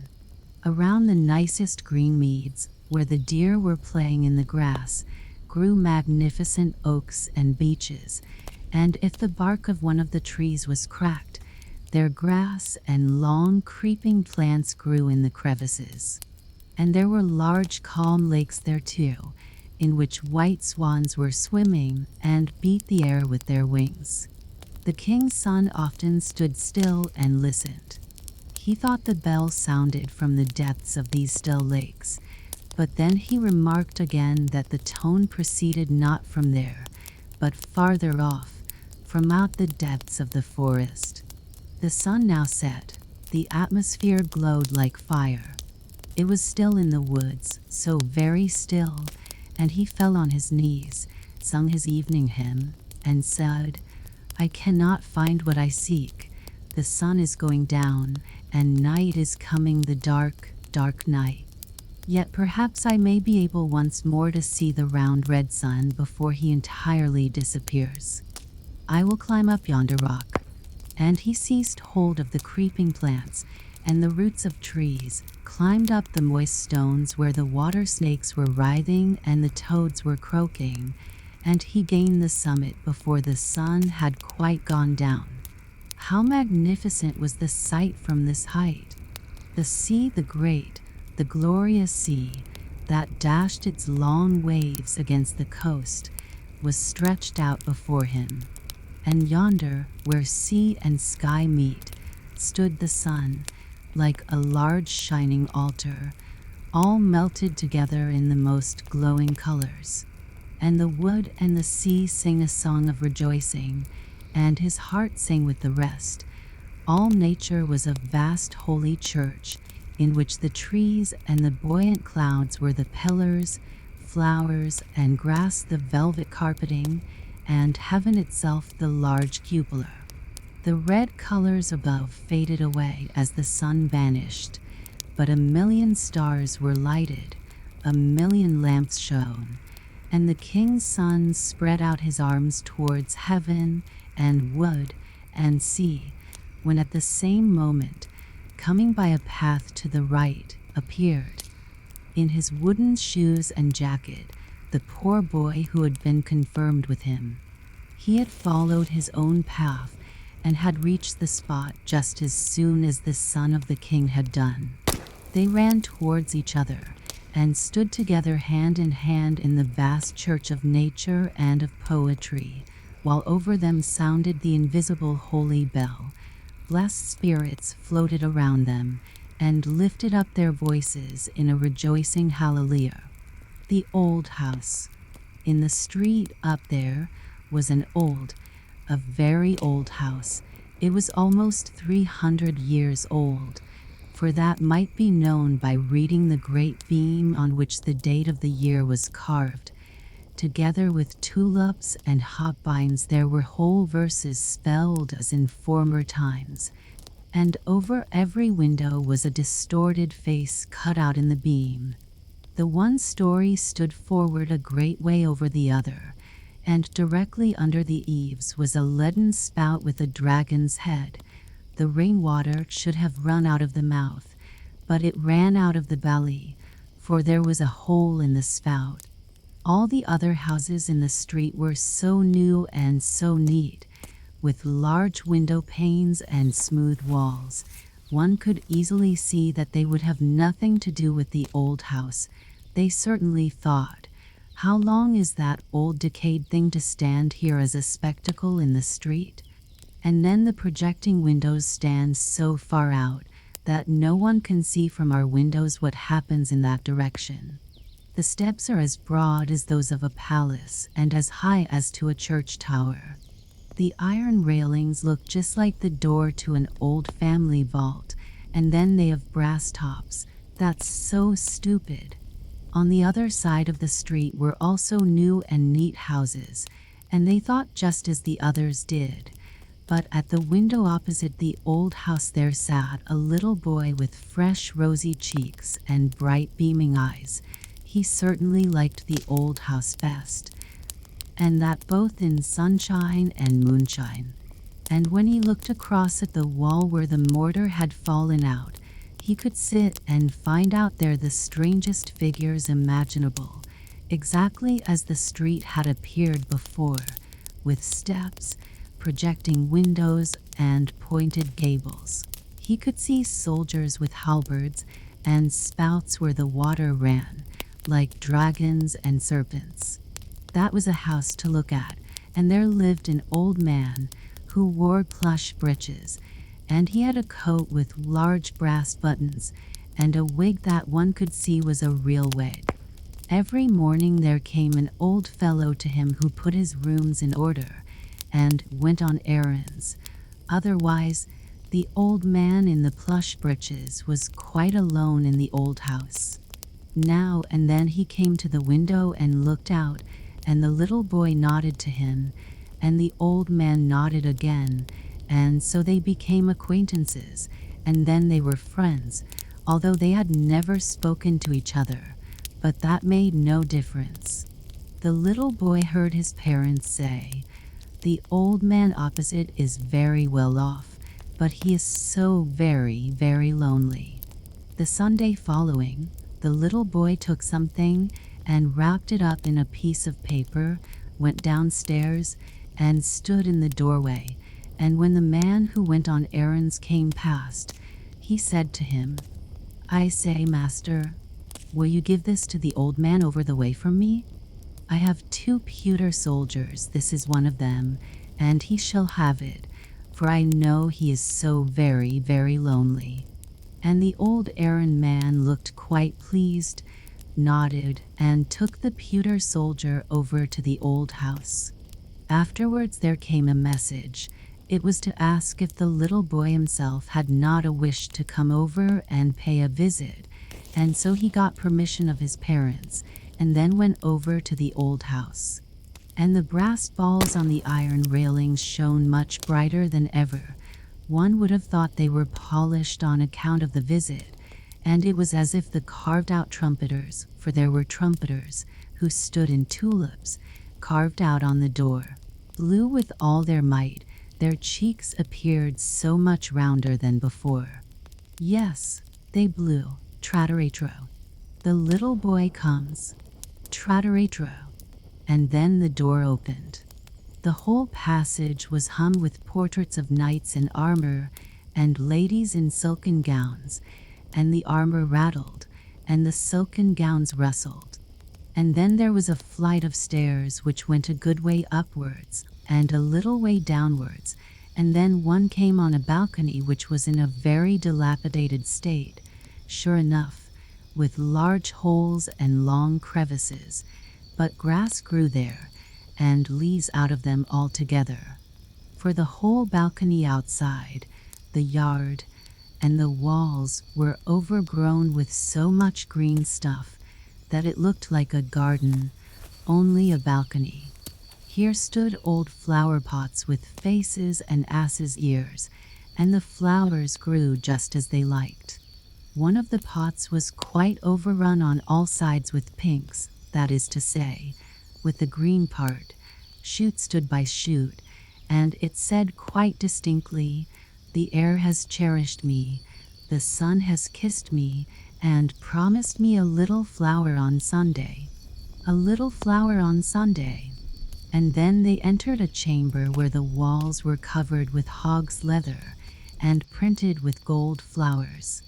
The gilding decays, but hog's leather stays, said the walls.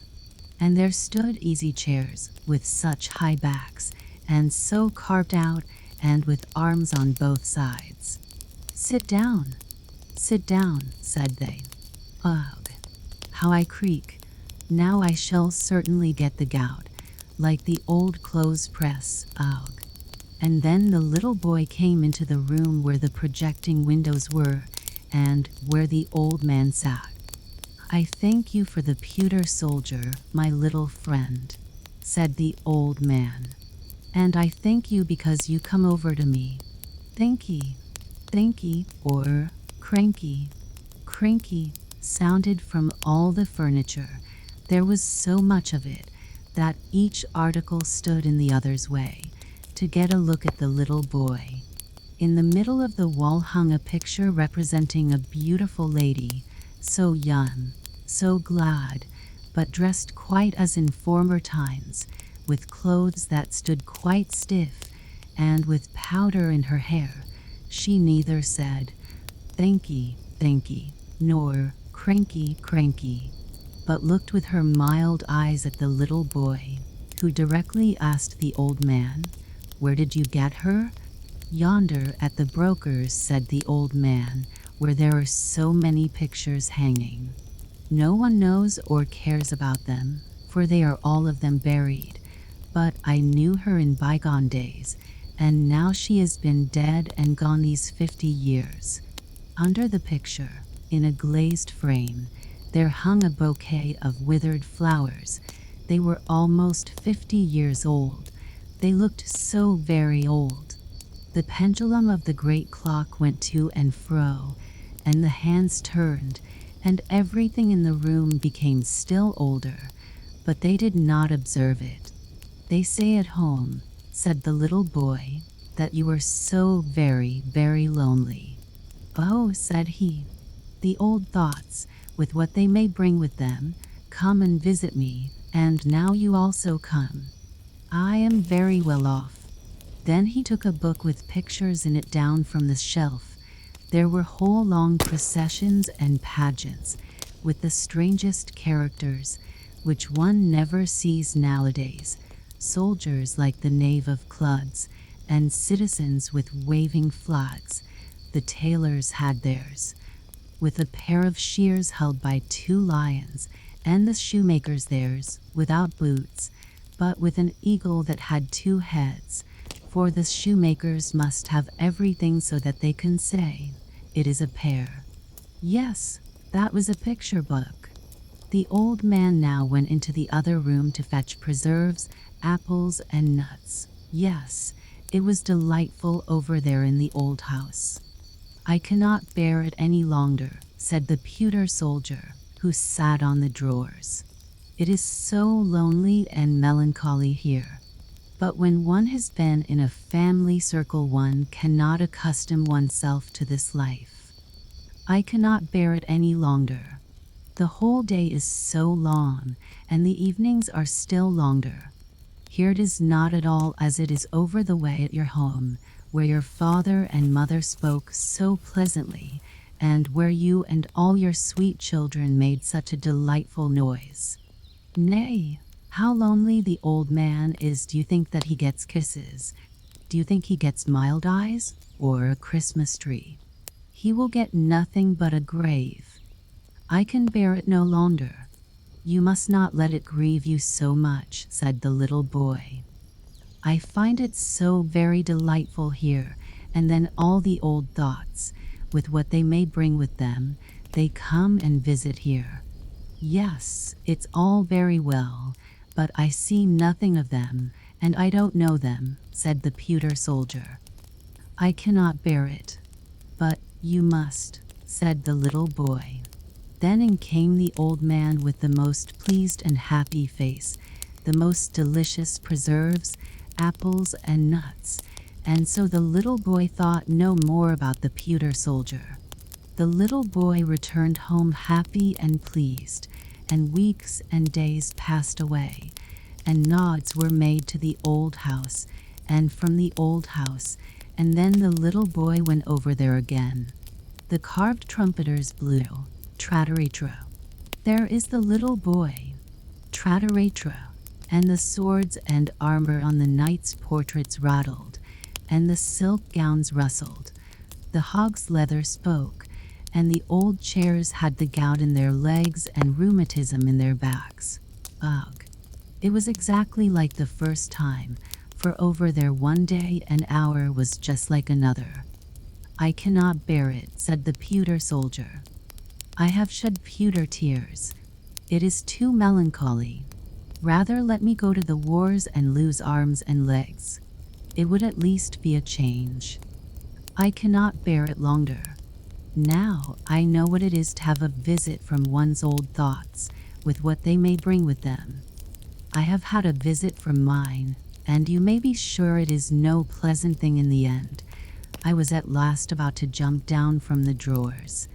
I saw you all over there at home so distinctly, as if you really were here. It was again that Sunday morning. All you children stood before the table and sung your psalms, as you do every morning. You stood devoutly with folded hands, and father and mother were just as pious.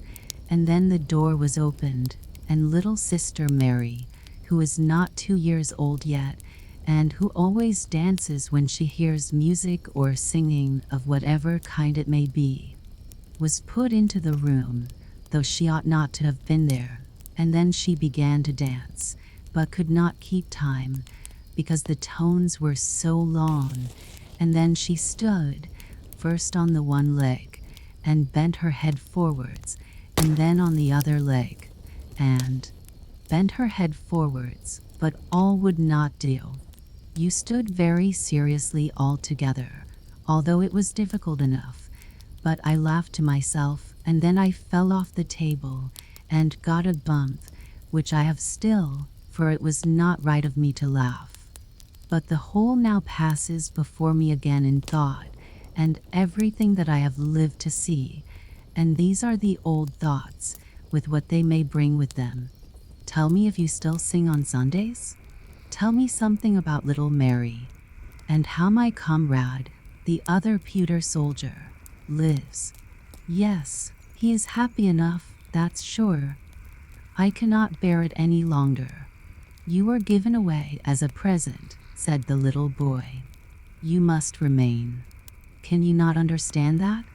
The old man now came with a drawer, in which there was much to be seen, both tin boxes and balsam boxes, old cards, so large and so gilded, such as one never sees them now. And several drawers were opened, and the piano was opened. It had landscapes on the inside of the lid, and it was so hoarse when the old man played on it. And then he hummed a song. Yes, she could sing that, said he, and nodded to the portrait, which he had bought at the broker's, and the old man's eyes shone so bright. I will go to the wars. I will go to the wars, shouted the pewter soldier as loud as he could, and threw himself off the drawers right down on the floor. What became of him? The old man saw it, and the little boy saw it. He was away, and he stayed away. I shall find him, said the old man, but he never found him. The floor was too open.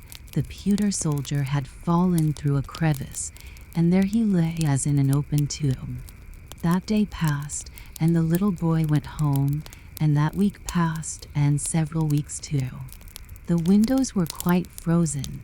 The little boy was obliged to sit and breathe on them to get a peephole over to the old house, and there the snow had been blown into all the carved work and inscriptions. It lay quite up over the steps, just as if there was no one at home. Nor was there anyone at home. The old man was dead. In the evening there was a hearse seen before the door, and he was borne into it in his coffin. He was now to go out into the country, to lie in his grave. He was driven out there, but no one followed. All his friends were dead, and the little boy kissed his hand to the coffin as it was driven away. Some days afterwards there was an auction at the old house, and the little boy saw from his window how they carried the old knights and the old ladies away, the flower pots with the long ears, the old chairs, and the old clothes presses. Something came here, and something came there.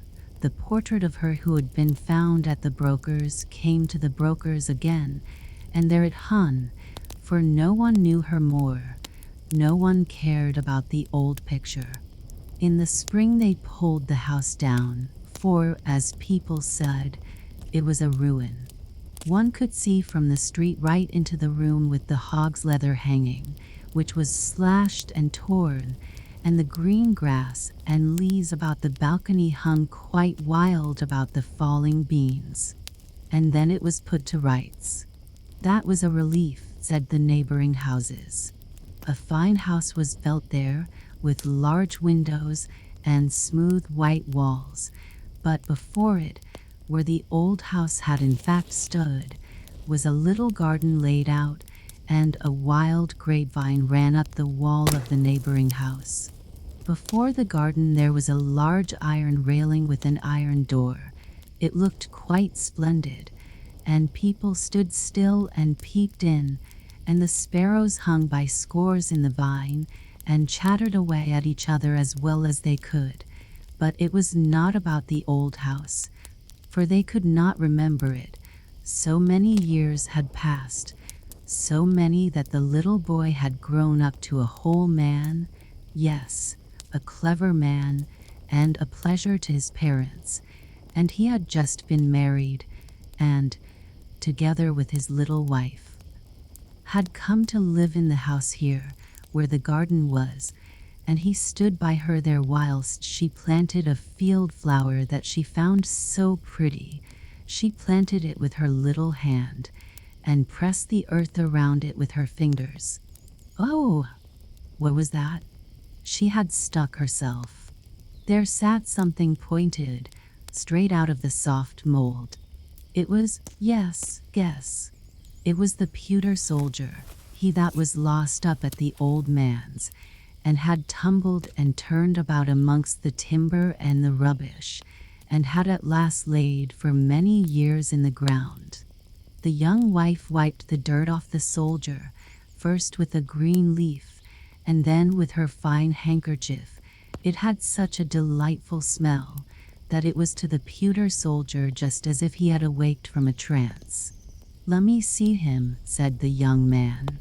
He laughed, and then shook his head.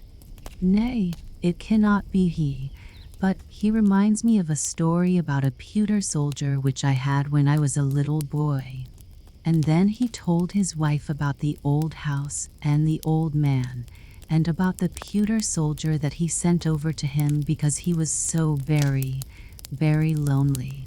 And he told it as correctly as it had really been, so that the tears came into the eyes of his young wife, on account of the old house and the old man. "It may possibly be, however, that it is the same pewter soldier," said she. "I will take care of it, and remember all that you have told me, but you must show me the old man's grave." "But I do not know it," said he, "and no one knows it. All his friends were dead, no one took care of it, and I was then a little boy." "How very, very lonely he must have been," said she. "Very, very lonely," said the pewter soldier. "But it is delightful not to be forgotten. Delightful," shouted something close by, but no one, except the pewter soldier, saw that it was a piece of the hog's leather hangings. It had lost all its gilding. It looked like a piece of wet clay, but it had an opinion, and it gave it. The gilding decays, but hog's leather stays. This the pewter soldier did not believe. The happy family. Really, the largest green leaf in this country is a dock leaf. If one holds it before one, it is like a whole apron, and if one holds it over one's head in rainy weather, it is almost as good as an umbrella, for it is so immensely large. The burdock never grows alone, but where there grows one there always grow several. It is a great delight, and all this delightfulness is snail's food. The great white snails which persons of quality in former times made fricassees of, ate, and said, "Ham, ham, how delicious," for they thought it tasted so delicate, lived on dock leaves, and therefore burdock seeds were sown. Now, there was an old manor house where they no longer ate snails. They were quite extinct, but the burdocks were not extinct. They grew and grew all over the walks and all the beds.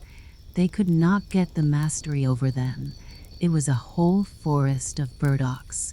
Here and there stood an apple and a plum tree, or else one never would have thought that it was a garden. All was burdocks, and there lived the two last venerable old snails. They themselves knew not how old they were, but they could remember very well that there had been many more, that they were of a family from foreign lands, and that for them and theirs the whole forest was planted.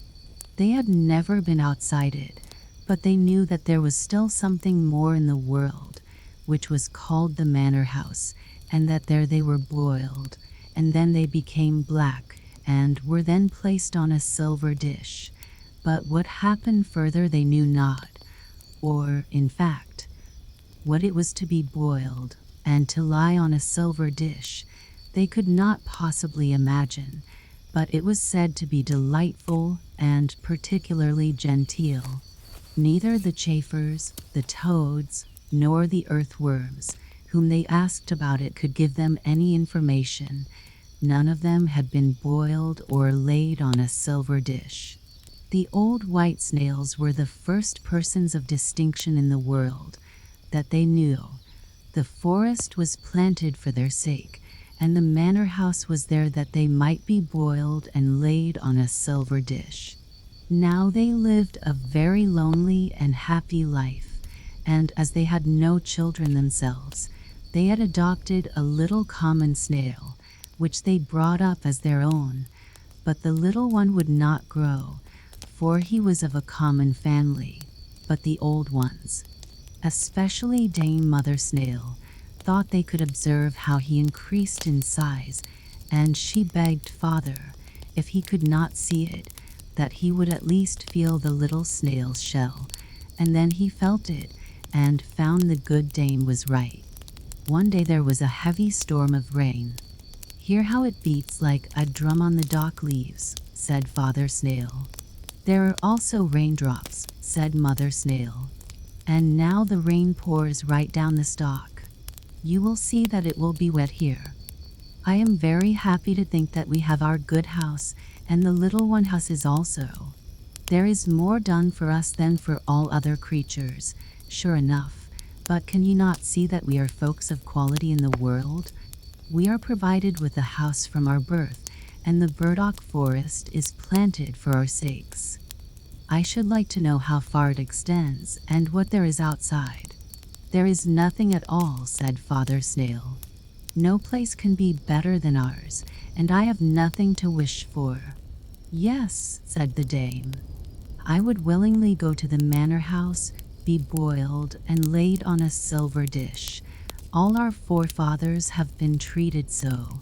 There is something extraordinary in it, you may be sure." "The manor house has most likely fallen to ruin," said Father Snail. "Or the burdocks have grown up over it, so that they cannot come out. There need not, however, be any haste about that, but you are always in such a tremendous hurry, and the little one is beginning to be the same. Has he not been creeping up that stalk these 3 days? It gives me a headache when I look up to him." "You must not scold him," said Mother Snail. "He creeps so carefully. He will afford us much pleasure, and we have nothing but him to live for. But have you not thought of it? Where shall we get a wife for him? Do you not think that there are some of our species at a great distance in the interior of the burdock forest?" "Black snails, I dare say. There are enough of," said the old one. "Black snails without a house, but they are so common and so conceited. But we might give the ants a commission to look out for us.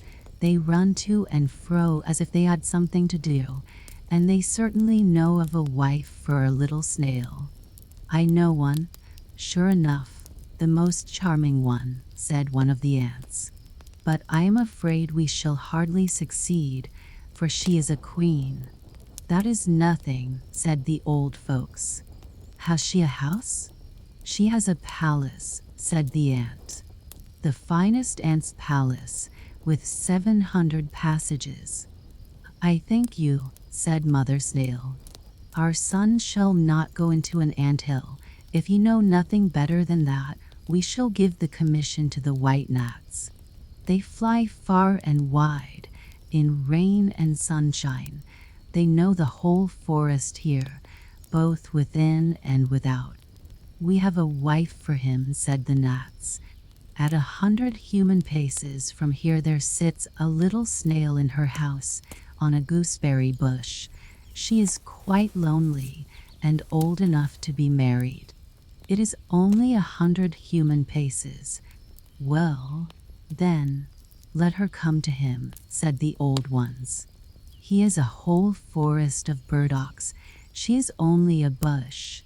And so they went and fetched little Miss Snail. It was a whole week before she arrived, but therein was just the very best of it, for one could thus see that she was of the same species.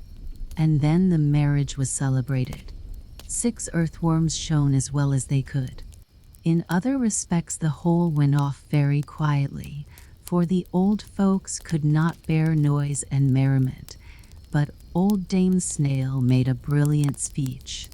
Father Snail could not speak, he was too much affected, and so they gave them as a dowry and inheritance the whole forest of burdocks, and said what they had always said, that it was the best in the world, and if they lived honestly and decently, and increased and multiplied, they and their children would once in the course of time come to the manor house, be boiled black and laid on silver dishes. After this speech was made, the old ones crept into their shells and never more came out. They slept. The young couple governed in the forest and had a numerous progeny, but they were never boiled and never came on the silver dishes. So from this they concluded that the manor house had fallen to ruins, and that all the men in the world were extinct. And as no one contradicted them, so of course it was so. And the rain beat on the dock leaves to make drum music for their sake, and the sun shone in order to give the burdock forest a color for their sakes, and they were very happy, and the whole family was happy, for they indeed were so. The story of a mother. A mother sat there with her little child. She was so downcast, so afraid that it should die.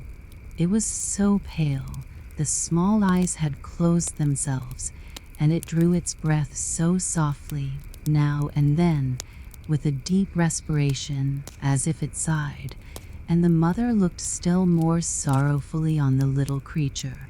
Then a knocking was heard at the door, and in came a poor old man wrapped up as in a large horsecloth, for it warms one, and he needed it, as it was the cold winter season. Everything out of doors was covered with ice and snow, and the wind blew so that it cut the face.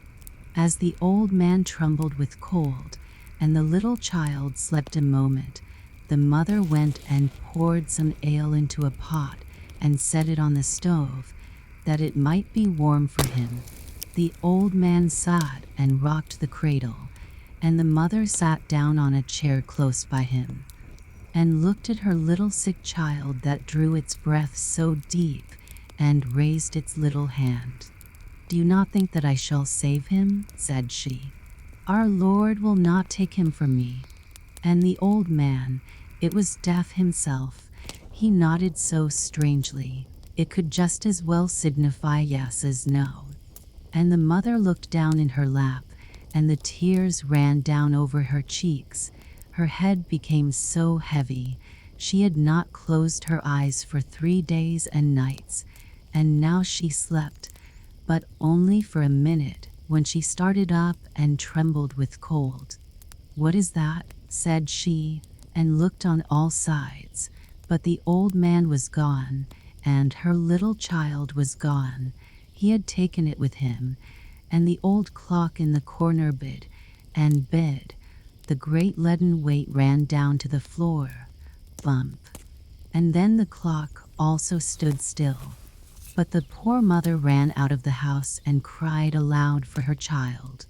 Out there, in the midst of the snow, there sat a woman in long, black clothes, and she said, "Death has been in thy chamber, and I saw him hasten away with thy little child.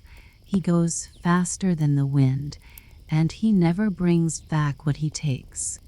"Oh, only tell me which way he went," said the mother. "Tell me the way, and I shall find him." "I know it," said the woman in the black clothes. "But before I tell it, thou must first sing for me all the songs thou hast sung for thy child.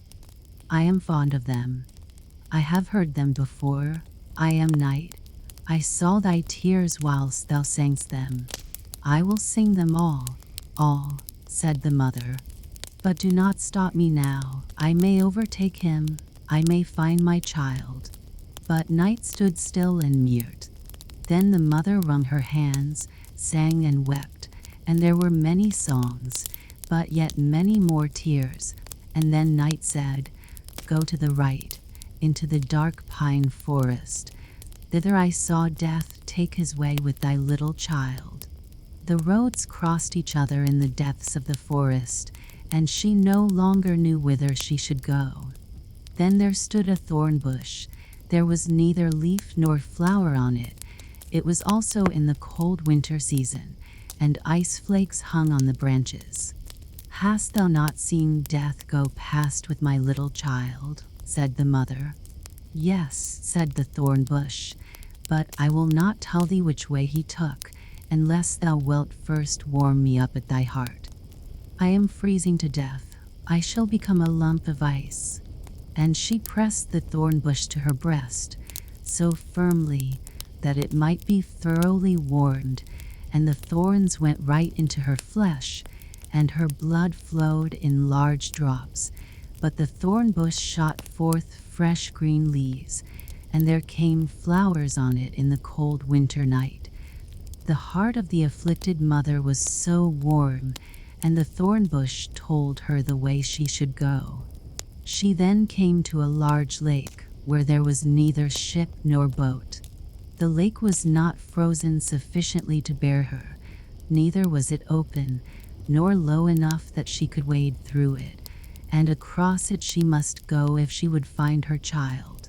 Then she lay down to drink up the lake, and that was an impossibility for a human being, but the afflicted mother thought that a miracle might happen nevertheless. "Oh, what would I not give to come to my child?" said the weeping mother, and she wept still more, and her eyes sunk down in the depths of the waters, and became two precious pearls. But the water bore her up, as if she sat in a swing, and she flew in the rocking waves to the shore on the opposite side, where there stood a mile-broad, strange house. One knew not if it were a mountain with forests and caverns, or if it were built up, but the poor mother could not see it. She had wept her eyes out. "Where shall I find Death, who took away my little child?" said she. "He is not come here yet," said the old grave woman, who was appointed to look after Death's great greenhouse. "How have you been able to find the way hither? And who has helped you?" "Our Lord has helped me," said she.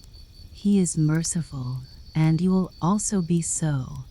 Where shall I find my little child?" "Nay, I know not," said the woman, "and you cannot see. Many flowers and trees have withered this night. Death will soon come and plant them over again. You certainly know that every person has his or her life's tree or flower, just as everyone happens to be settled. They look like other plants, but they have pulsations of the heart. Children's hearts can also beat. Go after yours, perhaps you may know your child's. But what will you give me if I tell you what you shall do more?" "I have nothing to give," said the afflicted mother, "but I will go to the world's end for you." "Nay, I have nothing to do there," said the woman. "But you can give me your long black hair. You know yourself that it is fine and that I like." You shall have my white hair instead, and that's always something. Do you demand nothing else? Said she. That I will gladly give you. And she gave her her fine black hair, and got the old woman's snow-white hair instead. So they went into Death's great greenhouse, where flowers and trees grew strangely into one another. There stood fine hyacinths under glass bells, and there stood strong-stemmed peonies. There grew water plants, some so fresh, others half sick. The water snakes lay down on them, and black crabs pinched their stalks. There stood beautiful palm trees, oaks, and plantains. There stood parsley and flowering thyme. Every tree and every flower had its name. Each of them was a human life. The human frame still lived, one in China and another in Greenland, round about in the world. There were large trees in small pots, so that they stood so stunted in growth and ready to burst the pots. In other places, there was a little dull flower in rich mold, with moss round about it, and it was so petted and nursed. But the distressed mother bent down over all the smallest plants, and heard within them how the human heart beat, and amongst millions she knew her child's. There it is, cried she, and stretched her hands out over a little blue crocus that hung quite sickly on one side. Don't touch the flower, said the old woman, but place yourself here, and when death comes, I expect him every moment.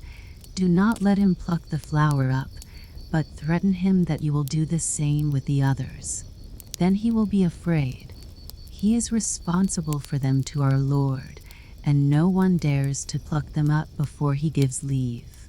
All at once an icy cold rushed through the great hall, and the blind mother could feel that it was death that came. How hast thou been able to find thy way hither? He asked. How couldst thou come quicker than I? I am a mother, said she. And Death stretched out his long hand towards the fine little flower, but she held her hands fast around his, so tight, and yet afraid that she should touch one of the leaves. Then Death blew on her hands, and she felt that it was colder than the cold wind, and her hands fell down powerless. Thou canst not do anything against me, said Death. But our Lord can, said she. I only do as fitting, said Death. I am his gardener. I take all his flowers and trees, and plant them out in the great garden of paradise, in the unknown land. But how they grow there, and how it is there, I dare not tell thee. Give me back my child, said the mother, and she wept and prayed. At once she seized hold of two beautiful flowers close by, with each hand, and cried out to Death, I will tear all thy flowers off, for I am in despair. Touch them not, said Death. Thou say'st that thou art so unhappy, and now thou wilt make another mother equally unhappy. Another mother, said the poor woman, and directly let go her hold of both the flowers. There, thou hast thine eyes, said Death. I fished them up from the lake. They shone so bright, I knew not they were thine. Take them again, they are now brighter than before. Now look down into the deep well close by. I shall tell thee the names of the two flowers thou wouldst have torn up, and thou wilt see their whole future life, their whole human existence, and see what thou wast about to disturb and destroy. And she looked down into the well, and it was a happiness to see how the one became a blessing to the world, to see how much happiness and joy were felt everywhere. And she saw the other's life, and it was sorrow and distress, horror and wretchedness. Both of them are God's will, said Death. Which of them is misfortune's flower, and which is that of happiness? Asked she. That I will not tell thee, said Death, but this thou shalt know from me, that the one flower was thy own child. It was thy child's fate thou saw'st, thy own child's future life. Then the mother screamed with terror, which of them was my child? Tell it me. Save the innocent. Save my child from all that misery. Rather take it away. Take it into God's kingdom. Forget my tears, forget my prayers, and all that I have done. I do not understand thee, said Death. Wilt thou have thy child again, or shall I go with it there, where thou dost not know? Then the mother wrung her hands, fell on her knees, and prayed to our Lord. Oh, hear me not when I pray against thy will, which is the best. Hear me not, hear me not. And she bowed her head down in her lap, and Death took her child and went with it into the unknown land. The false color. There was once a fine gentleman, all of whose movables were a bootjack and a hair comb, but he had the finest false collars in the world, and it is about one of these collars that we are now to hear a story. It was so old that it began to think of marriage, and it happened that it came to be washed in company with a garter. Nay, said the collar, I never did see anything so slender and so fine, so soft and so neat. May I not ask your name? That I shall not tell you, said the garter. Where do you live? Asked the collar. But the garter was so bashful, so modest, and thought it was a strange question to answer. You are certainly a girdle, said the collar. That is to say, an inside girdle. I see well that you are both for use and ornament, my dear young lady. I will thank you not to speak to me, said the garter. I think I have not given the least occasion for it. Yes, when one is as handsome as you, said the collar, that is occasion enough. Don't come so near me, I beg of you, said the garter. You look so much like those menfolks. I am also a fine gentleman, said the collar. I have a bootjack and a hair comb. But that was not true, for it was his master who had them, but he boasted. Don't come so near me, said the garter. I am not accustomed to it. Prude, exclaimed the collar, and then it was taken out of the washing tub. It was starched, hung over the back of a chair in the sunshine, and was then laid on the ironing blanket.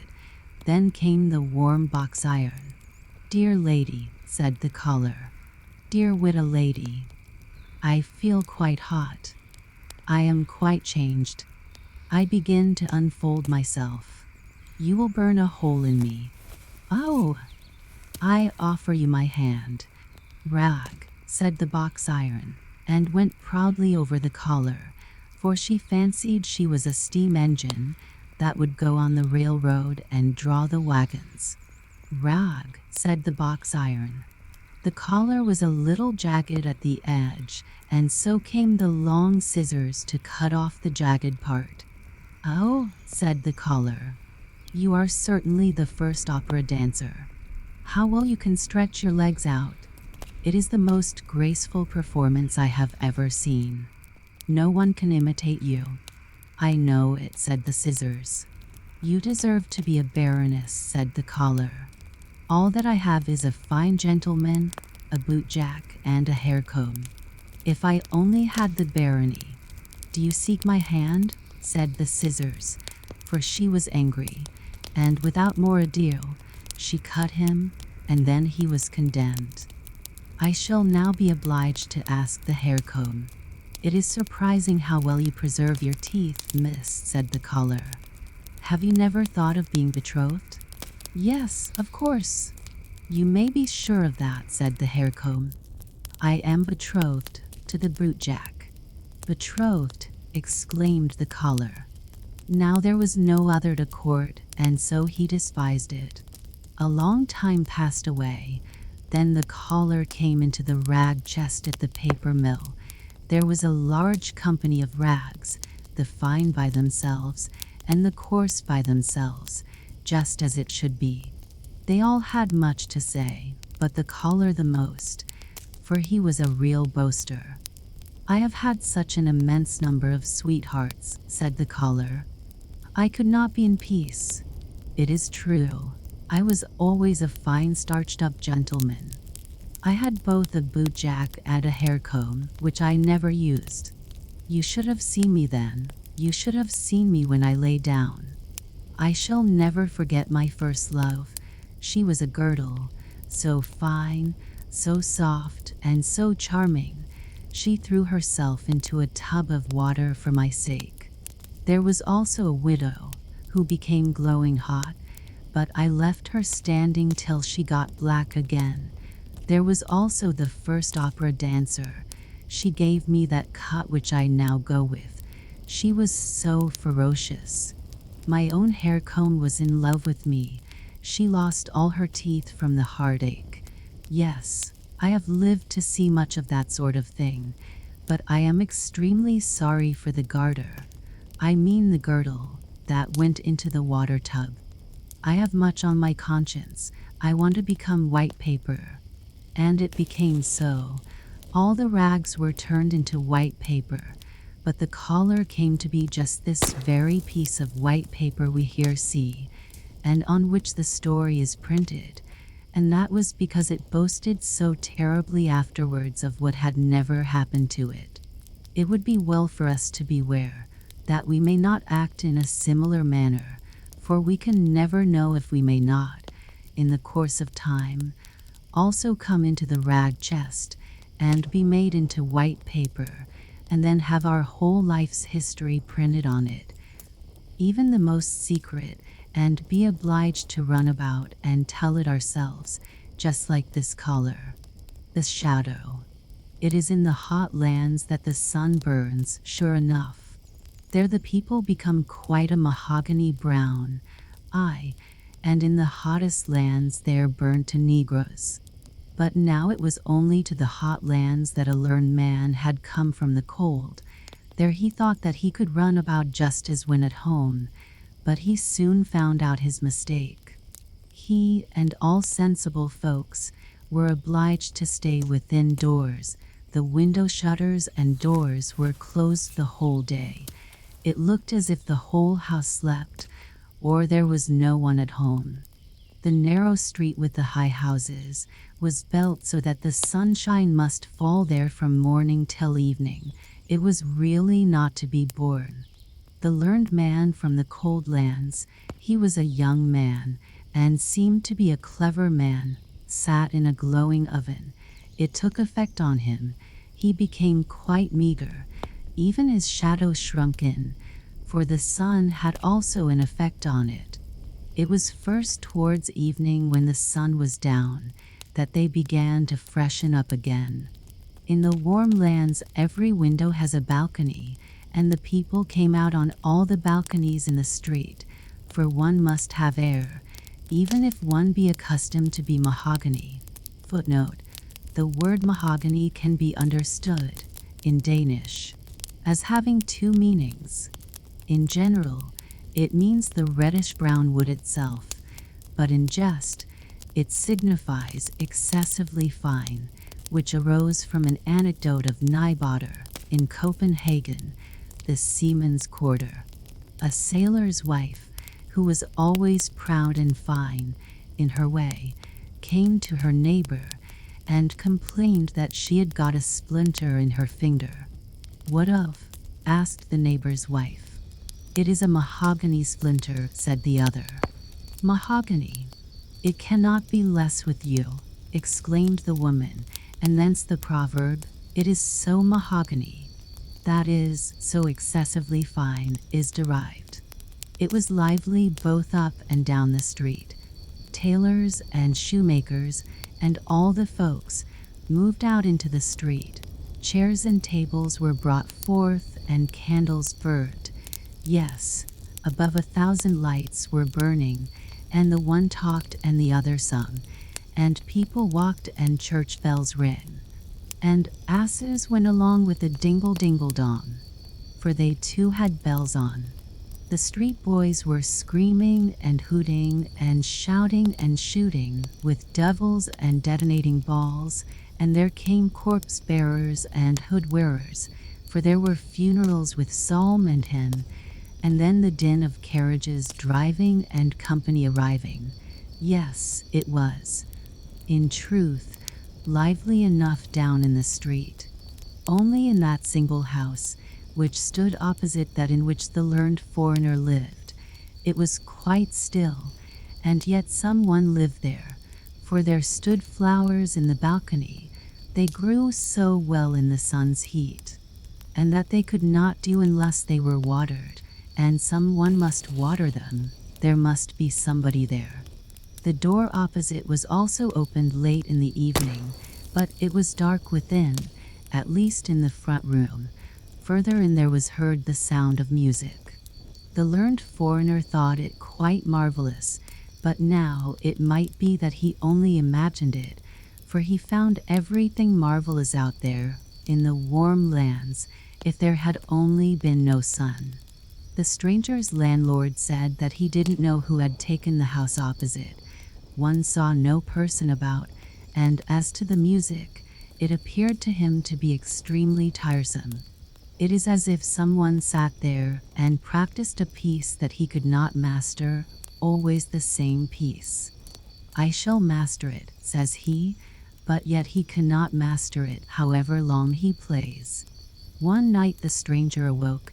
He slept with the doors of the balcony open, the curtain before it was raised by the wind, and he thought that a strange luster came from the opposite neighbor's house. All the flowers shone like flames, in the most beautiful colors, and in the midst of the flowers stood a slender, graceful maiden. It was as if she also shone. The light really hurt his eyes. He now opened them quite wide. Yes, he was quite awake. With one spring he was on the floor. He crept gently behind the curtain, but the maiden was gone. The flowers shone no longer, but there they stood, fresh and blooming as ever. The door was ajar, and, far within, the music sounded so soft and delightful, one could really melt away in sweet thoughts from it. Yet it was like a piece of enchantment. And who lived there? Where was the actual entrance? The whole of the ground floor was a row of shops, and their people could not always be running through. One evening the stranger sat out on the balcony. The light burnt in the room behind him, and thus it was quite natural that his shadow should fall on his opposite neighbor's wall. Yes, there it sat, directly opposite, between the flowers on the balcony, and when the stranger moved, the shadow also moved, for that it always does.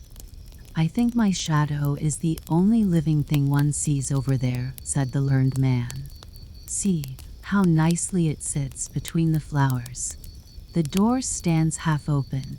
Now the shadow should be cunning and go into the room, look about, and then come and tell me what it had seen.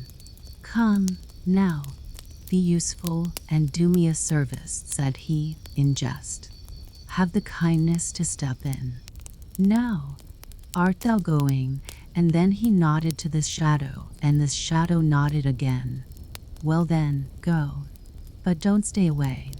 The stranger rose, and his shadow on the opposite neighbor's balcony rose also. The stranger turned round, and the shadow also turned round. Yes, if anyone had paid particular attention to it, they would have seen, quite distinctly, that the shadow went in through the half-open balcony door of their opposite neighbor, just as the stranger went into his own room, and let the long curtain fall down after him. Next morning, the learned man went out to drink coffee and read the newspapers. What is that? Said he, as he came out into the sunshine. I have no shadow. So then, it has actually gone last night and not come again. It is really tiresome. This annoyed him, not so much because the shadow is gone, but because he knew there was a story about a man without a shadow. Footnote: Peter Schlemihl, the Shadowless Man. It was known to everybody at home in the cold lands, and if the learned man now came there and told his story, they would say that he was imitating it and that he had no need to do. He would, therefore, not talk about it at all, and that was wisely thought. In the evening he went out again on the balcony. He had placed the light directly behind him, for he knew that the shadow would always have its master for a screen, but he could not entice it. He made himself little, he made himself great, but no shadow came again. He said, "Hem, hem," but it was of no use. It was vexatious, but in the warm lands everything grows so quickly, and after the lapse of 8 days he observed, to his great joy, that a new shadow came in the sunshine. In the course of 3 weeks he had a very fair shadow, which, when he set out for his home in the northern lands, grew more and more in the journey, so that at last it was so long and so large that it was more than sufficient. The learned man then came home, and he wrote books about what was true in the world, and about what was good and what was beautiful, and there passed days and years, yes, many years passed away.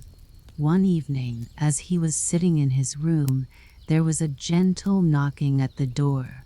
"Come in," said he, but no one came in, so he opened the door, and there stood before him such an extremely lean man that he felt quite strange. As to the rest, the man was very finely dressed. He must be a gentleman. "Whom have I the honor of speaking?" asked the learned man. "Yes, I thought as much," said the fine man. "I thought you would not know me. I have got so much body. I have even got flesh and clothes. You certainly never thought of seeing me so well off. Do you not know your old shadow? You certainly thought I should never more return. Things have gone on well with me since I was last with you. I have, in all respects, become very well off. Shall I purchase my freedom from service? If so, I can do it." And then he rattled a whole bunch of valuable seals that hung to his watch, and he stuck his hand in the thick gold chain he wore around his neck. Nay, how all his fingers glittered with diamond rings, and then all were pure gems. "Nay, I cannot recover from my surprise," said the learned man. "What is the meaning of all this?" "Something common, is it not?" said the shadow. "But you yourself do not belong to the common order, and I, as you know well, have from a child followed in your footsteps. As soon as you found I was capable to go out alone in the world, I went my own way. I am in the most brilliant circumstances, but there came a sort of desire over me to see once more before you die. You will die, I suppose? I also wish to see this land again, for you know we always love our native land. I know you have got another shadow again. Have I anything to pay to it, or you? If so, you will oblige me by saying what it is." "Nay, is it really thou?" said the learned man. "It is most remarkable. I never imagined that one's old shadow could come again as a man." "Tell me what I have to pay," said the shadow, "for I don't like to be in any sort of debt." "How canst thou talk so?" said the learned man.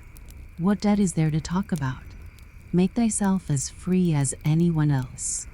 I am extremely glad to hear of thy good fortune. Sit down, old friend, and tell me a little how it is gone with thee, and what thou hast seen at our opposite neighbors there, in the warm lands." "Yes, I will tell you all about it," said the shadow, and sat down. "But then you must also promise me that, wherever you may meet me, you will never say to anyone here in the town that I have been your shadow. I intend to get betrothed, for I can provide for more than one family." "Be quite at thy ease about that," said the learned man. "I shall not say to anyone who thou actually art. Here is my hand, I promise it, and a man's bond is his word. A word is a shadow, said the shadow, and as such it must speak. It was really quite astonishing how much of a man it was. It was dressed entirely in black and of the very finest cloth. It had patent leather boots and a hat that could be folded together, so that it was bare crown and brim, not to speak of what we already know. It had seals, gold neck chain, and diamond rings. Yes, the shadow was well dressed, and it was just that which made it quite a man. Now I shall tell you my adventures, said the shadow, and then he sat with the polished boots, as heavily as he could, on the arm of the learned man's new shadow, which lay like a poodle dog at his feet. Now this was perhaps from arrogance, and the shadow on the ground kept itself so still and quiet that it might hear all that passed.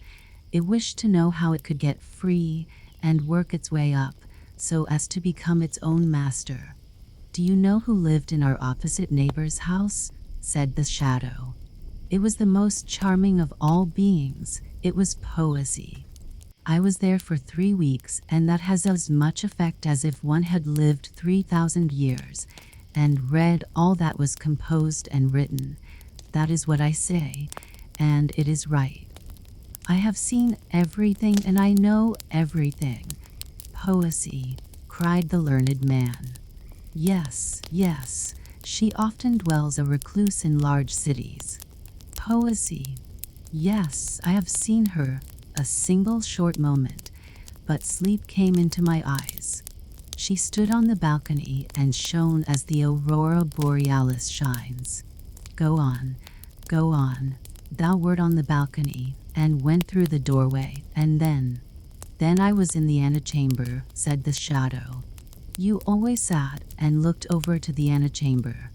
There was no light, there was a sort of twilight, but the one door stood open directly opposite the other through a long row of rooms and saloons, and there it was lighted up. I should have been completely killed if I had gone over to the maiden, but I was circumspect. I took time to think, and that one must always do. And what didst thou then see? Asked the learned man. I saw everything, and I shall tell all to you, but it is no pride on my part, as a free man, and with the knowledge I have, not to speak of my position in life, my excellent circumstances.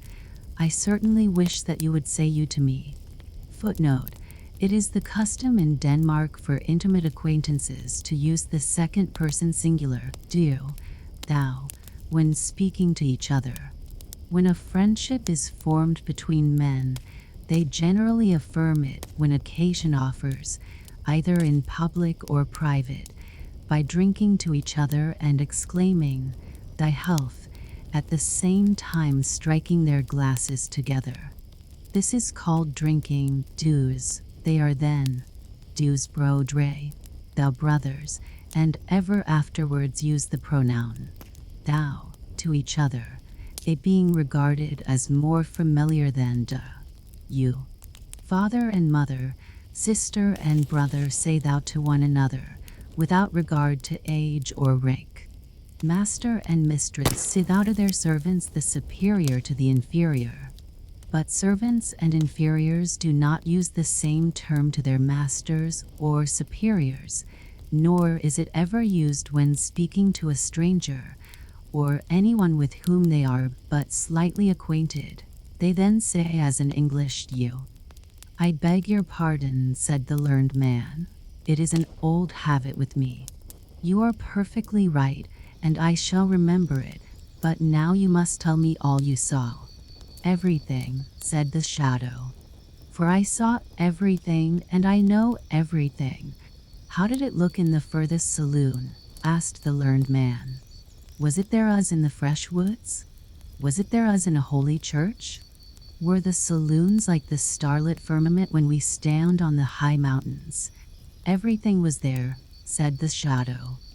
I did not go quite in. I remained in the foremost room, in the twilight, but I stood there quite well. I saw everything, and I know everything. I have been in the antechamber of the court of poesy. But what did you see?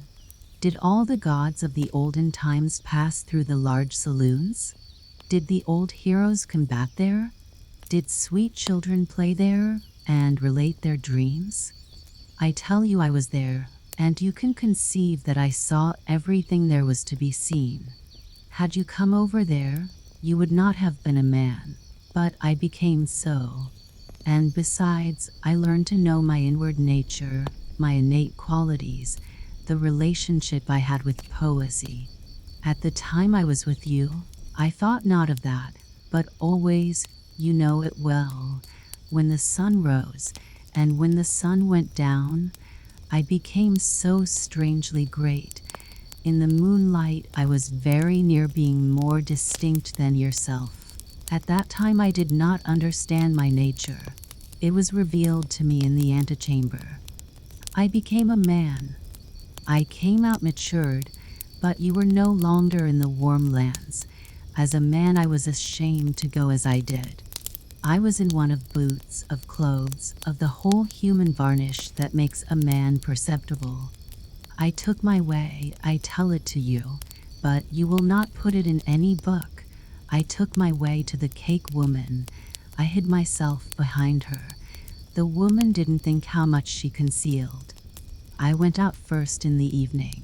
I ran about the streets in the moonlight. I made myself long up the walls. It tickles the back so delightfully. I ran up and ran down, peeped into the highest windows, into the saloons, and on the roofs. I peeped in where no one could peep, and I saw what no one else saw, what no one else should see. This is, in fact, a base world. I would not be a man if it were not now once accepted and regarded as something to be so. I saw the most unimaginable things with the women, with the men, with parents, and with the sweet, matchless children. I saw, said the shadow, what no human being must know, but what they would also willingly know, what is bad in their neighbor. Had I written a newspaper, it would have been read, but I wrote direct to the persons themselves, and there was consternation in all the towns where I came.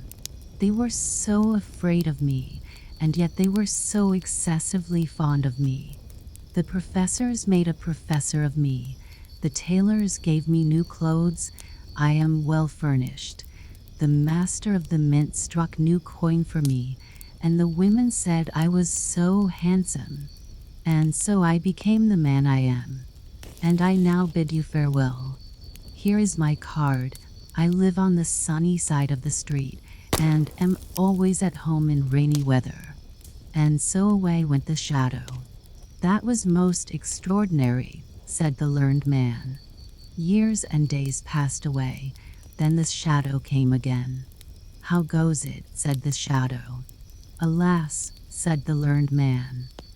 I write about the true, and the good, and the beautiful, but no one cares to hear such things. I am quite desperate, for I take it so much to heart. But I don't, said the shadow. I become fat, and it is that one wants to become. You do not understand the world. You will become ill by it. You must travel. I shall make a tour this summer. Will you go with me? I should like to have a traveling companion. Will you go with me as shadow? It will be a great pleasure for me to have you with me. I shall pay the traveling expenses. Nay, this is too much, said the learned man. It is just as one takes it, said the shadow. It will do you much good to travel. Will you be my shadow? You shall have everything free on the journey. Nay, that is too bad, said the learned man. But it is just so with the world, said the shadow, and so it will be, and away it went again. The learned man was not at all in the most enviable state. Grief and torment followed him, and what he said about the true, and the good, and the beautiful was, to most persons, like roses for a cow. He was quite ill at last. "You really look like a shadow," said his friends to him, and the learned man trembled, for he thought of it. "You must go to a watering place," said the shadow, who came and visited him. "There is nothing else for it. I will take you with me for old acquaintance' sake. I will pay the traveling expenses, and you write the descriptions, and if they're a little amusing for me on the way. I will go to a watering place. My beard does not grow out as it ought. That is also a sickness, and one must have a beard. Now you be wise and accept the offer. We shall travel as comrades." And so they traveled. The shadow was master, and the master was the shadow. They drove with each other. They rode and walked together, side by side, before and behind, just as the sun was. The shadow always took care to keep itself in the master's place. Now the learned man didn't think much about that. He was a very kind-hearted man, and particularly mild and friendly, and so he said one day to the shadow, "As we have now become companions, and in this way have grown up together from childhood, shall we not drink thou together? It is more familiar." "You are right," said the shadow, who was now the proper master. It is said in a very straightforward and well-met manner. "You, as a learned man, certainly know how strange nature is. Some persons cannot bear to touch gray paper, or they become ill. Others shiver in every limb if one rub a pane of glass with a nail. I have just such a feeling on hearing ye say thou to me. I feel myself as if pressed to the earth in my first situation with you. You see that it is a feeling, that it is not pride. I cannot allow you to say tea to you to me, but I will willingly say tea to you. So it is half done." So the shadow said tea to you to its former master. "This is rather too bad," thought he, "that I must say you and he say tea to you," but he was now obliged to put up with it. So they came to a watering place where there were many strangers, and amongst them was a princess, who was troubled with seeing too well, and that was so alarming. She directly observed that the stranger who had just come was quite a different sort of person to all the others. "He has come here in order to get his beard to grow," they say, "but I see the real cause. He cannot cast a shadow." She had become inquisitive, and so she entered into conversation directly with the strange gentleman on their promenades.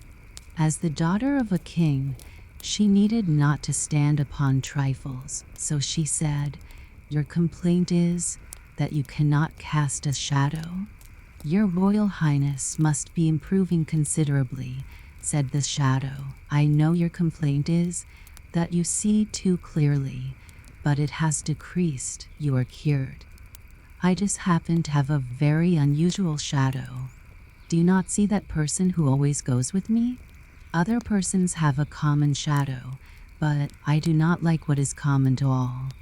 We give our servants finer cloth for their livery than we ourselves use, and so I had my shadow trimmed up into a man. Yes, you see, I have even given him a shadow. It is somewhat expensive, but I like to have something for myself." "What?" thought the princess. "Should I really be cured? These baths are the first in the world. In our time water has wonderful powers, but I shall not leave the place, for it now begins to be amusing here. I am extremely fond of that stranger. Would that his beard should not grow, for in that case he will leave us." In the evening, the princess and the shadow danced together in the large ballroom. She was light, but he was still lighter. She had never had such a partner in the dance. She told him from what land she came, and he knew that land. He had been there, but then she was not at home. He had peeped in at the window, above and below. He had seen both the one and the other, and so he could answer the princess, and make insinuations, so that she was quite astonished. He must be the wisest man in the whole world. She felt such respect for what he knew, so that when they again danced together she fell in love with him, and that the shadow could remark, for she almost pierced him through with her eyes. So they danced once more together, and she was about to declare herself, but she was discreet. She thought of her country and kingdom, and of the many persons she would have to reign over. "He is a wise man," said she to herself. "It is well, and he dances delightfully, that is also good, but has he solid knowledge? That is just as important. He must be examined." So she began, by degrees, to question him about the most difficult things she could think of, and which she herself could not have answered, so that the shadow made a strange face. "You cannot answer these questions," said the princess. "They belong to my childhood's learning," said the shadow. "I really believe my shadow, by the door there, can answer them." "Your shadow," said the princess. "That would indeed be marvelous." "I will not say for a certainty that he can," said the shadow, "but I think so. He has now followed me for so many years, and listened to my conversation. I should think it possible. But your Royal Highness will permit me to observe that he is so proud of passing himself off for a man, that when he is to be in a proper humor, and he must be so to answer well, he must be treated quite like a man." "Oh, I like that," said the princess. So she went to the learned man by the door, and she spoke to him about the sun and the moon, and about persons out of and in the world, and he answered with wisdom and prudence. "What a man that must be who has so wise a shadow," thought she. "It will be a real blessing to my people and kingdom if I choose him for my consort. I will do it." They were soon agreed, both the princess and the shadow, but no one was to know about it before she arrived in her own kingdom. "No one, not even my shadow," said the shadow, and he had his own thoughts about it. Now they were in the country where the princess reigned when she was at home. "Listen, my good friend," said this shadow to the learned man. "I have now become as happy and mighty as anyone can be. I will, therefore, do something particular for thee. Thou shalt always live with me in the palace, drive with me in my royal carriage, and have 10,000 pounds a year, but then thou must submit to be called shadow by all and everyone. Thou must not say that thou hast ever been a man, and once a year. When I sit on the balcony in the sunshine, thou must lie at my feet, as a shadow shall do. I must tell thee, I am going to marry the king's daughter, and the nuptials are to take place this evening." "Nay, this is going too far," said the learned man. "I will not have it. I will not do it. It is to deceive the whole country and the princess too. I will tell everything, that I am a man, and that thou art a shadow. Thou art only dressed up. There is no one who will believe it," said the shadow.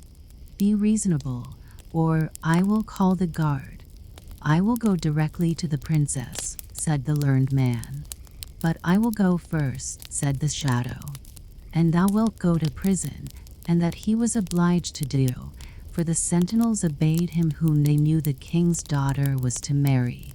"You tremble," said the princess, as the shadow came into her chamber. "Has anything happened? You must not be unwell this evening, now that we are to have our nuptials celebrated. I have lived to see the most cruel thing that anyone can live to see," said the shadow. "Only imagine, yes, it is true. Such a poor shadow skull cannot bear much. Only think, my shadow has become mad. He thinks that he is a man, and that I, now only think, that I am his shadow." "It is terrible," said the princess, "but he is confined." is he not? That he is. I am afraid that he will never recover. Poor shadow, said the princess. He is very unfortunate. It would be a real work of charity to deliver him from the little life he has, and, when I think properly over the matter, I am of opinion that it will be necessary to do away with him in all stillness. It is certainly hard, said the shadow, for he was a faithful servant, and then he gave a sort of sigh. You're a noble character, said the princess. The whole city was illuminated in the evening, and the cannons went off with a bomb, and the soldiers presented arms. That was a marriage. The princess and the shadow went out on the balcony to show themselves and get another hurrah. The learned man heard nothing of all this, for they had deprived him of life. The little match girl. Most terribly cold it was. It snowed, and was nearly quite dark, and evening of the last evening of the year. In this cold and darkness there went along the street a poor little girl, bareheaded and with naked feet. When she left home she had slippers on, it is true, but what was the good of that? They were very large slippers, which her mother had hitherto worn. So large were they, and the poor little thing lost them as she scuffled away across the street, because of two carriages that rolled by dreadfully fast. One slipper was nowhere to be found, the other had been laid hold of by an urchin, and off he ran with it. He thought it would do capitally for a cradle when he some day or other should have children himself. So the little maiden walked on with her tiny naked feet, that were quite red and blue from cold. She carried a quantity of matches in an old apron, and she held a bundle of them in her hand. Nobody had bought anything of her the whole livelong day. No one had given her a single farthing. She crept along trembling with cold and hunger, a very picture of sorrow, the poor little thing. The flakes of snow covered her long fair hair, which fell in beautiful curls around her neck, but of that, of course, she never once now thought. From all the windows the candles were gleaming, and it smelt so deliciously of roast goose, for you know it was New Year's Eve. Yes, of that she thought. In a corner formed by two houses, of which one advanced more than the other, she seated herself down and cowered together. Her little feet she had drawn close up to her, but she grew colder and colder, and to go home she did not venture, for she had not sold any matches and could not bring a farthing of money. From her father she would certainly get blows, and at home it was cold too, for above her she had only the roof, through which the wind whistled, even though the largest cracks were stopped up with straw and rags. Her little hands were almost numbed with cold. Oh! A match might afford her a world of comfort, if she only dared take a single one out of the bundle, draw it against the wall, and warm her fingers by it. She drew one out. Whisht! How it blazed, how it burnt! It was a warm, bright flame, like a candle. As she held her hands over it, it was a wonderful light. It seemed really to the little maiden as though she were sitting before a large iron stove, with burnished brass feet and a brass ornament atop. The fire burned with such blessed influence. It warmed so delightfully. The little girl had already stretched out her feet to warm them too, but the small flame went out, the stove vanished. She had only the remains of the burnt-out match in her hand. She rubbed another against the wall. It burned brightly, and where the light fell on the wall, there the wall became transparent like a veil, so that she could see into the room. On the table was spread a snow-white tablecloth. Upon it was a splendid porcelain service, and the roast goose was steaming famously with its stuffing of apple and dried plums. And what was still more capital to behold was, the goose hopped down from the dish, reeled about on the floor with knife and fork in its breast, till it came up to the poor little girl, when the match went out and nothing but the thick, cold, damp wall was left behind. She lighted another match. Now there she was sitting under the most magnificent Christmas tree. It was still larger and more decorated than the one which she had seen through the glass door in the rich merchant's house. Thousands of lights were burning on the green branches, and gaily colored pictures, such as she had seen in the shop windows, looked down upon her. The little maiden stretched out her hands towards them when the match went out. The lights of the Christmas tree rose higher and higher. She saw them now as stars in heaven. One fell down and formed a long trail of fire. "Someone is just dead," said the little girl, for her old grandmother, the only person who had loved her and who was now no more, had told her that when a star falls, a soul ascends to God. She drew another match against the wall. It was again light, and in the luster there stood the old grandmother, so bright and radiant, so mild, and with such an expression of love.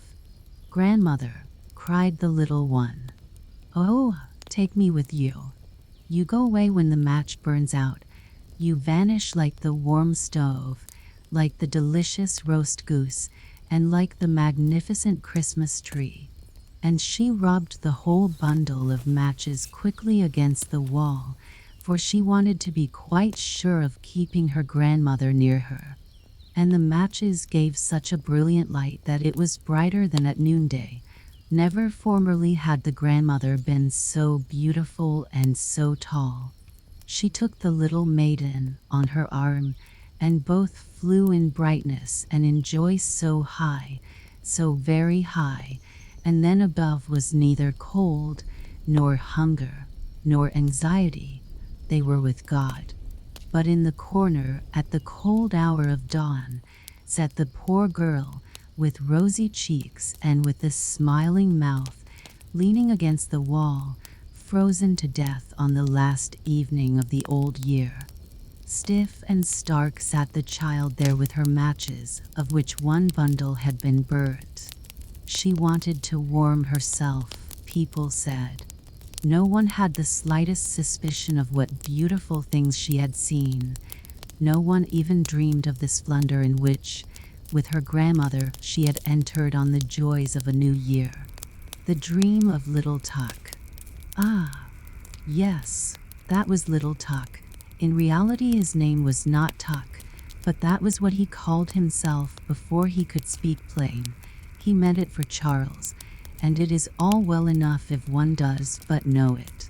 He had now to take care of his little sister Augusta, who was much younger than himself, and he was, besides, to learn his lesson at the same time. But these two things would not do together at all. There sat the poor little fellow, with his sister on his lap, and he sang to her all the songs he knew, and he glanced the while from time to time into the geography book that lay open before him. By the next morning he was to have learned all the towns in Zealand by heart, and to know about them all that is possible to be known. His mother now came home, for she had been out, and took little Augusta on her arm. Tuck ran quickly to the window, and read so eagerly that he pretty nearly read his eyes out, for it got darker and darker, but his mother had no money to buy a candle. "There goes the old washerwoman over the way," said his mother as she looked out of the window. "The poor woman can hardly drag herself along, and she must now drag the pail home from the fountain. Be a good boy, Tukey, and run across and help the old woman, won't you?" So Tuck ran over quickly and helped her, but when he came back again into the room it was quite dark, and as to a light, there was no thought of such a thing. He was now to go to bed. That was an old turn-up bedstead. In it he lay and thought about his geography lesson, and of Zealand, and of all that his master had told him. He ought, to be sure, to have read over his lesson again, but that, you know, he could not do. He therefore put his geography book under his pillow, because he had heard that was a very good thing to do when one wants to learn one's lesson, but one cannot, however, rely upon it entirely. Well, there he lay and thought, and all at once it was just as if someone kissed his eyes and mouth. He slept, and yet he did not sleep. It was as though the old washerwoman gazed on him with her mild eyes and said, "It were a great sin if you were not to know your lesson tomorrow morning. You have aided me, I therefore will now help you, and the loving God will do so at all times." And all of a sudden the book under Tuck's pillow began scraping and scratching. Pickericky, cluck, cluck, cluck. That was an old hen who came creeping along, and she was from Jog. "I am a Kjoger hen," said she, and then she related how many inhabitants there were there, and about the battle that had taken place, and which, after all, was hardly worth talking about. Footnote: Kjog, a town in the Bay of Kjog. To see the Kjog hens is an expression similar to showing a child London, which is said to be done by taking his head in both bands, and so lifting him off the ground. At the invasion of the English in 1807, an encounter of a no very glorious nature took place between the British troops and the undisciplined Danish militia. Cribbledy, crabbledy, plump, down fell somebody. It was a wooden bird, the popinjay used at the shooting matches at Prosto. Now he said that there were just as many inhabitants as he had nails in his body, and he was very proud. Torvaldsen lived almost next door to me. Plump. Here I lie capitally. Footnote: Prasto, a still smaller town than Gjog. Some 100 paces from it lies the manor house New York So, where Torvaldsen, the famed sculptor, generally sojourned during his stay in Denmark, and where he called many of his immortal works into existence. But little Tuck was no longer lying down. All at once he was on horseback. On he went at full gallop, still galloping on. And Knight with a gleaming plume, and most magnificently dressed, held him before him on the horse, and thus they rode through the wood to the old town of Bordingborg, and that was a large and very lively town. High towers rose from the castle of the king, and the brightness of many candles streamed from all the windows. Within was dance and song, and King Waldemar and the young, richly attired maids of honor danced together. The morn now came, and as soon as the sun appeared, the whole town and the king's palace crumbled together, and one tower after the other, and at last only a single one remained standing where the castle had been before. Footnote: Bordingborg. In the reign of King Waldemar, a considerable place, now an unimportant little town. One solitary tower only, and some remains of a wall, show where the castle once stood, and the town was so small and poor, and the schoolboys came along with their books under their arms, and said, 2,000 inhabitants, but that was not true, for there were not so many. And little Tukey lay in his bed. It seemed to him as if he dreamed, and yet as if he were not dreaming. However, somebody was close beside him. Little Tukey, cried someone near. It was a seaman, quite a little personage, so little as if he were a midshipman, but a midshipman it was not. Many remembrances from courser, footnote, courser on the Great Belt, called formerly, before the introduction of steam vessels, when travelers were often obliged to wait a long time for a favorable wind, the most tiresome of towns. The poet Bagason was born here. That is a town that is just rising into importance, a lively town that has steamboats and stagecoaches. Formerly people called it ugly, but that is no longer true. I lie on the sea, said Courser. I have high roads and gardens, and I have given birth to a poet who was witty and amusing, which all poets are not. I once intended to equip a ship that was to sail all round the earth, but I did not do it, although I could have done so. And then, too, I smell so deliciously, for close before the gate bloom the most beautiful roses. Little Tuck looked, and all was red and green before his eyes, but as soon as the confusion of colors was somewhat over, all of a sudden there appeared a wooded slope close to the bay, and high up above stood a magnificent old church with 2 high-pointed towers. From out the hillside spouted fountains and thick streams of water, so that there was a continual splashing, and close beside them sat an old king with a golden crown upon his white head. That was King Roar, near the fountains, close to the town of Roskilde, as it is now called. And up the slope into the old church went all the kings and queens of Denmark, hand in hand, all with their golden crowns, and the organ played and the fountains rustled. Little Tuck saw all, heard all. Do not forget the diet, said King Roar. Footnote, Roskilde, once the capital of Denmark. The town takes its name from King Roar and the many fountains in the neighborhood. In the beautiful cathedral the greater number of the kings and queens of Denmark are interred. In Roskilde, too, the members of the Danish Diet assemble. Again all suddenly disappeared. Yes, and whither? It seemed to him just as if one turned over a leaf in a book. And now stood there an old peasant woman who came from Sorrow. Footnote, Sorb, a very quiet little town, beautifully situated, surrounded by woods and lakes. Hallberg, Denmark's Molière, founded here an academy for the sons of the nobles. The poets Hotch and Ingemann were appointed professors here. The latter lives there still, where grass grows in the marketplace. She had an old gray linen apron hanging over her head and back. It was so wet, it certainly must have been raining.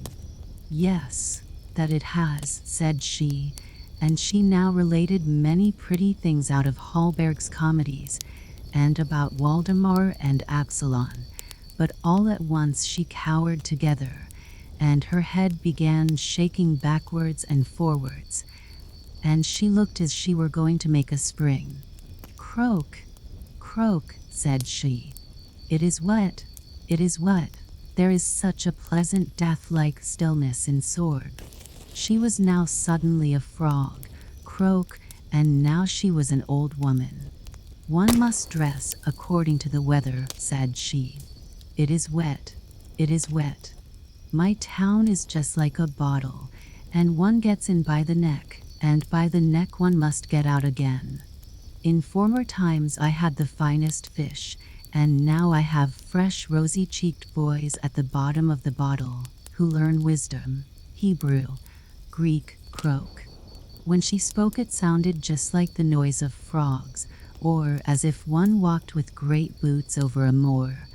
Always the same tone, so uniform and so tiring that little Tuck fell into a good sound sleep, which, by the by, could not do him any harm. But even in this sleep there came a dream, or whatever else it was. His little sister Augusta, she with the blue eyes and the fair curling hair, was suddenly a tall, beautiful girl, and without having wings was yet able to fly, and she now flew over Zealand, over the green woods and the blue lakes. Do you hear the cock crow, Tukey? Cock-a-doodle-doo. The cocks are flying up from Job. You will have a farmyard so large, oh, so very large. You will suffer neither hunger nor thirst. You will get on in the world. You will be a rich and happy man.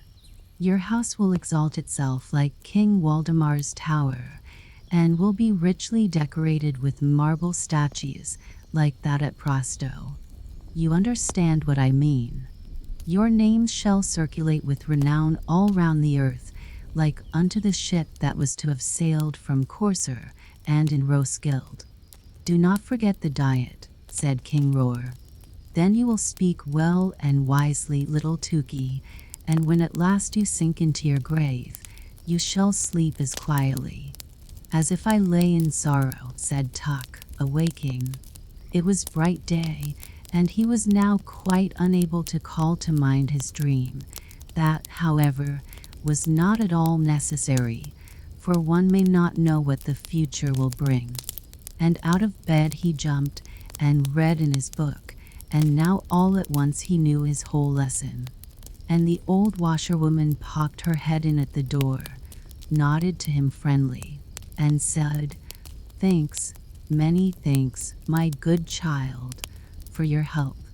May the good ever-loving God fulfill your loveliest dream." Little Tukey did not at all know what he had dreamed, but the loving God knew it. The naughty boy. A long time ago, there lived an old poet, a thoroughly kind old poet. As he was sitting one evening in his room, a dreadful storm arose without, and the rain streamed down from heaven, but the old poet sat warm and comfortable in his chimney corner, where the fire blazed and the roasting apple hissed. "Those who have not a roof over their heads will be wetted to the skin," said the good old poet. "Oh, let me in. Let me in. I am cold, and I'm so wet," exclaimed suddenly a child that stood crying at the door and knocking for admittance, while the rain poured down, and the wind made all the windows rattle. "Poor thing," said the old poet as he went to open the door. There stood a little boy, quite naked, and the water ran down from his long golden hair. He trembled with cold, and had he not come into a warm room he would most certainly have perished in the frightful tempest.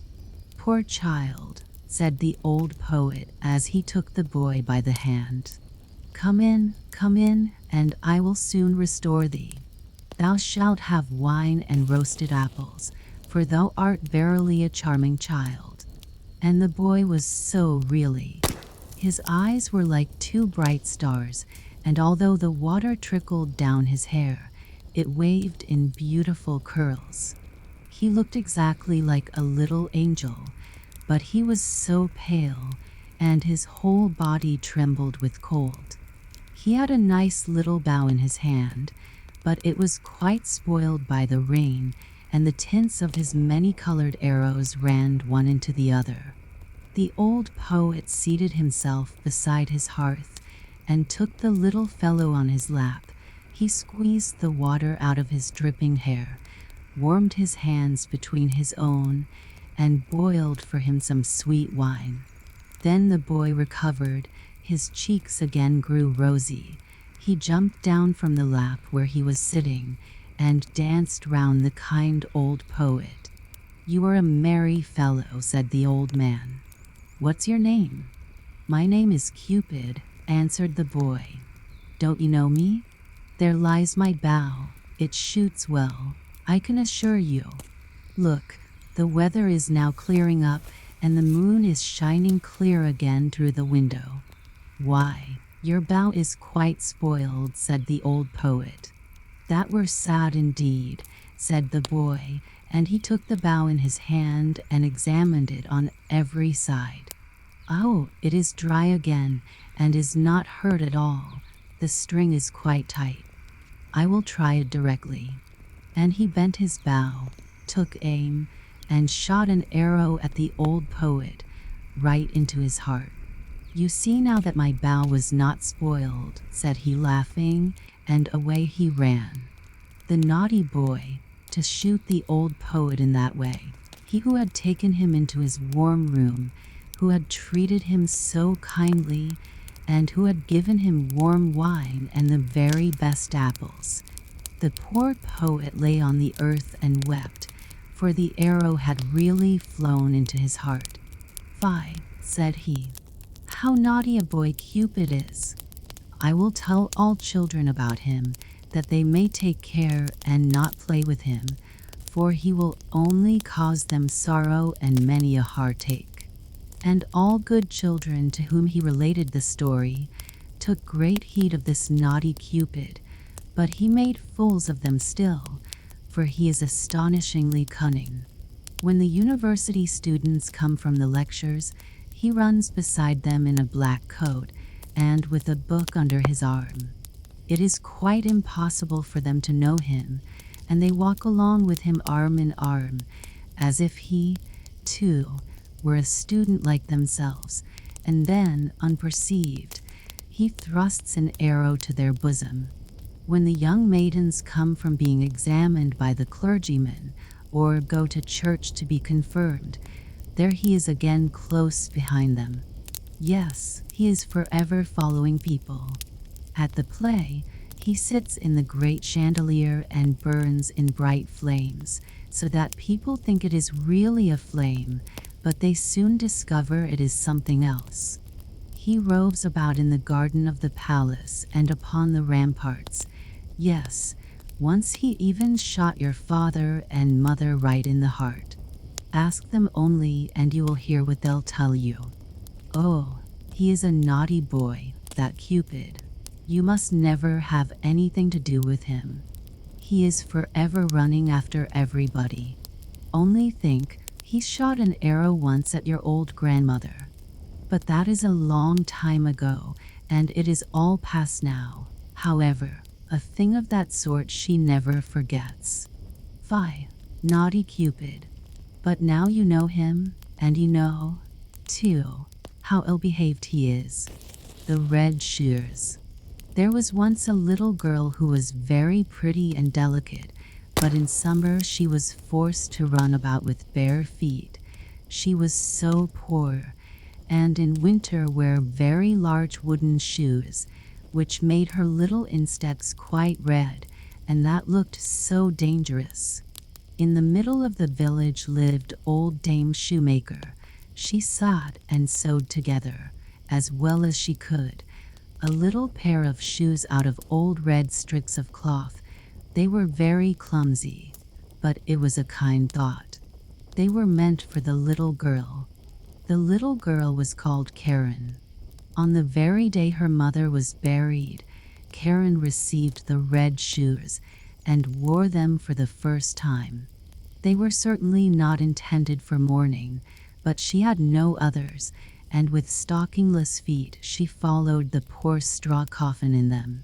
Suddenly a large old carriage drove up, and a large old lady sat in it. She looked at the little girl, felt compassion for her, and then said to the clergyman, "Here, give me the little girl. I will adopt her." And Karen believed all this happened on account of the red shoes, but the old lady thought they were horrible, and they were birds. But Karen herself was cleanly and nicely dressed. She must learn to read and sew, and people said she was a nice little thing, but the looking-glass said, "Thou art more than nice, thou art beautiful." Now the queen once traveled through the land, and she had her little daughter with her. And this little daughter was a princess, and people streamed to the castle, and Karen was there also, and the little princess stood in her fine white dress in a window, and let herself be stared at. She had neither a train nor a golden crown, but splendid red morocco shoes. They were certainly far handsomer than those Dame Shoemaker had made for little Karen. Nothing in the world can be compared with red shoes. Now Karen was old enough to be confirmed. She had new clothes and was to have new shoes also. The rich shoemaker in the city took the measure of her little foot. This took place at his house, in his room, where stood large glass cases filled with elegant shoes and brilliant boots. All this looked charming, but the old lady could not see well, and so had no pleasure in them. In the midst of the shoes stood a pair of red ones, just like those the princess had worn. How beautiful they were! The shoemaker said also they had been made for the child of a count, but had not fitted. That must be patent leather, said the old lady. They shine so. Yes, they shine, said Karen, and they fitted, and were bought, but the old lady knew nothing about their being red, else she would never have allowed Karen to have gone in red shoes to be confirmed. Yet such was the case. Everybody looked at her feet, and when she stepped through the chancel door on the church pavement, it seemed to her as if the old figures on the tombs, those portraits of old preachers and preachers' wives, with stiff ruffs and long black dresses, fixed their eyes on her red shoes. And she thought only of them as the clergyman laid his hand upon her head and spoke of the holy baptism, of the covenant with God, and how she should be now a matured Christian, and the organ pealed so solemnly, the sweet children's voices sang, and the old music director sang, but Karen only thought of her red shoes. In the afternoon, the old lady heard from everyone that the shoes had been red, and she said that it was very wrong of Karen, that it was not at all becoming, and that in future Karen should only go in black shoes to church, even when she should be older. The next Sunday there was the sacrament, and Karen looked at the black shoes, looked at the red ones, looked at them again, and put on the red shoes. The sun shone gloriously. Karen and the old lady walked along the path through the corn. It was rather dusty there. At the church door stood an old soldier with a crutch and with a wonderfully long beard, which was more red than white, and he bowed to the ground and asked the old lady whether he might dust her shoes. And Karen stretched out her little foot. "See, what beautiful dancing shoes," said the soldier. "Sit firm when you dance," and he put his hand out towards the soles. And the old lady gave the old soldier alms and went into the church with Karen. And all the people in the church looked at Karen's red shoes and all the pictures, and as Karen knelt before the altar and raised the cup to her lips, she only thought of the red shoes, and they seemed to swim in it, and she forgot to sing her psalm, and she forgot to pray. "Our Father in heaven." Now all the people went out of church, and the old lady got into her carriage. Karen raised her foot to get in after her, when the old soldier said, "Look, what beautiful dancing shoes." And Karen could not help dancing a step or two, and when she began her feet continued to dance. It was just as though the shoes had power over them. She danced round the church corner. She could not leave off. The coachman was obliged to run after and catch hold of her, and he lifted her in the carriage, but her feet continued to dance so that she trod on the old lady dreadfully. At length she took the shoes off, and then her legs had peace. The shoes were placed in a closet at home, but Karen could not avoid looking at them. Now the old lady was sick, and it was said she could not recover. She must be nursed and waited upon, and there was no one whose duty it was so much as Karen's. But there was a great ball in the city, to which Karen was invited. She looked at the old lady, who could not recover. She looked at the red shoes, and she thought there could be no sin in it. She put on the red shoes. She might do that also, she thought. But then she went to the ball and began to dance. When she wanted to dance to the right, the shoes would dance to the left, and when she wanted to dance up the room, the shoes danced back again, down the steps, into the street, and out of the city gate. She danced, and was forced to dance straight out into the gloomy wood. Then it was suddenly light up among the trees, and she fancied it must be the moon, for there was a face, but it was the old soldier with the red beard. He sat there, nodded his head, and said, "Look, what beautiful dancing shoes." Then she was terrified and wanted to fling off the red shoes, but they clung fast, and she pulled down her stockings, but the shoes seemed to have grown to her feet. And she danced, and must dance, over fields and meadows, in rain and sunshine, by night and day, but at night it was the most fearful. She danced over the churchyard, but the dead did not dance. They had something better to do than to dance. She wished to seat herself on a poor man's grave, where the bitter tansy grew, but for her there was neither peace nor rest, and when she danced towards the open church door, she saw an angel standing there. He wore long, white garments. He had wings which reached from his shoulders to the earth. His countenance was severe and grave, and in his hand he held a sword, broad and glittering. "Dance shalt thou," said he. "Dance in thy red shoes till thou art pale and cold, till thy skin shrivels up and thou art a skeleton.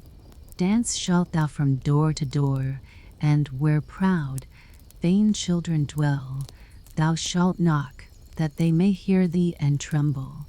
Dance shalt thou." "Mercy," cried Karen. But she did not hear the angel's reply, for the shoes carried her through the gate into the fields, across roads and bridges, and she must keep ever dancing. One morning she danced past a door which she well knew. Within sounded a psalm. A coffin, decked with flowers, was borne forth. Then she knew that the old lady was dead, and felt that she was abandoned by all, and condemned by the angel of God. She danced, and she was forced to dance through the gloomy night. The shoes carried her over stack and stone. She was torn till she bled. She danced over the heath till she came to a little house. Here, she knew, dwelt the executioner, and she tapped with her fingers at the window and said, "Come out, come out." "I cannot come in, for I am forced to dance." And the executioner said, "Thou dost not know who I am, I fancy? I strike bad people's heads off, and I hear that my axe rings." "Don't strike my head off," said Karen. "Then I can't repent of my sins. But strike off my feet in the red shoes." And then she confessed her entire sin, and the executioner struck off her feet with the red shoes. But the shoes danced away with the little feet across the field into the deep wood. And he carved out little wooden feet for her, and crutches, taught her the psalm criminals always sing, and she kissed the hand which had wielded the axe, and went over the heath. "Now I have suffered enough for the red shears," said she. "Now I will go into the church that people may see me." And she hastened towards the church door, but when she was near it, the red shoes danced before her, and she was terrified and turned round. The whole week she was unhappy and wept many bitter tears, but when Sunday returned, she said, "Well, now I have suffered and struggled enough. I really believe I am as good as many a one who sits in the church and holds her head so high." And away she went boldly, But she had not got farther than the churchyard gate before she saw the red shoes dancing before her, and she was frightened and turned back and repented of her sin from her heart. And she went to the parsonage and begged that they would take her into service. She would be very industrious, she said, and would do everything she could. She did not care about the wages, only she wished to have a home and be with good people. And the clergyman's wife was sorry for her and took her into service, and she was industrious and thoughtful. She sat still and listened when the clergyman read the Bible in the evenings. All the children thought a great deal of her, but when they spoke of dress and grandeur and beauty, she shook her head. The following Sunday, when the family was going to church, they asked her whether she would not go with them, but she glanced sorrowfully, with tears in her eyes, at her crutches. The family went to hear the word of God, but she went alone into her little chamber. There was only room for a bed and chair to stand in it, and here she sat down with her prayer book, and whilst she read with a pious mind, the wind bore the strains of the organ towards her, and she raised her tearful countenance and said, "O God, help me." And the sun shone so clearly, and straight before her stood the angel of God in white garments, the same she had seen that night at the church door. But he no longer carried the sharp sword, but in its stead a splendid green spray, full of roses. And he touched the ceiling with the spray, and the ceiling rose so high, and where he had touched it there gleamed a golden star. And he touched the walls, and they widened out, and she saw the organ which was playing. She saw the old pictures of the preachers and the preachers' wives. The congregation sat in cushioned seats and sang out of their prayer books. For the church itself had come to the poor girl in her narrow chamber, or else she had come into the church. She sat in the pew with the clergyman's family, and when they had ended the psalm and looked up, they nodded and said, "It is right that thou art come." "It was through mercy," she said. And the organ pealed, and the children's voices in the choir sounded so sweet and soft. The clear sunshine streamed so warmly through the window into the pew where Karen sat. Her heart was so full of sunshine, peace, and joy that it broke. Her soul flew on the sunshine to God, and there no one asked after the red shoes.